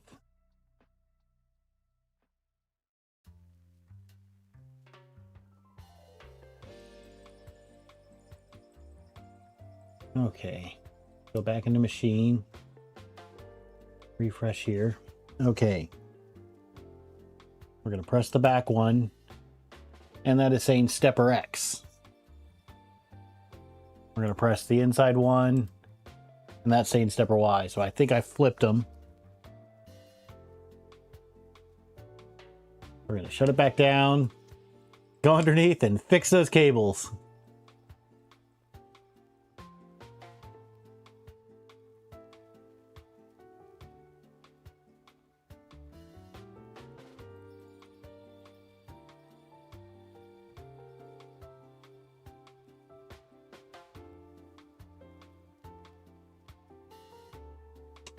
So Topper, this is an LDO kit.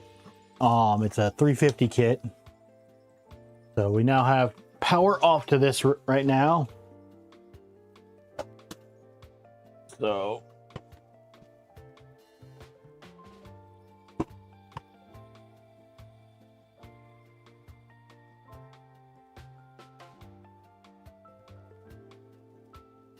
very slowly. And get that up like so.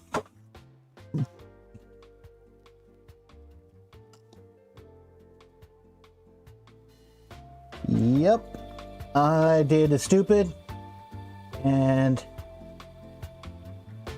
I plugged the Y in stop into the X and the X in stop into the Y.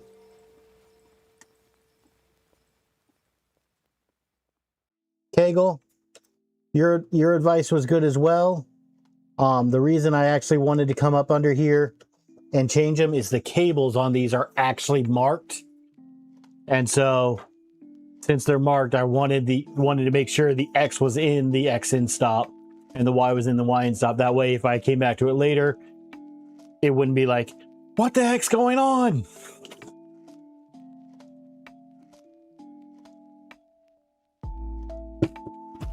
Okay.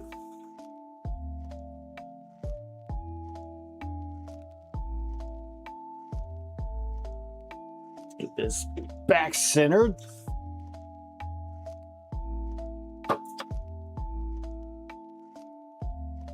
Nope, I need to slide it more towards me. There we go. And power.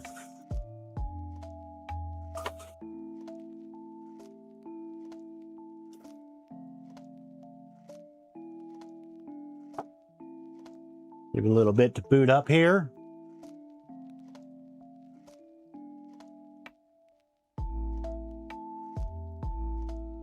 Kegel. I think the next upgrade is going to be Cardo.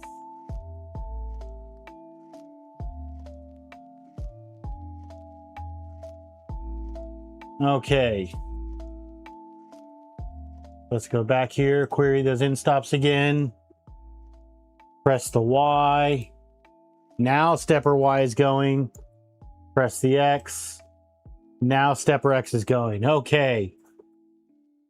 So let's go back to our dashboard. Are you guys ready to hopefully see? Give me a second here. I'm going to turn off the AC real quick. That way you guys get the best audio possible. And James is actually going to turn off the noise canceling here. So you guys it might sound a bit different here. All right, we're good. So we're going to home our X. I'm hovering over the emergency stop. That homed. Okay, let's home our Y.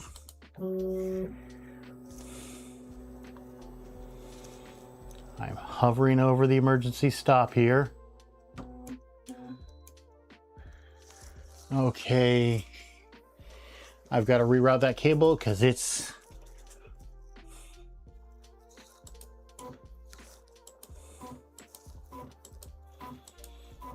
I've definitely got this cable. Can you head back to the top down? All right, so let's go. This cable right here, I've got to go down because it was actually hitting the Z belt. So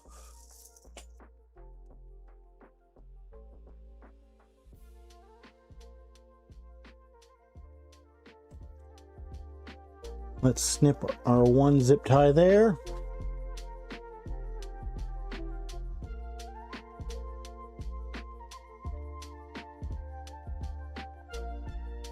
And put a new one in there, but this time zip tie this cable down as well.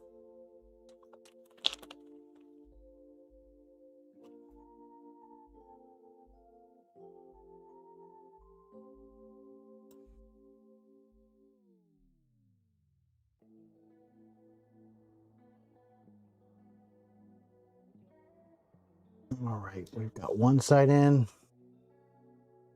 Let's actually move our Y over so I have room here.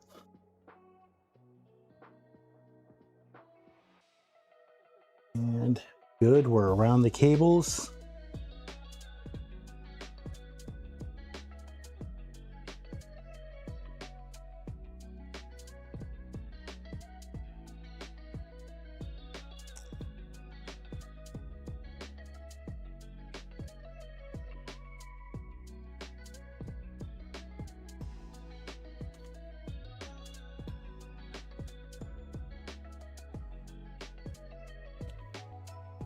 Okay. Let's home our Y again. So you want to switch back to the, actually, no, let's keep it on the top down. That way you guys can see this time, this back corner. So let's home the Y.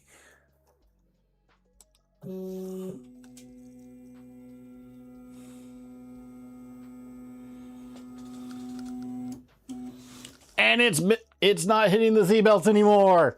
Yes.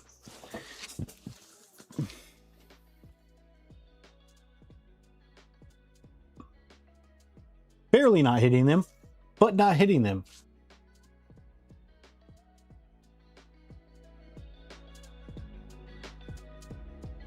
Okay.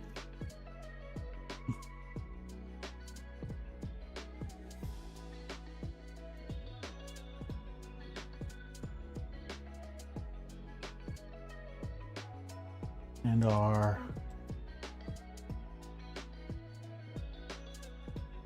plus and minus seem to be going well.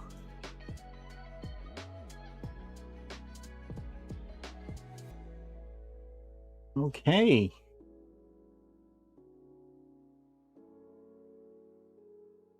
So Thunder Keys, we did do a stepper buzz, and every single one went up, then down on the Z's.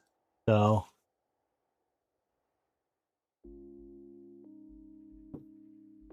Down Under, why would you put that juju on me?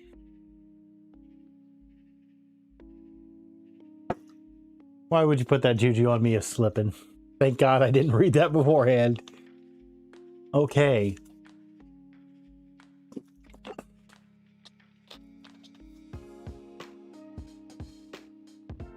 So, the last thing I want to do before we end the stream tonight is I'm probably going to get help from all of you of getting this little Z-stop in the right place. So, it should be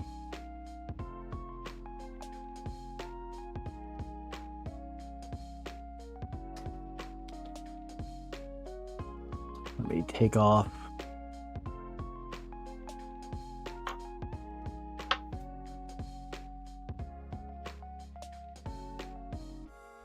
You're talking about the clicky plate or some other plate? You talking about the build plate?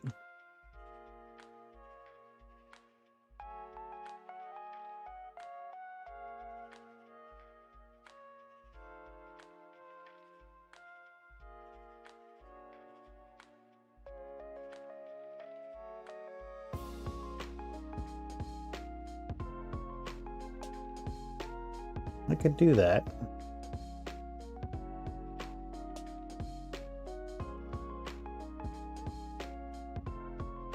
Be a pain because the cables aren't that long. It's not like they go into a Wago board underneath here down under.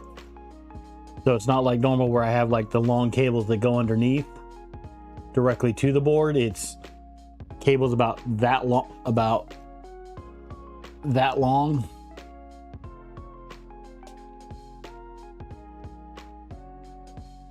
Oh, you're talking about the build plate? Yeah.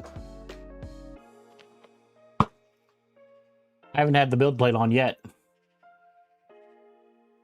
I still even have the little peel on the back. That is the magnet that's on there. I did not want to damage that build plate before I did anything. So, let me see here.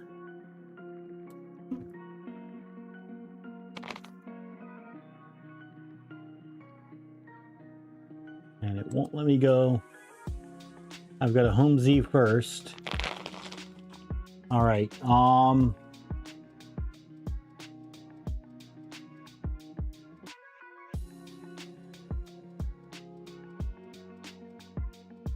Let's see here.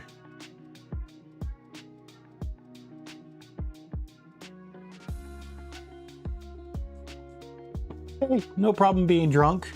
Okay, so it won't let me step my Z up or down. Do you guys have any recommendation on getting this lined up with the little Z probe? Should I just disable the motors and kind of lower the gantry down?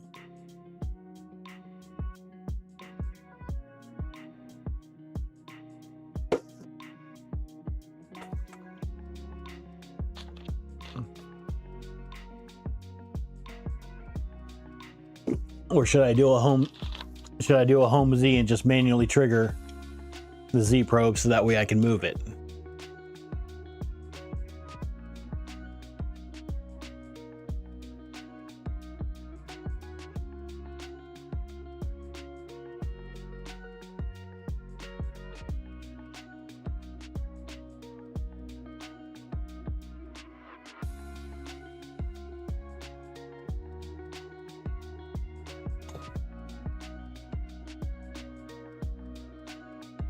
All right. Just waiting to see what you guys think, because you guys have done this a lot more than I have. This is where I do need help. Should I just go through and manually trigger the Z probe when it gets a bit further down so I can line it up, or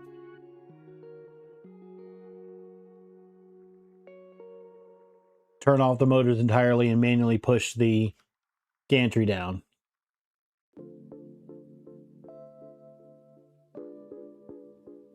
Okay.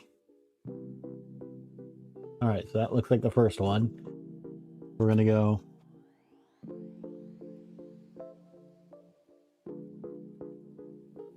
home Z.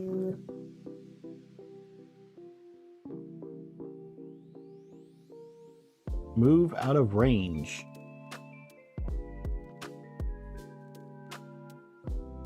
I didn't even hit the button.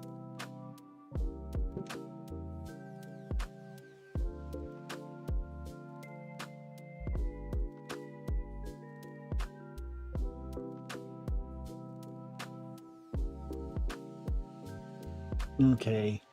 Yeah, Thunder Keys, that's what I'm working on doing, is defining that defining where that is. I'm trying to get the coordinate so I can define it.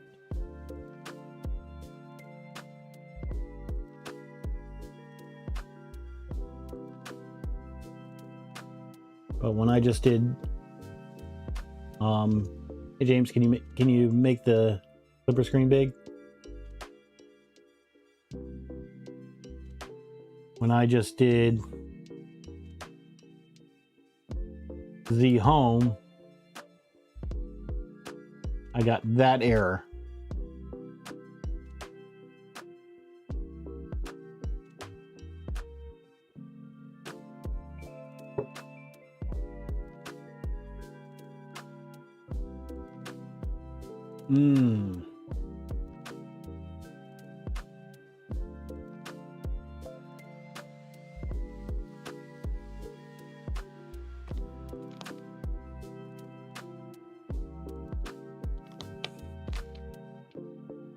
Yeah, okay. All right.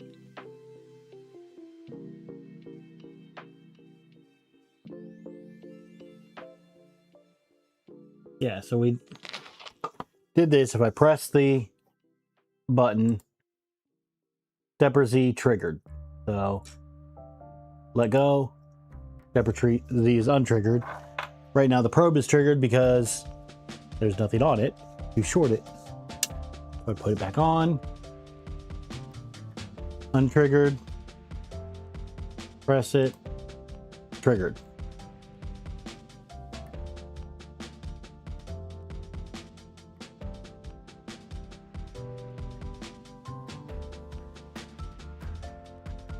Okay, so manually move it down.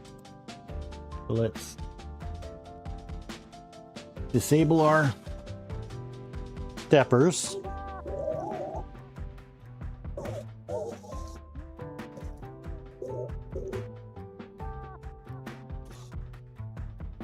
I know when I home X and I home Y, it's going to raise that up a bit.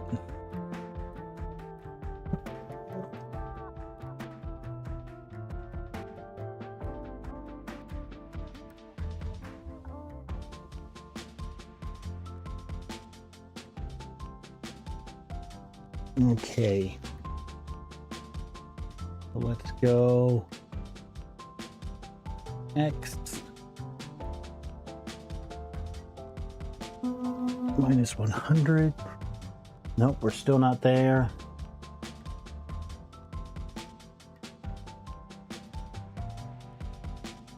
Okay, 220's not enough. Let's go X.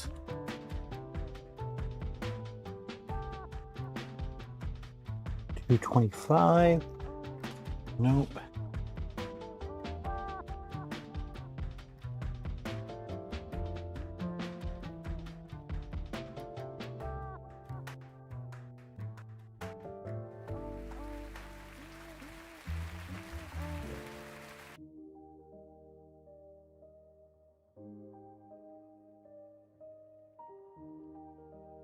X230 is not quite there.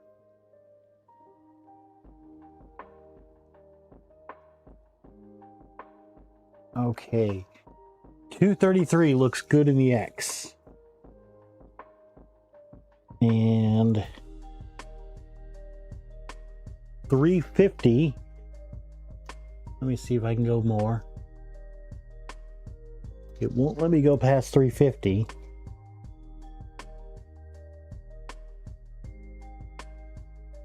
So yeah, it looks pretty good. So 233, 350. Machine printer. Let's see here.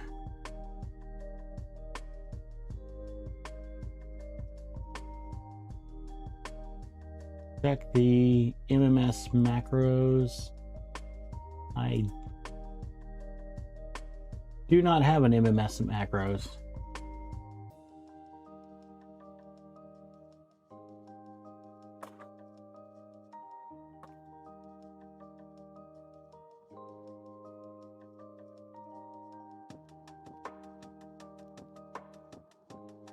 So 233 350.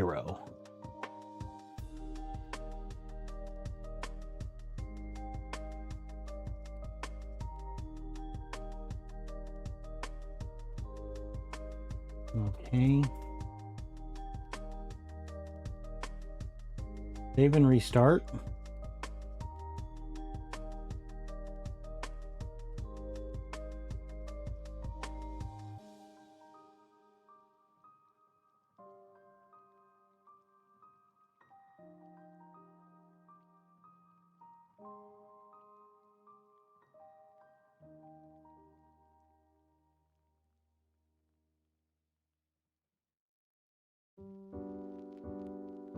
Why does it keep doing that?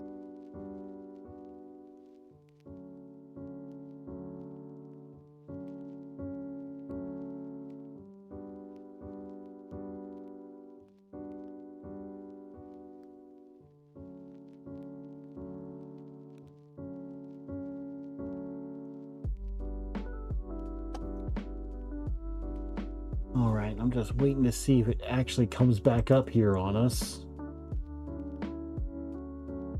Yeah, it seems every time I save and restart after I make a change to the config, I just get our Clippy host software is attempting to connect. Yeah, Thunder keys, this has happened every single time I've made a change to the printer config and done a save and restart. If I reboot the entire thing, it comes up perfectly fine.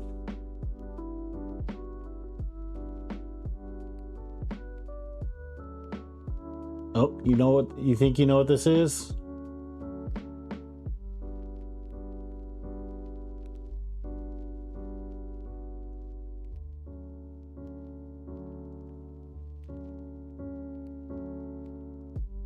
All right, so we've shut it down. Let's see if Thunder Keys has the okay. Yep, we're gonna unplug the printer.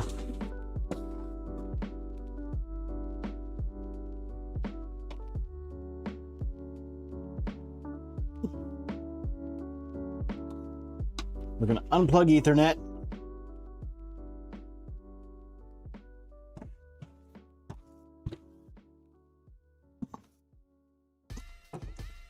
We're gonna flip it over.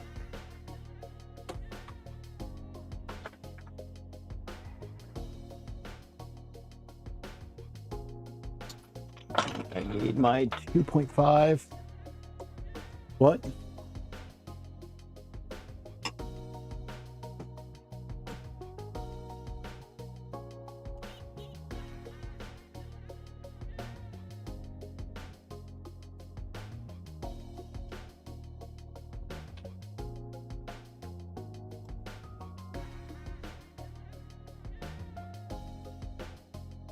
Mad Dog, Thunder Keys thinks he knows why every single time I do a save in.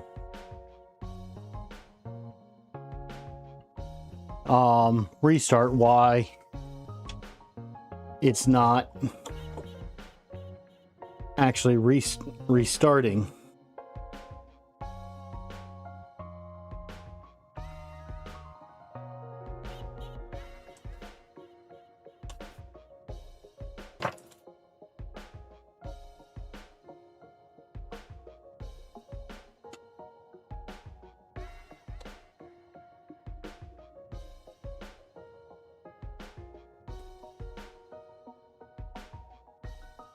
Ugh.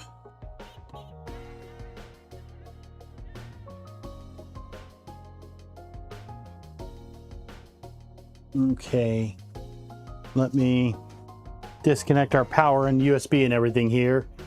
That way I can get this closer up, but I want to say LTX actually might have called this out earlier, but as being a problem on the Nighthawk 36, but this was a Nighthawk stealth burner.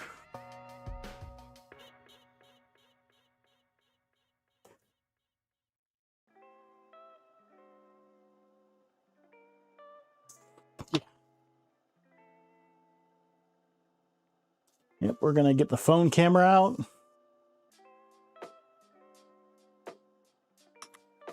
And use the camera.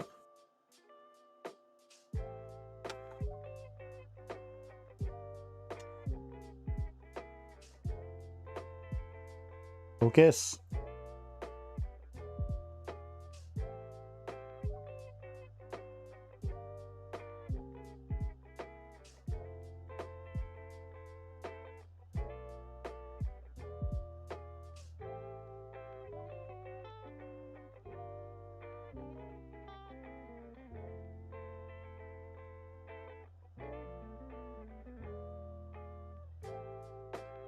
Hold up. We're gonna clean the lenses.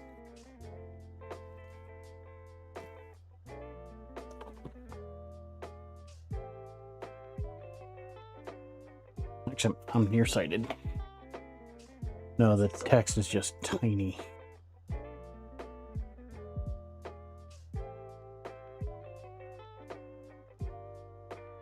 Let's see here. I see an R6 on there. I see an R4, an R5, an R6, and honestly, it looks like two R1s almost.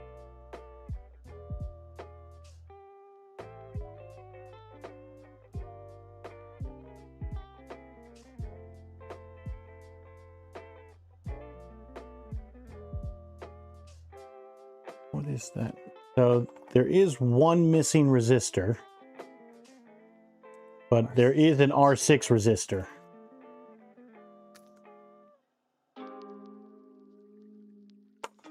Aha.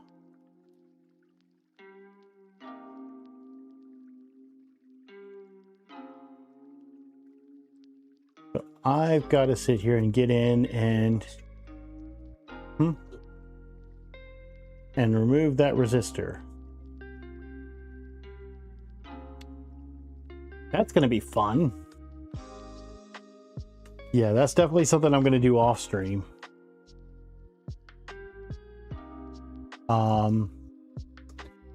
Let me see. Thunder Keys, do they still have that? Let me see here. I think I have the Nighthawk.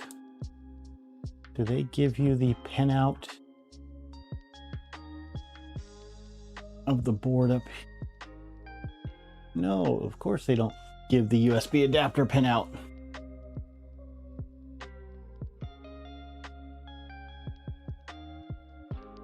USB adapter schematic would be great, wouldn't it?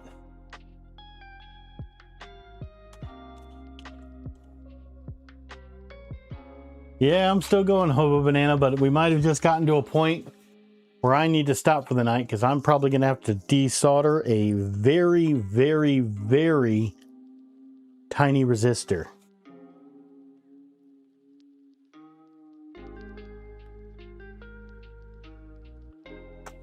Hey, Digital Dragon, what's up? You're catching us pretty much near the end here.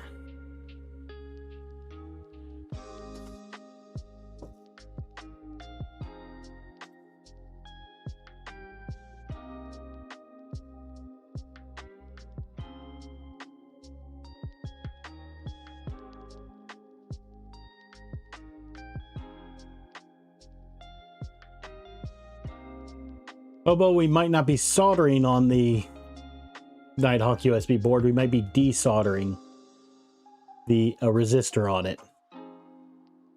Because every single time we save and restart,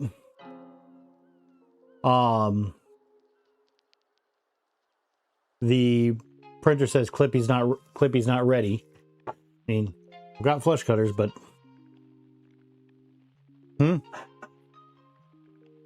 but James wants to do it. All right, so Thunder Keys, you sent me a DM. I'll pull that up after stream. Actually, I can pull it up right now because I don't have that up on here.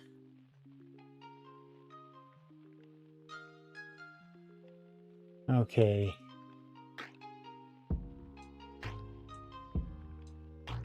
Let's see. Without the R7,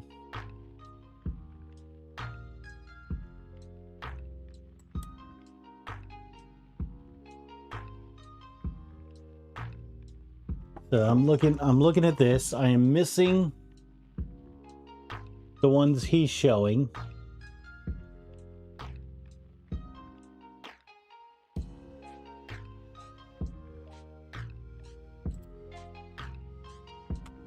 USB adapter, version 1.5, same version.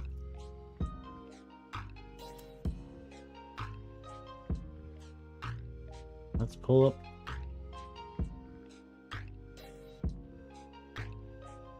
Okay, so they're showing, so the R7 is not on there.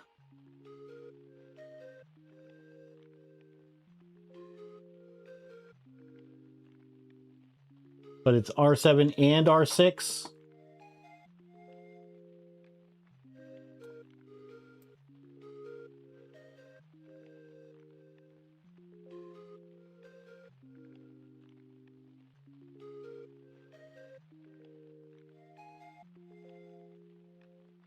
All right. So, all right, we will take that off stream.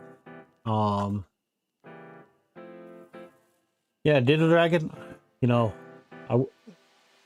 I hope your store goes well, because, you know, it's a very exciting thing to have new stores in the community. Let's see, you're gearing up. So February 7th, you're doing your grand opening. Yeah.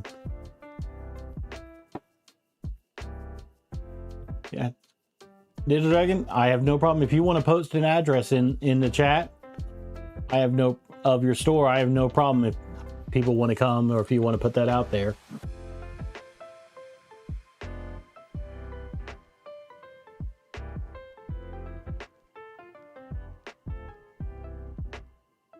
But okay, so we get to sit here and desolder a resistor.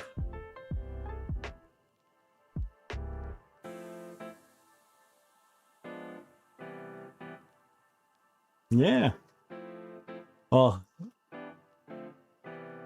I could say not familiar where Sanford is in North Carolina, but you know, hope you're faring well through the storm. Because I know a lot of North Carolina is supposed to be in some of the bad ice zone. Yep, so, you know, I'm looking at the bright side while, you know, Thunder Keys came in and, you know, LTX Designs before him had mentioned about the resistor. You know, apparently that is affecting my board. You know, we got the printer to sit here and move. So hopefully next stream we can finish by getting our clicky probe mounted, getting that all together,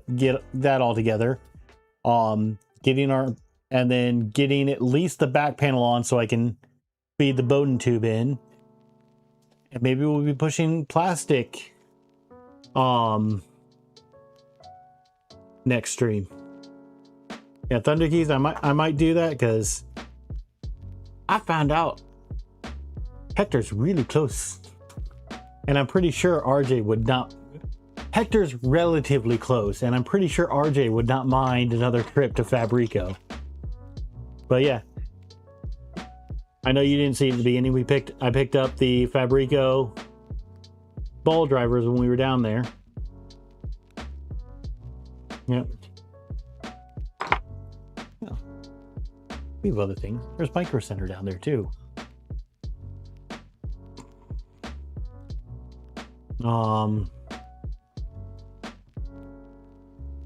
So yeah, apparently there's an issue with the R6 and the R7 resistors on, I guess, the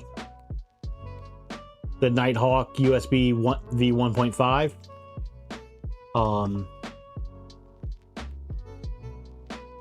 So bring hot dogs to cook over the laser. I just want the record to show it wasn't me. I had nothing to do with that laser burning. Yep, I blame RJ. He was the one that opened it.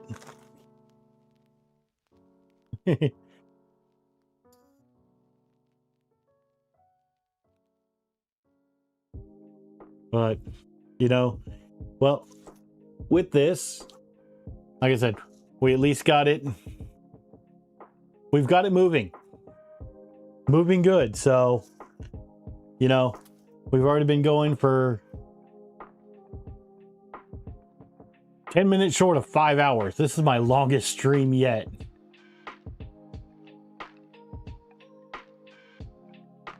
So, you know, again, I want to give a huge shout out and prayers to anyone that's going through that storm that's hitting, honestly, most of the US, that is east of the Rockies. You know, wish a controversial happy Australia Day to those in Australia. And, you know, I think I finally came out with an outro. So here it is for y'all. Go make